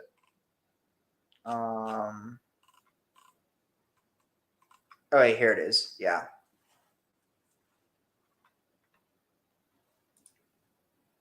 Graham? I'm here. All right. So yeah. Don't you see what they are doing in the towns of Judah and in the streets of Jerusalem? The children gather sticks. So Habanim, Malketim, Etzim. So the children Malketim pick up Etzim, wood, Ha'avod, and the fathers Mevarim, burn or kindle etash. They kindle the fire, and the women Lashot. The women need batzek, need batzek, dough, lasot kevanim, to do kavanim. What's this? Cakes. Kivan. Wait, what? Oh, kavan. Interesting. This might be connected to this might be connected to the what's the word? The Mesopotamian word for Saturn, Kiwan or Kwan. So Could be you're out of my linguistic class there, Ariel. I have to just bow to your expertise. Okay, this is interesting. Look at this. So kawanim or kawanim, cake or sacrificial cake. Prepare food. Babylonian loanword from kamanu, cake used in worship of Ishtar. Interesting. So they bake cakes, sacrificial cakes, lemelechet hashamayim, to the Queen of Heaven, vehasach, and they pour out nesachim, they pour out libations, Elohim acharim, to other gods, lema'an hakisein keiseni. They pour out to other gods in order to like piss me off, basically. So here it says the children gather sticks. They pour out libations to other gods to vex me. This is bad, right? You would say that the Tetragrammaton, Yud Hey Vav Hey is saying this is bad, right? Actually, I'm getting a very different read on this, Ariel. For the love of me, it's like we need Dr. Amen here, because what I'm seeing is the stuff he's talking about with the cakes and the libations, and this being Asherah upset about the other goddesses having this happen in the temples. What do you mean? Well, the various different ceremonies that Dr. Amen has been discussing. No, I know, but what are you? Sorry, I don't. Instead of the Tetragrammaton being critical of these practices in the temple, it's the other goddess. This one goddess being jealous of the other one, and it's the Shekinah being critical of the wrong goddess being worshipped in the temple. Does that work at all with you, or do you see anything of what I'm talking about? So you're saying that it's saying that Asherah is the... It's the jealous one, yeah. No, but you just said Shekinah is. Oh, I was equating Shekinah and Asherah. Sorry. Oh, okay, so yeah, I mean, if you're equating... So you're saying... Okay, it says, i.e. the mother goddess Ishtar or Astarte. So, interesting. You think maybe this might be saying that they're baking them to... I mean, honestly, I don't know, because it's not clear enough. I mean, I guess you could interpret it that because you do have the Shekinah or Asherah combined within the Tetragrammaton, then you could argue that the other gods are actually Ishtar or Astarte. Here it's saying the Queen of Heaven, which here they're equating with Ishtar or Astarte, which is interesting how it never gets equated with Asherah, maybe because of that reason that Asherah is seen as not pagan, truly. And that the only form of her that's seen as impermissible is actually the representation of her. And the other thought is basically she's merged with Yahweh, so those sorts of, shall we say, Dr. Amen rights would not be proper with Asherah, because that's Yahweh's, that's his territory. Well, but see, here's the thing. You don't have any of that context here, because it doesn't say anything about the you haven't mentioned elsewhere, but here it's just family friendly and everything. What I was trying to bring up though is let me see where it was. That's why I've been speaking it like this, Ariel. Yeah. So let's see. I need to find the is it Yoma? Okay, yeah, here. So look at this. So and was there okay, so what is the meaning of which is and I will look on it favorably and go up to the hills and get wood and build the house. So here they're saying and build the house, but then there's this idea that it's connected with the fire that goes down from heaven. So it almost seems like it is connected to this idea of building a fire as for sacrifice. But and I will look on it favorably and I will be glorified. So maybe one's understood as this is what you're supposed to do, one is what you're not. Anyway, even though it's written ve'ekaved, we read it ve'ikavda with an added letter hey. The Gemara explains what is different, that the word is missing the letter hey. This represents 5, the numerical value of 5 phenomena that constitute the difference between the first temple and the second temple, in that they were not in the second temple, and these are the Ark of the Covenant and the Ark cover upon it, and the cherubs that were on it, and the Ark cover, fire and the divine presence, and the divine spirits. Interesting. So here they're saying Shekinah and Ruach Kodesh is divine presence and divine spirit, and the Urim and Tumim. Apparently there was no fire from heaven in the second temple. The sages say in response, yes, there was fire from heaven in the second temple. However, it did not assist in burning the offerings, but was merely visible above the wood.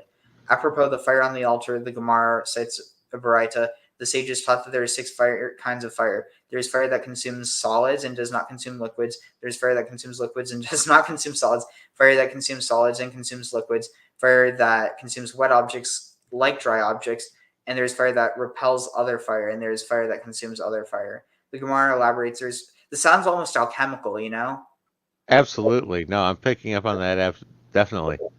The Gemara elaborates. There is fire that consumes solids and does not consume liquids. That is our standard fire, and consumes dry items but not dry liquids. Interesting. Fire that consumes liquids and does not consume solids is the fever of the sick that dehydrates the body, but does not consume the flesh. Fire that consumes solids and consumes liquid is the fire of Elijah the prophet, as is written. And fire fell from the sky and consumed the offering and the wood and the stones in the earth, and it licked up the water that was in the trench. Fire that consumes wet objects like dry objects is the fire arrangement of wood. Let's see. Just to go more into talking about this. Let's see. Okay, interesting. So listen to this. The Gemara asks, with regard to the smoke of the arrangement, is it so that even if all the winds in the world come and blow it, they do not move it from its place and it rises directly heavenward? Didn't Rabbi Yitzchak bar Avdimi say at the conclusion of the final day of the festival of Sukkot, everyone looks to the smoke of the arrangement of wood? If the wind blew from the house and the smoke tends towards the north, the poor were glad and the homeowners were sad. This is because it was a sign that the year's rains would be plentiful, producing an abundant crop on the one hand, but on the other hand, the fruit would rot due to the humidity. Interesting. So this is like indigenous knowledge, rendering it impossible to store the abundant harvest. This forced the landowners to sell quickly at a lower price. And if northern wind caused the smoke to tend towards the south, the poor were sad. Let me see if I can get to. Is there anything more about this? Let's see. No, fascinating encoding. No, I like that. Interesting. And Rav Yosef said, and some say it was Mar Zutra who said, and your mnemonic for which is good for wheat and which for olives is that in the temple the table was in the north and the candelabrum was in the south of the sanctuary. Bread was made out of wheat and was placed on the table, and oil was made out of olives and was burnt in the candelabrum. The wind coming from this side, the north, increased its own component wheat, and the wind coming from this side, the south, increased its own component olives. In any event, there are contradictory opinions. Interesting. Let's see. Is there any more about? Yeah. So anyway, so the other thing that we're talking about. Let's see. Oh, right. Well, I need to drink a little bit of water, but I know the perfect thing. So Solomon and his. Oh, wait, we didn't even finish this. Negative light by associating them with prostitution. Not that there's anything negative about that, but in actuality, it's highly likely that sexual and fertility rites were held in honor, centering around women of power and influence. In fact, the Hebrew word gadishtu is typically translated as temple prostitutes, but it literally means priestess. But the suppression of goddess religions and Asherah gets a lot worse. The name Asherah appears 40 times in the Hebrew Bible, but not at all in the English translation, the King James Bible. Instead, her name was translated as groves of trees. This means the average English reader of the Bible wouldn't have read her name for more than 400 years. All that made it in were a handful of references to a nameless Queen of Heaven in verses where Yahweh is ordering the destructions of her shrines, cursing and obliterating those who worship her, and causing the desolation of the people and lands associated with her. Asherah, the Queen of Heaven, was a powerful archetype of feminine empowerment. She was the mother goddess, a comforter and protector associated with trees, groves, and forests, nature of all kinds, and a symbol of honored sexuality. Unfortunately, it became God the Father's mission to destroy his wife, the mother goddess. Asherah wasn't accidentally lost to history. She was deliberately destroyed by patriarchal monotheists through the tearing down of her temples, destruction of her images, and the misrepresentation of her rites. Her stories were rewritten, and ultimately her name was forgotten. All this has influenced our culture, and is it any wonder why our world is in the imbalanced, patriarchal, crazy state that it is today? It's time for the resurgence of the divine feminine and the kindling of the fires of retribution for the mother goddess. So let's step out of the dark ages of this sexist society and into the light of rational, equal opportunity for all. So tell me your thoughts in the comments. Make sure that you like and subscribe. And if you want to know more about Yahweh's dark rise to power and all the evidence for it in the Bible, watch my video called God is Actually a War God.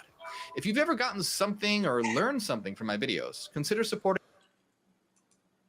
Oh, shoot. So, wait, are you able to hear me? Yeah. All right. So Yeah, I can hear you. All right. So, let's see. Where is this? Oh, interesting. Wait, 1 second. So, yeah, I'm going to see if I can find something on Solomon and let's see. Solomon and polytheism. But yeah, because I really think that Solomon's probably the linchpin to a lot of this. You know what I mean? And again, I have absolutely, and I have a bunch of Solomons to line up to see which ones compare well. Let's see. Honestly, I think Derek's video on this might be the best.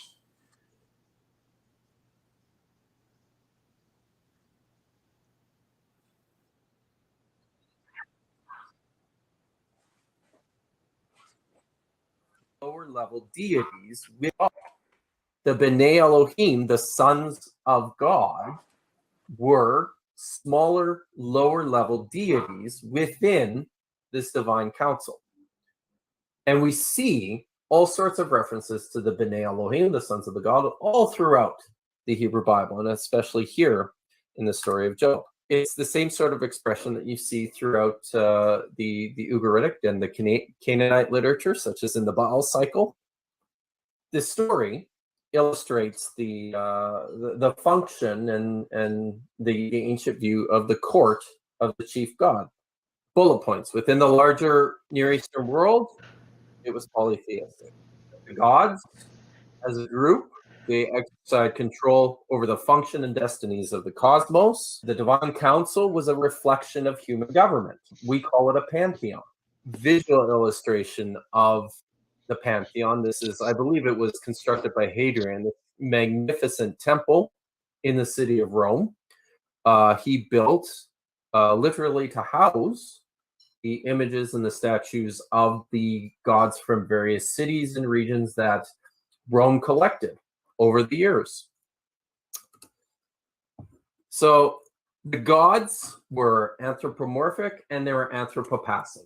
They reflected human characteristics and human feelings. And we see some of this in the Hebrew Bible as well. They were procreative, they were fallible, they were emotional. Think about the opening of the story of the flood in Genesis chapter 6.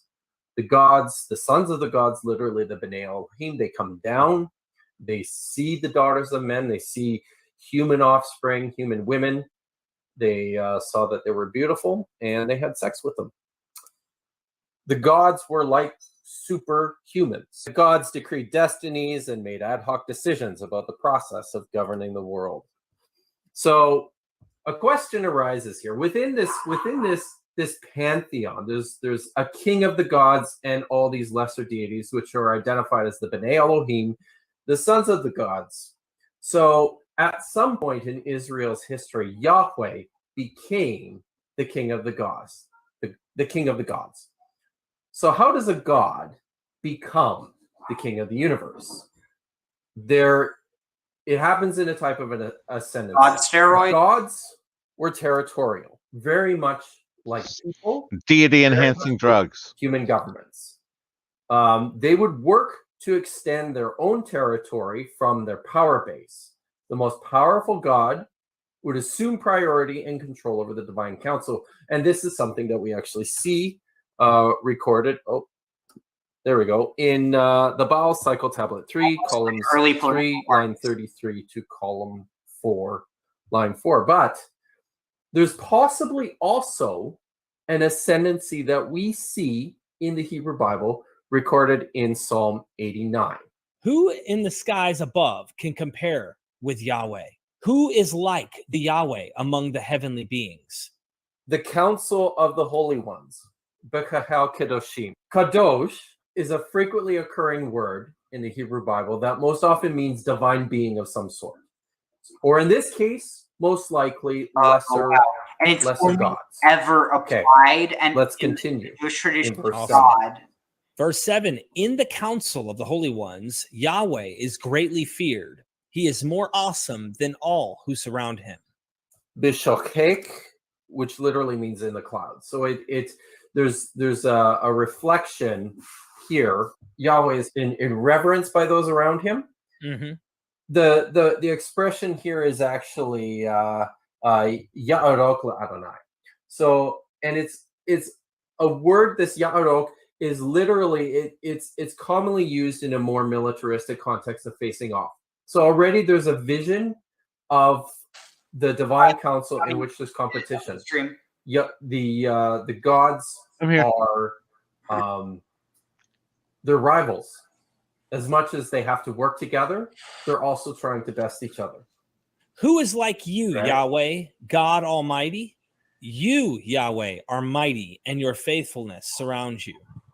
There's mention here of a secret council of the holy ones in verse 8, and again, these are divine beings. Verse 9, you rule over the surging sea. When its waves mount up, you still them. You crushed Rahab like one of the slain.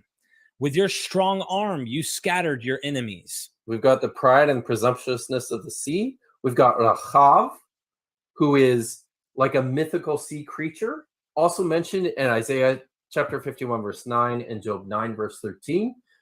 Many think that those passages and what's depicted here is a reflection of an alternative sort of creation myth where Yahweh had to go and defeat this great beast.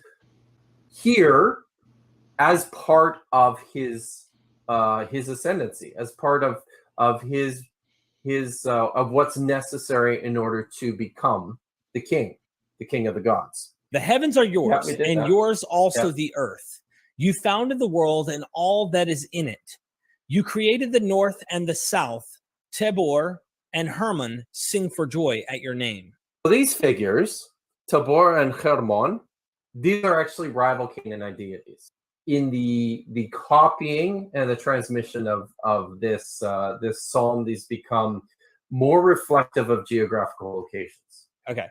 Your arm is endowed with power. Your hand is strong. Your right hand exalted. Righteousness and justice are the foundation of your throne. Love and faithfulness go before you. Blessed are those who have learned to acclaim you, who walk in the light of your presence, Yahweh. They rejoice in your name all day long. They celebrate your righteousness. For you are their glory and strength, and by your favor you exalt our horn.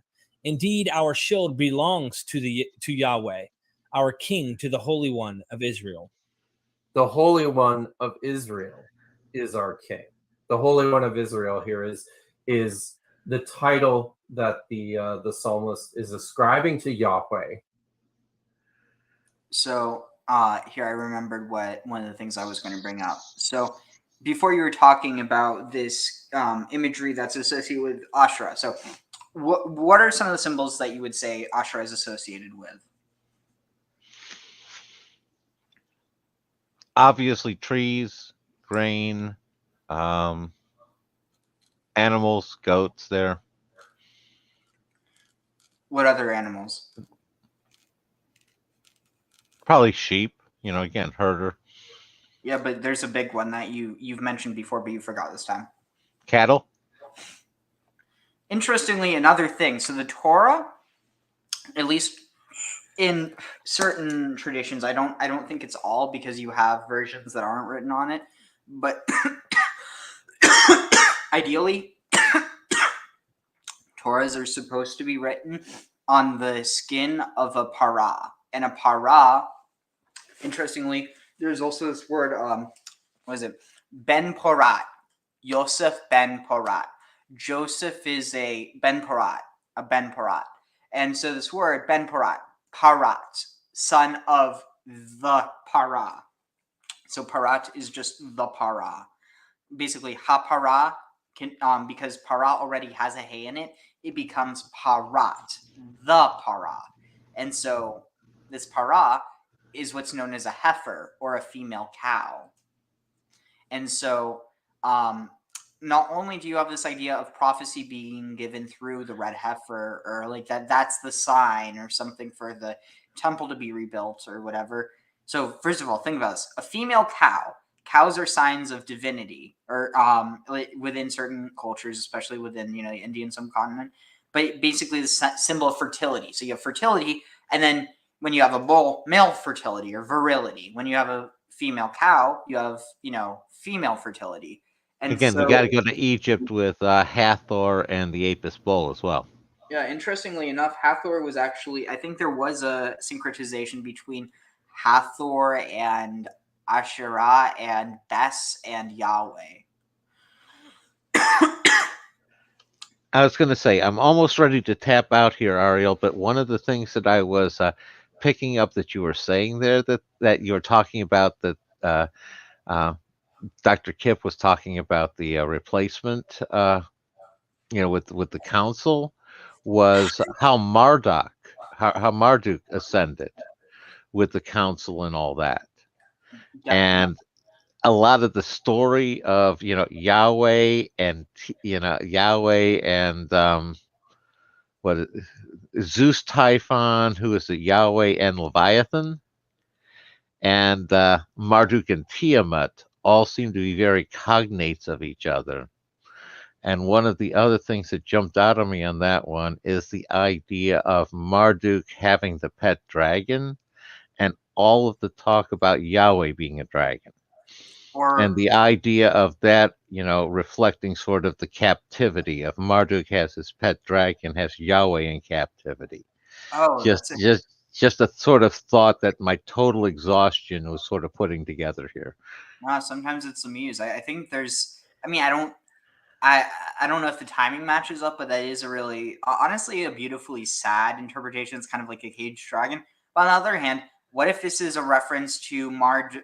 Because what if this idea? Because keep in mind, some of the Torah was written when they came back. Maybe this whole idea of having a dragon as a minion is actually applied to Yahweh after it's like you already have this idea of the seraphim, but then actually personifying it as a servant, or not a servant, but almost like a pet. You see what I'm saying? Like the snake in the garden. Yeah, no, absolutely. To going the other way and making it your pet, your servant. Yeah. Yeah. Before you do head off, I do just want to bring up a few things. I'll rush through. Oh, absolutely. No. I just wanted to get that one out before I just totally blanked on it. Definitely. So salvation asks a good question. I think this is something that every person should ask themselves, especially if they're being religious, regardless of if they are. But excuse me. So yeah, if I found out that no God existed and that this was my only time existing, what would I do?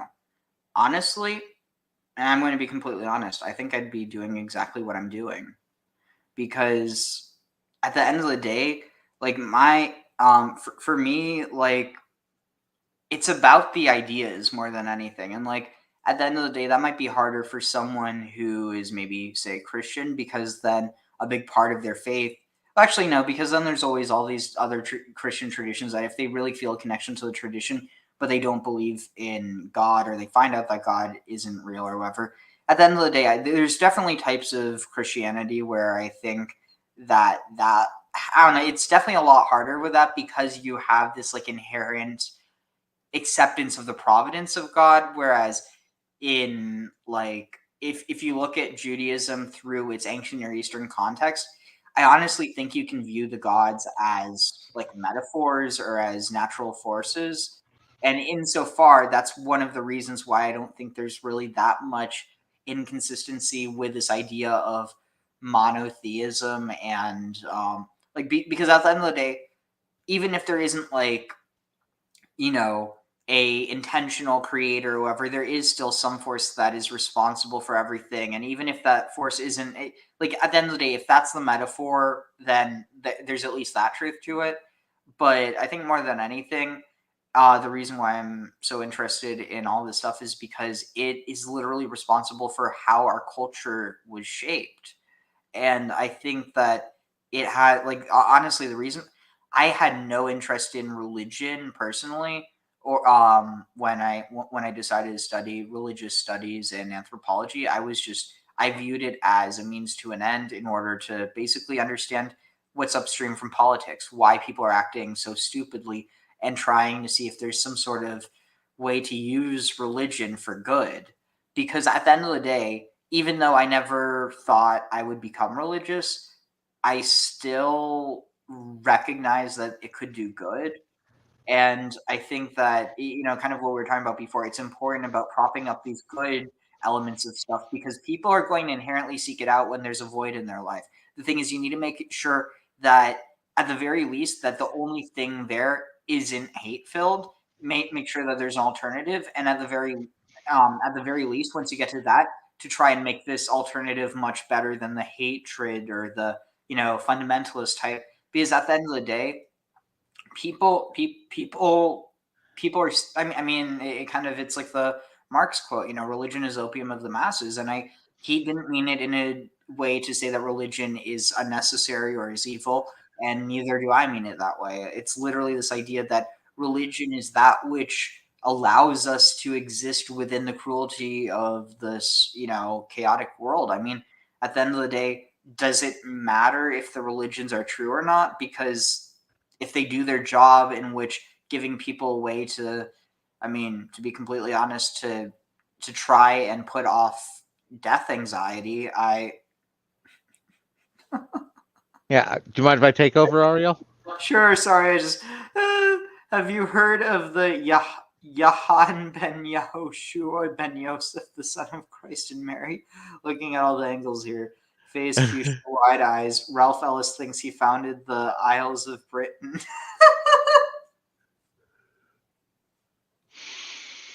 I thought that was Albion who did that. Thanks, bud. Love the answer. No. I was going to say on what you were saying there. One of them is I always thought that upstream of politics was money, but that was just sort of my take on it. No, but see, that's the thing. Money goes into religion in order to get people to believe whatever the money wants them to believe, and then that goes into politics because once you have your at the end of the day, I think. Okay, I was just looking at the immediate step before. Okay, Yeah. You're looking further up there.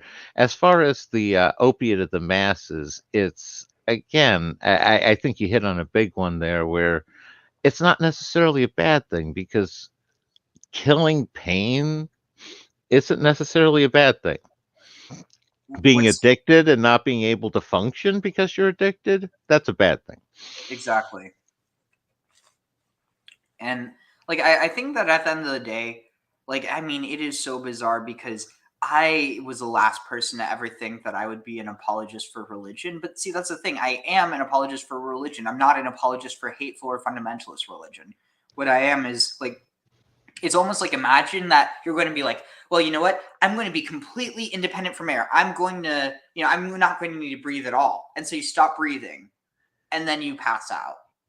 You can't distance humanity from religion. It is physically and emotionally impossible because even in the absence of religion, we create religion. Religion's that group phenomena that I talk about, and that's Yeah. And as long as you have groups of people, you're going to have something resembling a religion. It's a question of, is it going to be helpful or harmful? So what's your answer to Salvation's question? What was the question again? What would I be doing? Yeah, if you found out that no God existed and this was your only time existing. Same as you. Pretty much exactly the same thing, because I take the approach of I always try to do what I think is the best thing in the moment. And, my goal is to learn and try to help people. And if I somehow find out that there is no God, well, I'm probably ahead of the game on that one. And it'd probably be helpful if I figure out how to cushion the blow for other people. Interesting. Wait, sorry, just repeat the last part. Oh, I said basically, if I learned that, I'm probably ahead of the curve, and it'd probably be the best, most helpful thing would be helping others. Figuring out how to help cushion the blow for other people. Oh, I see what you mean. And so Salvation asks, "You are a deist or a theist?" Honestly, I'd say probably more of a deist, almost like a pan-en, but so not a pan-en theist. I guess a pan-en deist, if that's even a thing. I was going to say you sound close to where my range, where I call myself a freelance monotheist. Back in the day when I was about your age, I figured out I fit somewhere in that intersection of deism, Taoism, and Spinozan pantheism. And one of the things I find funny today is I'm just, almost allergic to religion because of that group aspect. But I find that it's like I'm more knowledgeable and give more reference to a lot of these scriptures than a lot of these people who identify as followers of the religion, which I find very ironic.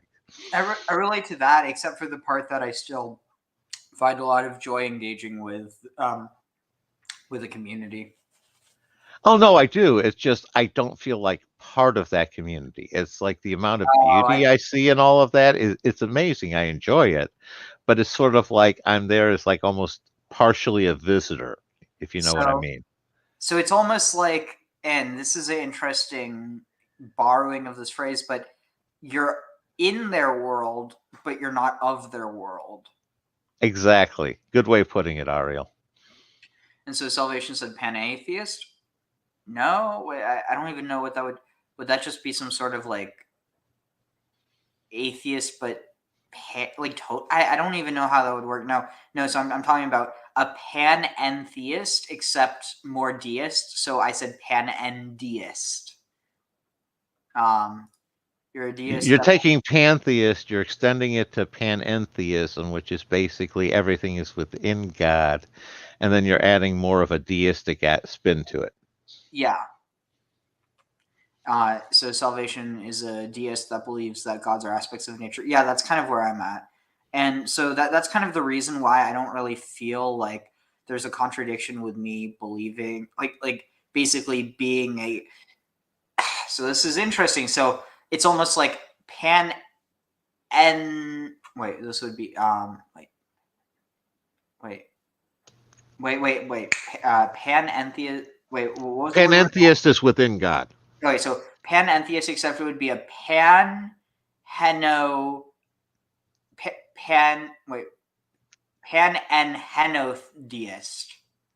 I'm gonna have to type this out.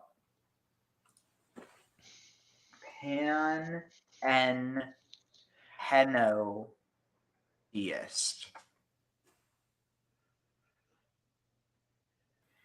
Pan-Hellenic theosophist. Oh, that's what you are. Interesting. So I guess I'm almost like a pan-Israelite or pan. I mean, Israelite is Canaanite, so pan-Canaanite. I mean, I'm not really. I don't know if theosophist would be the good word, but so you're saying. I was gonna say, for me, I'm much more partial to the anthroposophy of Rudolf Steiner than I am the theosophy. Yeah. Anyway, so I do want to get to that one source that I was talking about. So let's see. So we're going to pull up. What is it? Oh, right. So let's see. Solomon. So this is one thing that's definitely important to mention. So let's see. So let's see. Where is it? It's talking about all of Solomon's holdings. All the days of Solomon, Judah and Israel, from Dan to Beersheba, dwelt in safety, everyone under his own vine and under his own fig tree. Interesting. So yeah, you definitely have this there's this esoteric meaning to that as well. So from Da'an to Beersheba, so from basically from Mount Hermon to the Negev, they dwelt in safety. So, and this is also part of the reason why you could explain that there is no historical record of Solomon, because at this time, really the only historical records outside of a kingdom itself, in which case the Israelite kingdom, most of the records you have could be explained as being in the Bible or being cultural references possibly a lot got lost during the destruction. But anyway, so you have let's see, where is this? All those prefects, each during his month, would furnish provisions for King Solomon and all who were admitted to King Solomon's table. They did not fall short in anything. They would also each in his turn deliver barley and straw for the horses. So also horses are another animal associated with Asherah, as are donkeys, apparently, she asks, and swift steeds to the places where they were stationed. God endowed, so yeah, Vayiten Elohim Chochma Lishlomo. So God gave to Solomon Chochma. And what's interesting is like this is and Vitvuna, so and gave him Bina as well. In great measure, with understanding as vast as the sands on the shore. Solomon's wisdom was greater than the wisdom of all the Kedemites and all the wisdom of the Egyptians.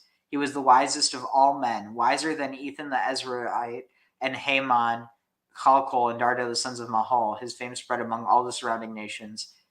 He composed 3,000 proverbs, and his songs numbered 1,005.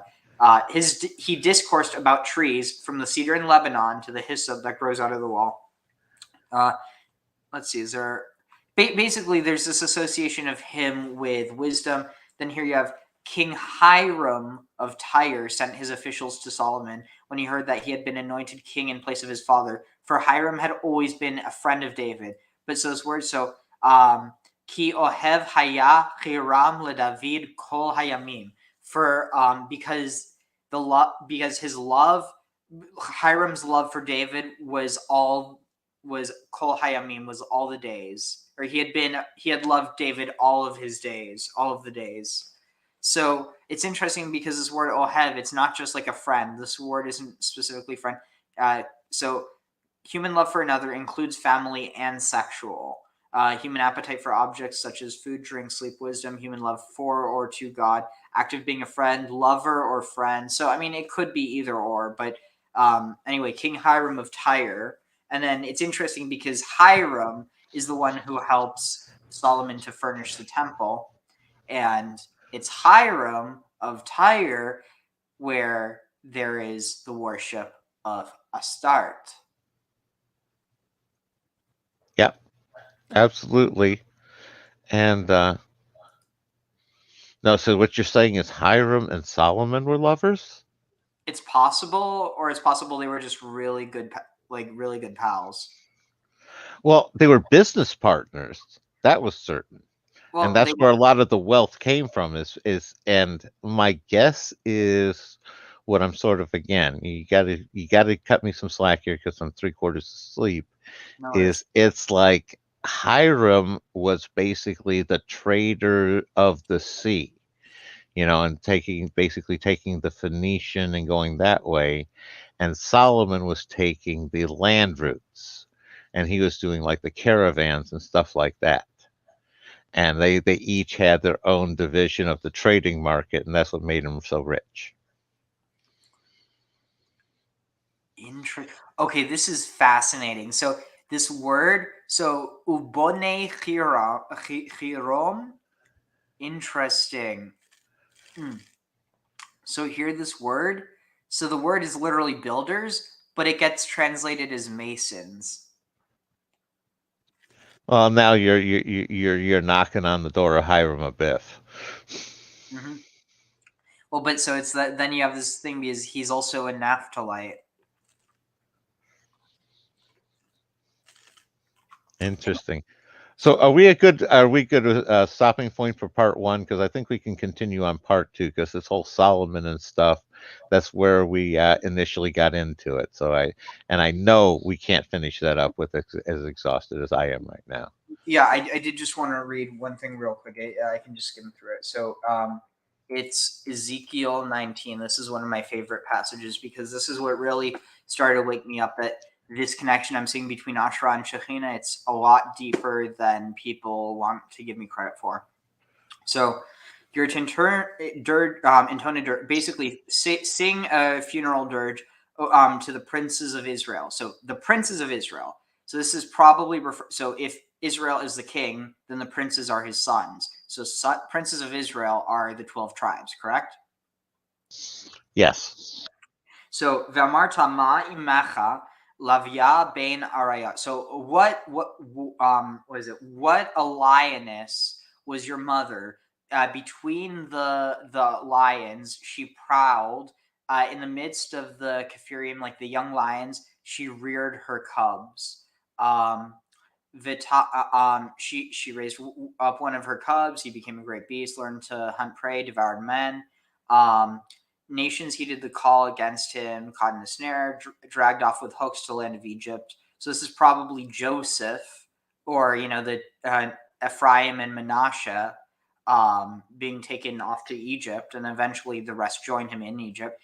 When she saw herself frustrated, so also who's this mother? Because there's 4 mothers of Israel, two or 4 depending how you count it, but not one.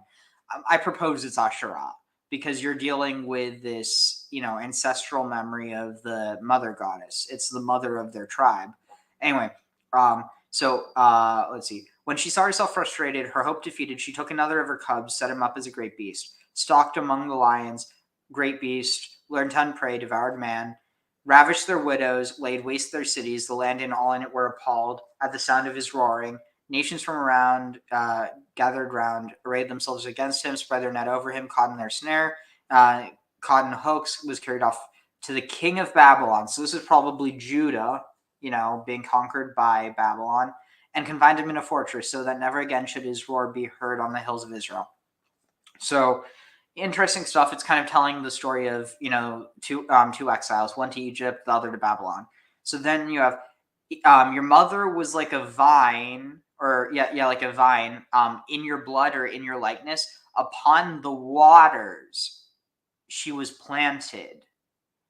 She was fruitful, and she had many branches, and she was from the great waters, Maim Rabim.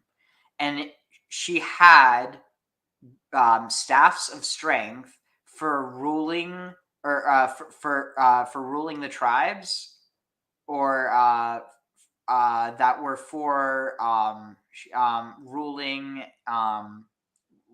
scepters for ruling, and towering highest amongst the high hills, upon between the trees she could be seen, and on the hills by the abundance of its boughs. But plucked up in a fury, she was hurled to the ground. The east wind, which is associated with Yahweh, withered her branches. They broke apart and dried her up, and her mighty rod was consumed by fire. Now she is planted in the desert, in ground that is arid and parched. Fire has issued from her twig-laden branch and consumed her boughs. She is left without a mighty rod and a scepter to rule with. This is a dirge, and has become a familiar dirge. So before we end off, I do just want to read one passage from this book, Did God Have a Wife? Let's see, what's this? Ariel, the staffs you were talking about there, could those be like the staffs of the tribes that were stored in the Ark of the Covenant? Yeah, it's basically saying that the staffs were Asherim. Yeah, no, then that's one of the theories that I'd read, is that within the Ark there was Beetles as well, that there was a meteorite as well. Interesting. So let's see. Here, I just need to find this reference real quick. So this is let's see, polytheism and monotheism. Okay, here, I found it. I just need to find the specific verse.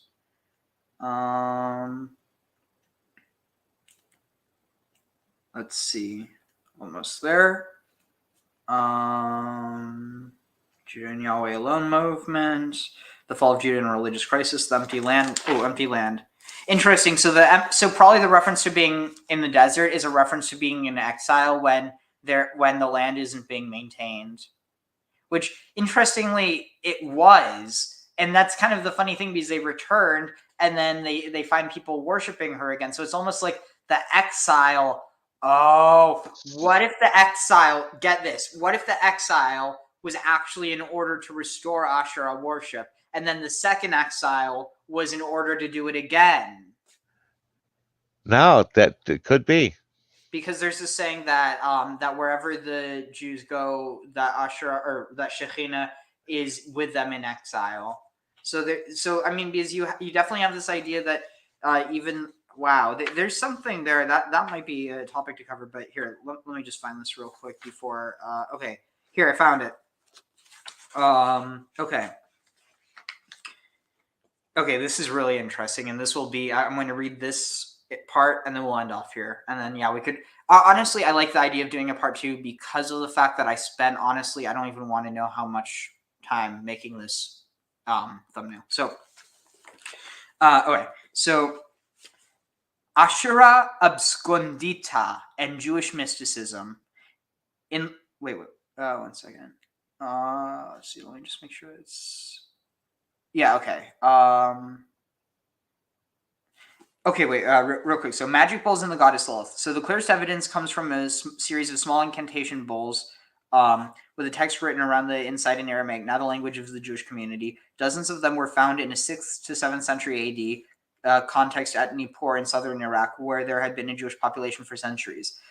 And there are examples elsewhere in Jewish contexts. The texts make it clear that these bowls were used by Jews to protect them against the night goddess Lilith, or Lilith, who is a ghostly demon, sometimes a consort of the male gods who steals children at night. Lilith is known as early as the 3rd millennium BCE in Mesopotamia, but she becomes especially feared in the Eastern Mediterranean world in late antiquity. Some of the incantation bowls picture her on the bottom, naked with long loose hair, pointed breasts, exaggerated pubic triangle, and chained ankles. The texts are very explicit about her. One reads in part, Hagen Snatcher, I adjure you by the strong one of Abraham, by the rock of Isaac, by the Shaddai of Jacob, by Yah is his name, or by Yah his name, I adjure you to turn away from this Rashnui, the daughter of Marath, and that was translated by Patai, Raphael Patai in, at least I think it's Raphael Patai, I forget his first name, 1990. So here the epithets of Yahweh are striking. They mirror precisely the old patriarchal names discussed above. It is also worth pointing out that Lilith is a consort of male deities, as Asherah was. So now we're getting into the Asherah abscondita. So and Jewish mysticism. In later Jewish traditions, Lilith does in fact have a counterpart in another female divine figure, the Shekhinah. And that's according to Patai 1999. Here we come to one of the most fascinating bodies of Jewish lore. And honestly, what has gotten me to be a religious Jew, which I never thought would be a thing. The medieval mystical tradition known as the Kabbalah. Here we come to one of the most fascinating bodies of Jewish lore, the medieval mystical tradition known as the Kabbalah, in which a feminine figure, the Shekhinah, comes to represent God's earthly presence below Lamata or Tata. The notion, although late in the evolution of Judaism, clearly goes back to the biblical idea of Yahweh's name, or his Shem, his effective cultic presence, which dwells in the Mishkan, or tabernacle tent, in the wilderness. The Mishkan from the same verbal root as Shekhinah, to dwell. So Mishkan, Shakan, Shachan, Shekhinah, or Shekinah. In later biblical texts such as Job, Yov, and Proverbs, Mishle, there is a tendency towards hypostatizing particular divine attributes, that is, personifying individual traits and elevating them almost to the status of independent deities. Thus, Lady Wisdom, in Hebrew Chokhmah and later Greek Sophia, which again, if you were to say lady in Hebrew, that'd be Ba'alat Chokhmah or Bala Chokhmah. So Chokhmah appears in several texts: Job 28:12 to 28, Proverbs 1:20 to 33, 3:7 to 19, 8:1 to 36, 9:1 to 18. Oh yeah, that's the last one. It is significant that Lady Wisdom is portrayed in these biblical texts as a partner with Yahweh in creation, that she goes about on her own, speaking publicly for Yahweh, that she brings specific blessings and long life, and above all that, she is Eitz Chaim hi lemachazikim ba v'tomchea meushar. She is a tree of life to them that lay hold onto her, and those that grasp her are happy. Proverbs 3:18. All these traits and activities sound like Yahweh, but they also sound like Asherah, do they not? In somewhat later Jewish sources, like the apocryphal books 3rd century BC, 1st century AD, Philo of Alexandria, 1st century AD, the Targums, Aramaic translations from Roman times, and the Talmud commentaries, late Roman Byzantine, the Shekhinah appears regularly. By the 3rd century AD, she's already thought of in some circles as a separate divine entity, even referred to as God's Holy Spirit, Rucha de Kudsha. But a real doctrine of the Shekhinah does not develop until the late 13th century AD in Spain, when Moses de Leon wrote a mystical book called the Zohar, Book of Splendor, crystallizing, no doubt, earlier Kabbalistic thought. The Zohar became extremely popular throughout European Jewry, and by 17th century it had spawned an influential school at Safed in Upper Galilee in what was then Ottoman Palestine. Kabbalistic writings and sects proliferated in spite of some rabbinical opposition until the Jewish Enlightenment, Haskalah, in the 18th century AD drove the movement underground. In recent years, however, Kabbalistic thought has enjoyed a resurgence of popularity due in part to the magisterial works of the Israeli scholar Gershom Scholem. The literature is too divergent and Kabbalistic thinking is too fluid to permit a summary here.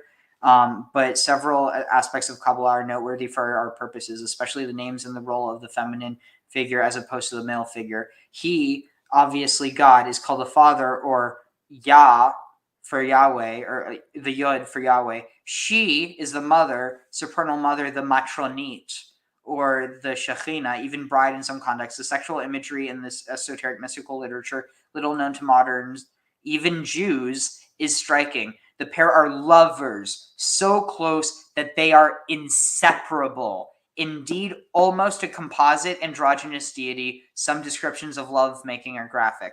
When the seed of the righteous is about to be ejaculated, he does not have to seek the female, for she abides with him, never leaves him, and is always in readiness for him. His seed flows not save when the female is ready, and when both as one desire each other, and they unite in a single embrace and never separate. Thus the righteous is never forsaken. That's a Patai's translation. So there's still a bit more, but do you have any thoughts? Also, just because I want to take the 420s out. Yeah, no, it's a. I was going with Shiva and Shakti. Yep. And another one that I was going is the idea when you were talking about Asherah as basically the spokesman and all that one with the our God is the jealous God, and jealousy being such more of an emotion being more of a female aspect, and that emotional aspect of God being more of the Asherah part. Oh, that's actually interesting because, yeah, I mean, though, is Zeus ever described as jealous? Because I feel like Hera is jealous, but is Zeus as well? Because I feel like just because he sleeps around doesn't mean he's not jealous. And given obviously this isn't a perfect parallel, but the closest thing I could think of would be Hephaestus. What do you mean? Well, Hephaestus is Hera's son alone, just like Athena is Zeus's daughter alone. Oh, interesting connection.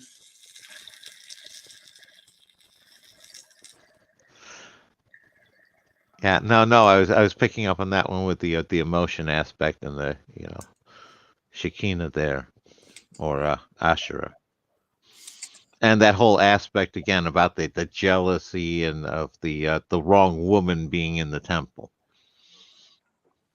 Interesting. So, let's see. Where is here? Let me just make sure it doesn't. Okay. All right. Here, let me put this down. Sorry, 1 second. I just want to make sure this doesn't fall. All right, that should be good. So here. It is not surprising that humans are encouraged to emulate the gods. Kabbalism, no doubt. So keep this in mind. Emulate, not be. We are not God, we do not think that we are God. It's this idea of like emulating, like created in the image of God, that we're supposed to act in the image of God. So I don't want some, some crazy fundamentalist to come in here and say, oh, you blank blanks who are, you think you're God. No, this is first of all, this isn't. This is specifically Kabbalah, and furthermore, both Jews in general and Kabbalah, people who practice that. I mean, there definitely are people who might think that, but it is not a Jewish tradition to think that you are God. This needs to be stated because there's going to be that one person who comments that. There will. And the fundamentalists need to own that Jesus did say that ye are gods. So, it's not like they can deny Jesus said that. And we're not saying that. So, yeah. But that also is one of the reasons why the word God is used on humans, because it's not saying that humans are necessarily gods. In a lot of cases, you could say, well, these people, they called themselves gods, or they thought they were gods, or they were as powerful as gods, like in terms of their political power. But at the end of the day, it's this idea that we're all gods, but we're not God. And we aren't and see, that's kind of the thing. Ultimately, there is no such thing there's God, there's his creation, and then there's they. There's entities, and in that aspect, we are gods, but that's lower G gods. It's like we have the power to do great good and great evil, whereas animals, as sweet as they are, and this has been one of our and one of the things that I think, okay, maybe here's the difference. I think maybe as sweet and as kind as animals can be, and I'm not going to say that it's not of their own volition, because at the end of the day, we as humans, the thing that separates us from animals, according to Jewish tradition, is this idea of a godly soul. And I think that maybe it's not saying that because the thing is that it's not saying that animals don't have souls, that they don't have consciousness, that they don't. It's saying that they don't have this higher godly soul, which I have an issue with. But I mean, I'm just this is what the tradition is, and I mean, there's always you can try and interpret it, but you have to find a good reason for it. But basically, it's this idea that at the end of the day, the gods of the ancient world, the pagan gods, they weren't really gods. They were just manifestations. They were human representations of those aspects. And nowadays we don't need human representation. I mean, I guess we have that. It's for instance, you have models selling clothing using sex. You have people selling cars using this idea of forged in steel. You have this essence of it that gets drawn on, but it's very. I'm thinking sports teams mascots. Oh, that as well. But I was more so just talking about for instance, the beauty industry is kind of reminiscent of Aphrodite or of beauty goddesses. But on the other hand, it's not represented by any one figure anymore. It's represented by every model and every basically it's so, in a lot of ways, divinity is so so unconcentrated, or it's so dispersed that it's so that the divinity has just become totally mundane, and the only people that still really recognize divinity are people who are essentially modern day pagans, or people who are religious monotheists, who are able to kind of look past their religious programming and actually start to kind of do their own studies without suddenly becoming atheists, people who maintain their faith while still also not basically getting rid of any ignorance they have. I was going to say, you almost sound like you're trying to describe mysticism there. I guess.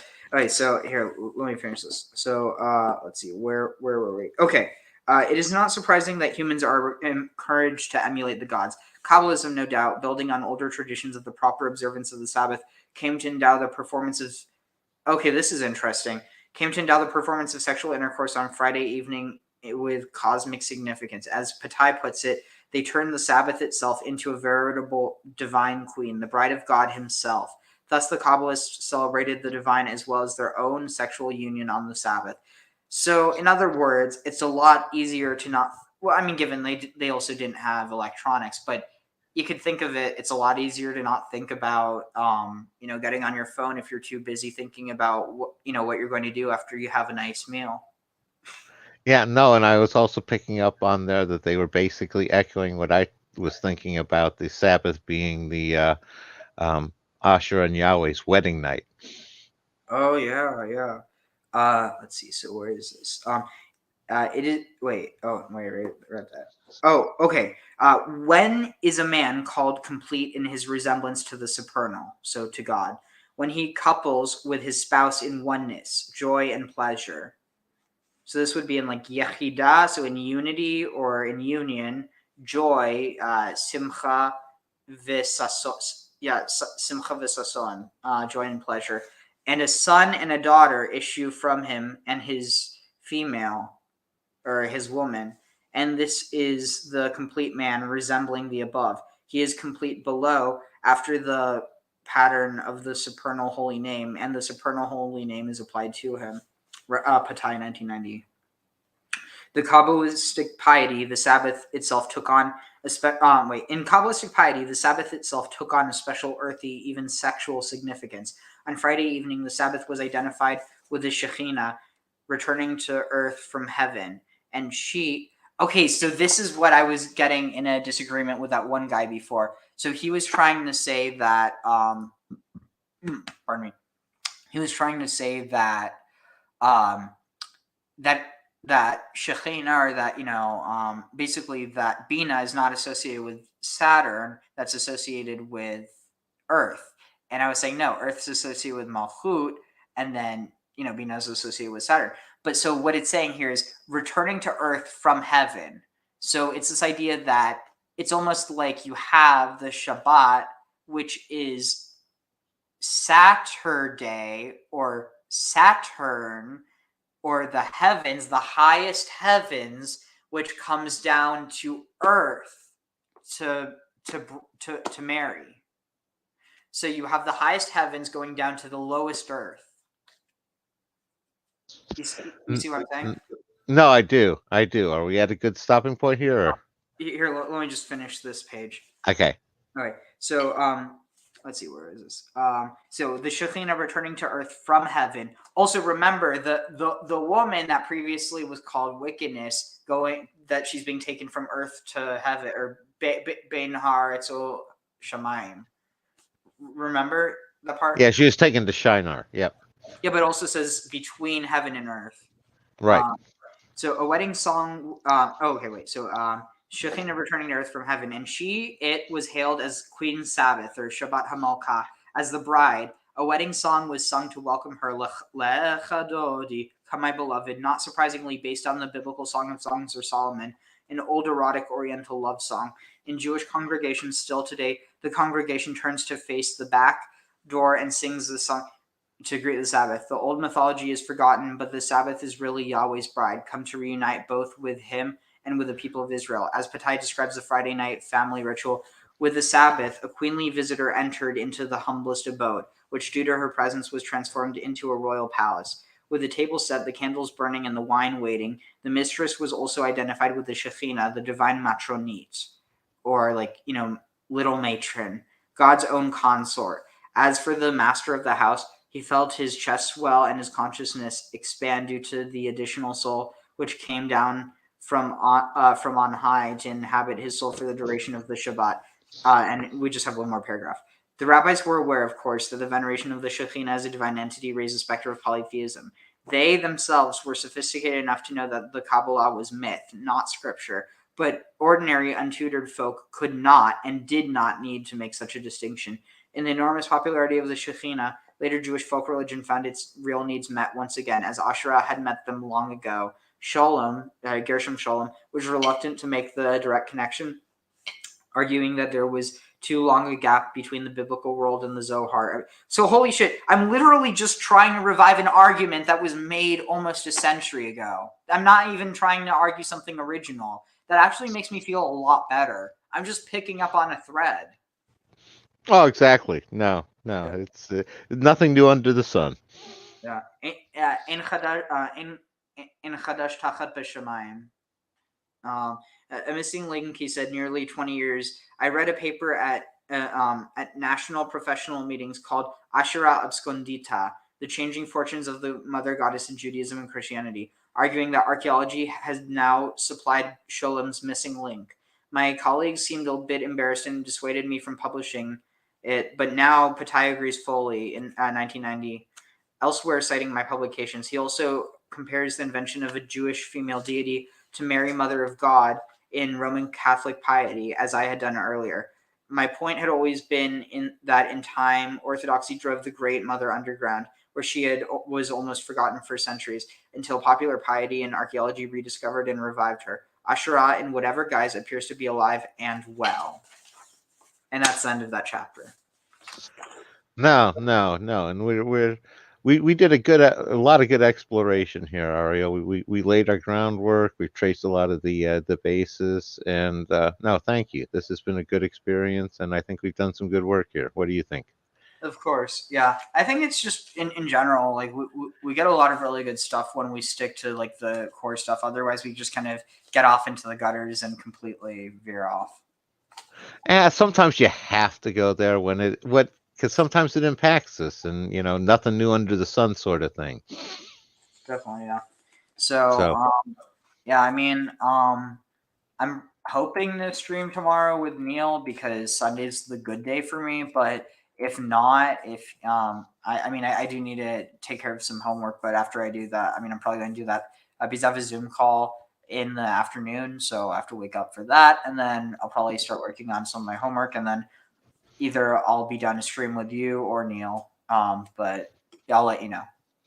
Oh, no problem. We'll be in touch, and we'll stream part 2 next time.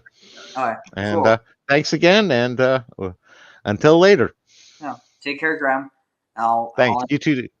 And I'll end it off with Lecha Dodi. So okay. All right, let's see. Where is this? Where is it? Oh, here it is.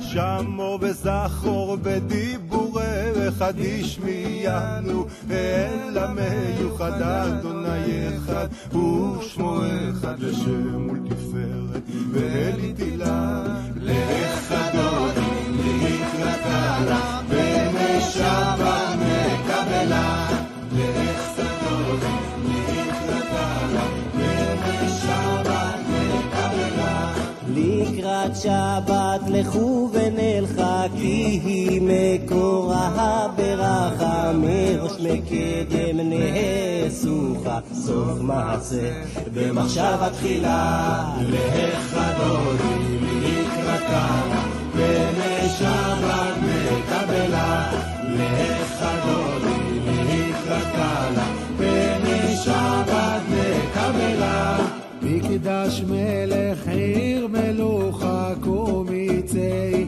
מתוך ההפכה רב לך שבט בעמק הבכה והוא יחמול עלייך חמלה לך דודי לקראתה בני שבת נקבלה לך דודי לקראתה בני שבת נקבלה תתעוררי באורך קומי אורי שיר דברי כבוד אדוני עלייך נגלה לך דודי לקראתה בני שבת נקבלה לך דודי לקראתה בני שבת נקבלה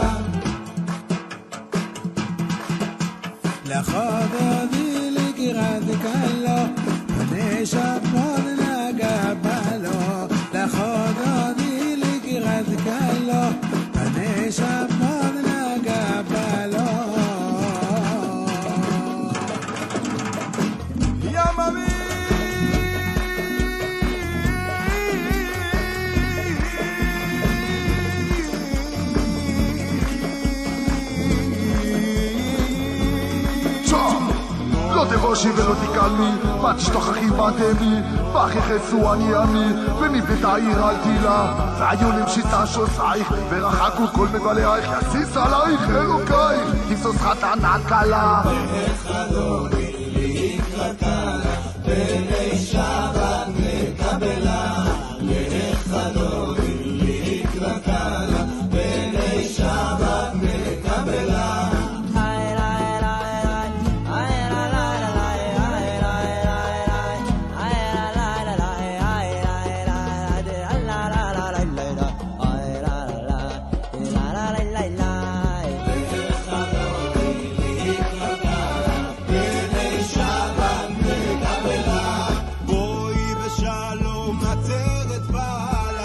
בשמחה ובצול התוכן ונעם סגולה, בואי כלה, בואי כלה, לך אדוני לקראת קלה, בני שבת מקבלה, לך אדוני לקראת קלה, בני שבת מקבלה.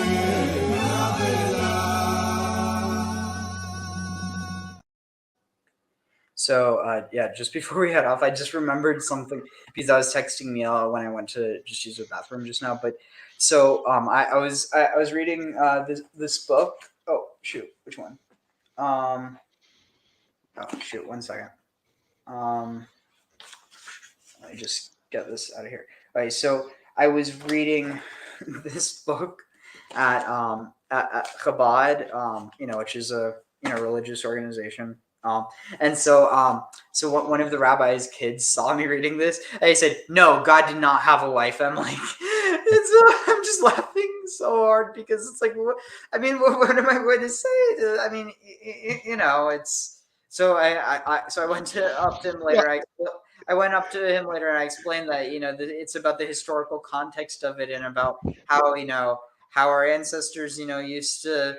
We didn't follow the ways, which I mean, personally, I think that there is an argument to actually say that these were the ways and that people just have this heavily polemicized view of it because of this whole association with idolatry. And I mean, but no, I mean, it was cute because like at the end of the day, they're saying what they believe, and it's one like it's a lot easier to engage with someone who I can go into more of the graphic nature of it with, which I don't feel comfortable talking to anyone under 18 about, which is one of the reasons why I have my videos set to over 18. But yeah, I mean it's like it is something that I feel really strongly about because it's like I'm just drawing on these connections that people before me have, and it's like honestly, I really think that in a lot of ways this is probably what Jesus was talking about.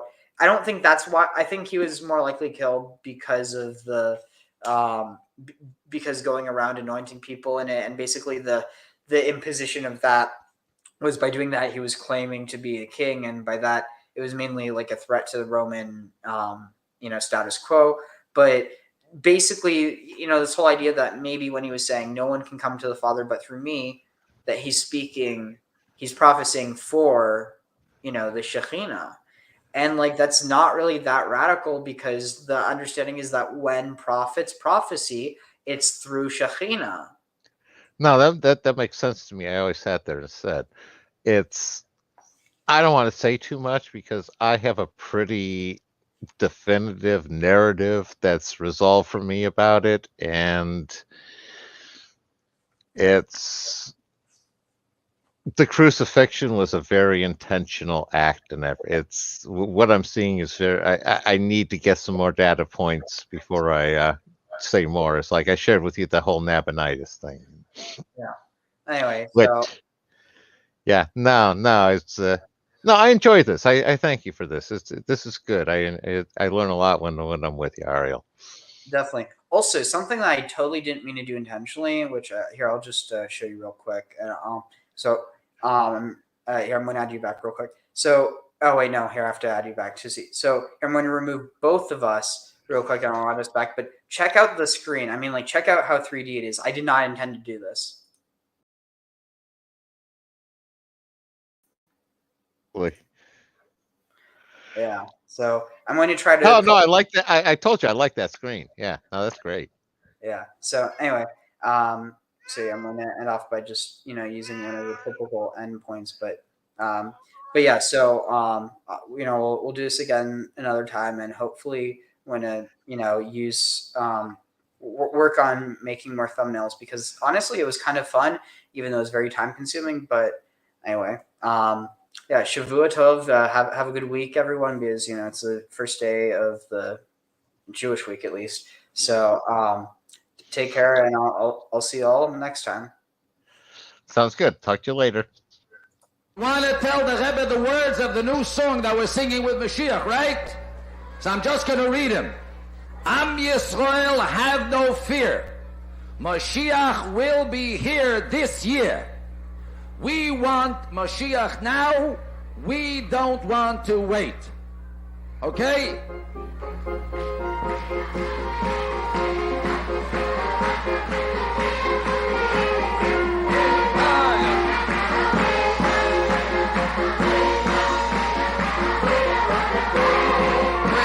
Mashiach now, we want Mashiach now,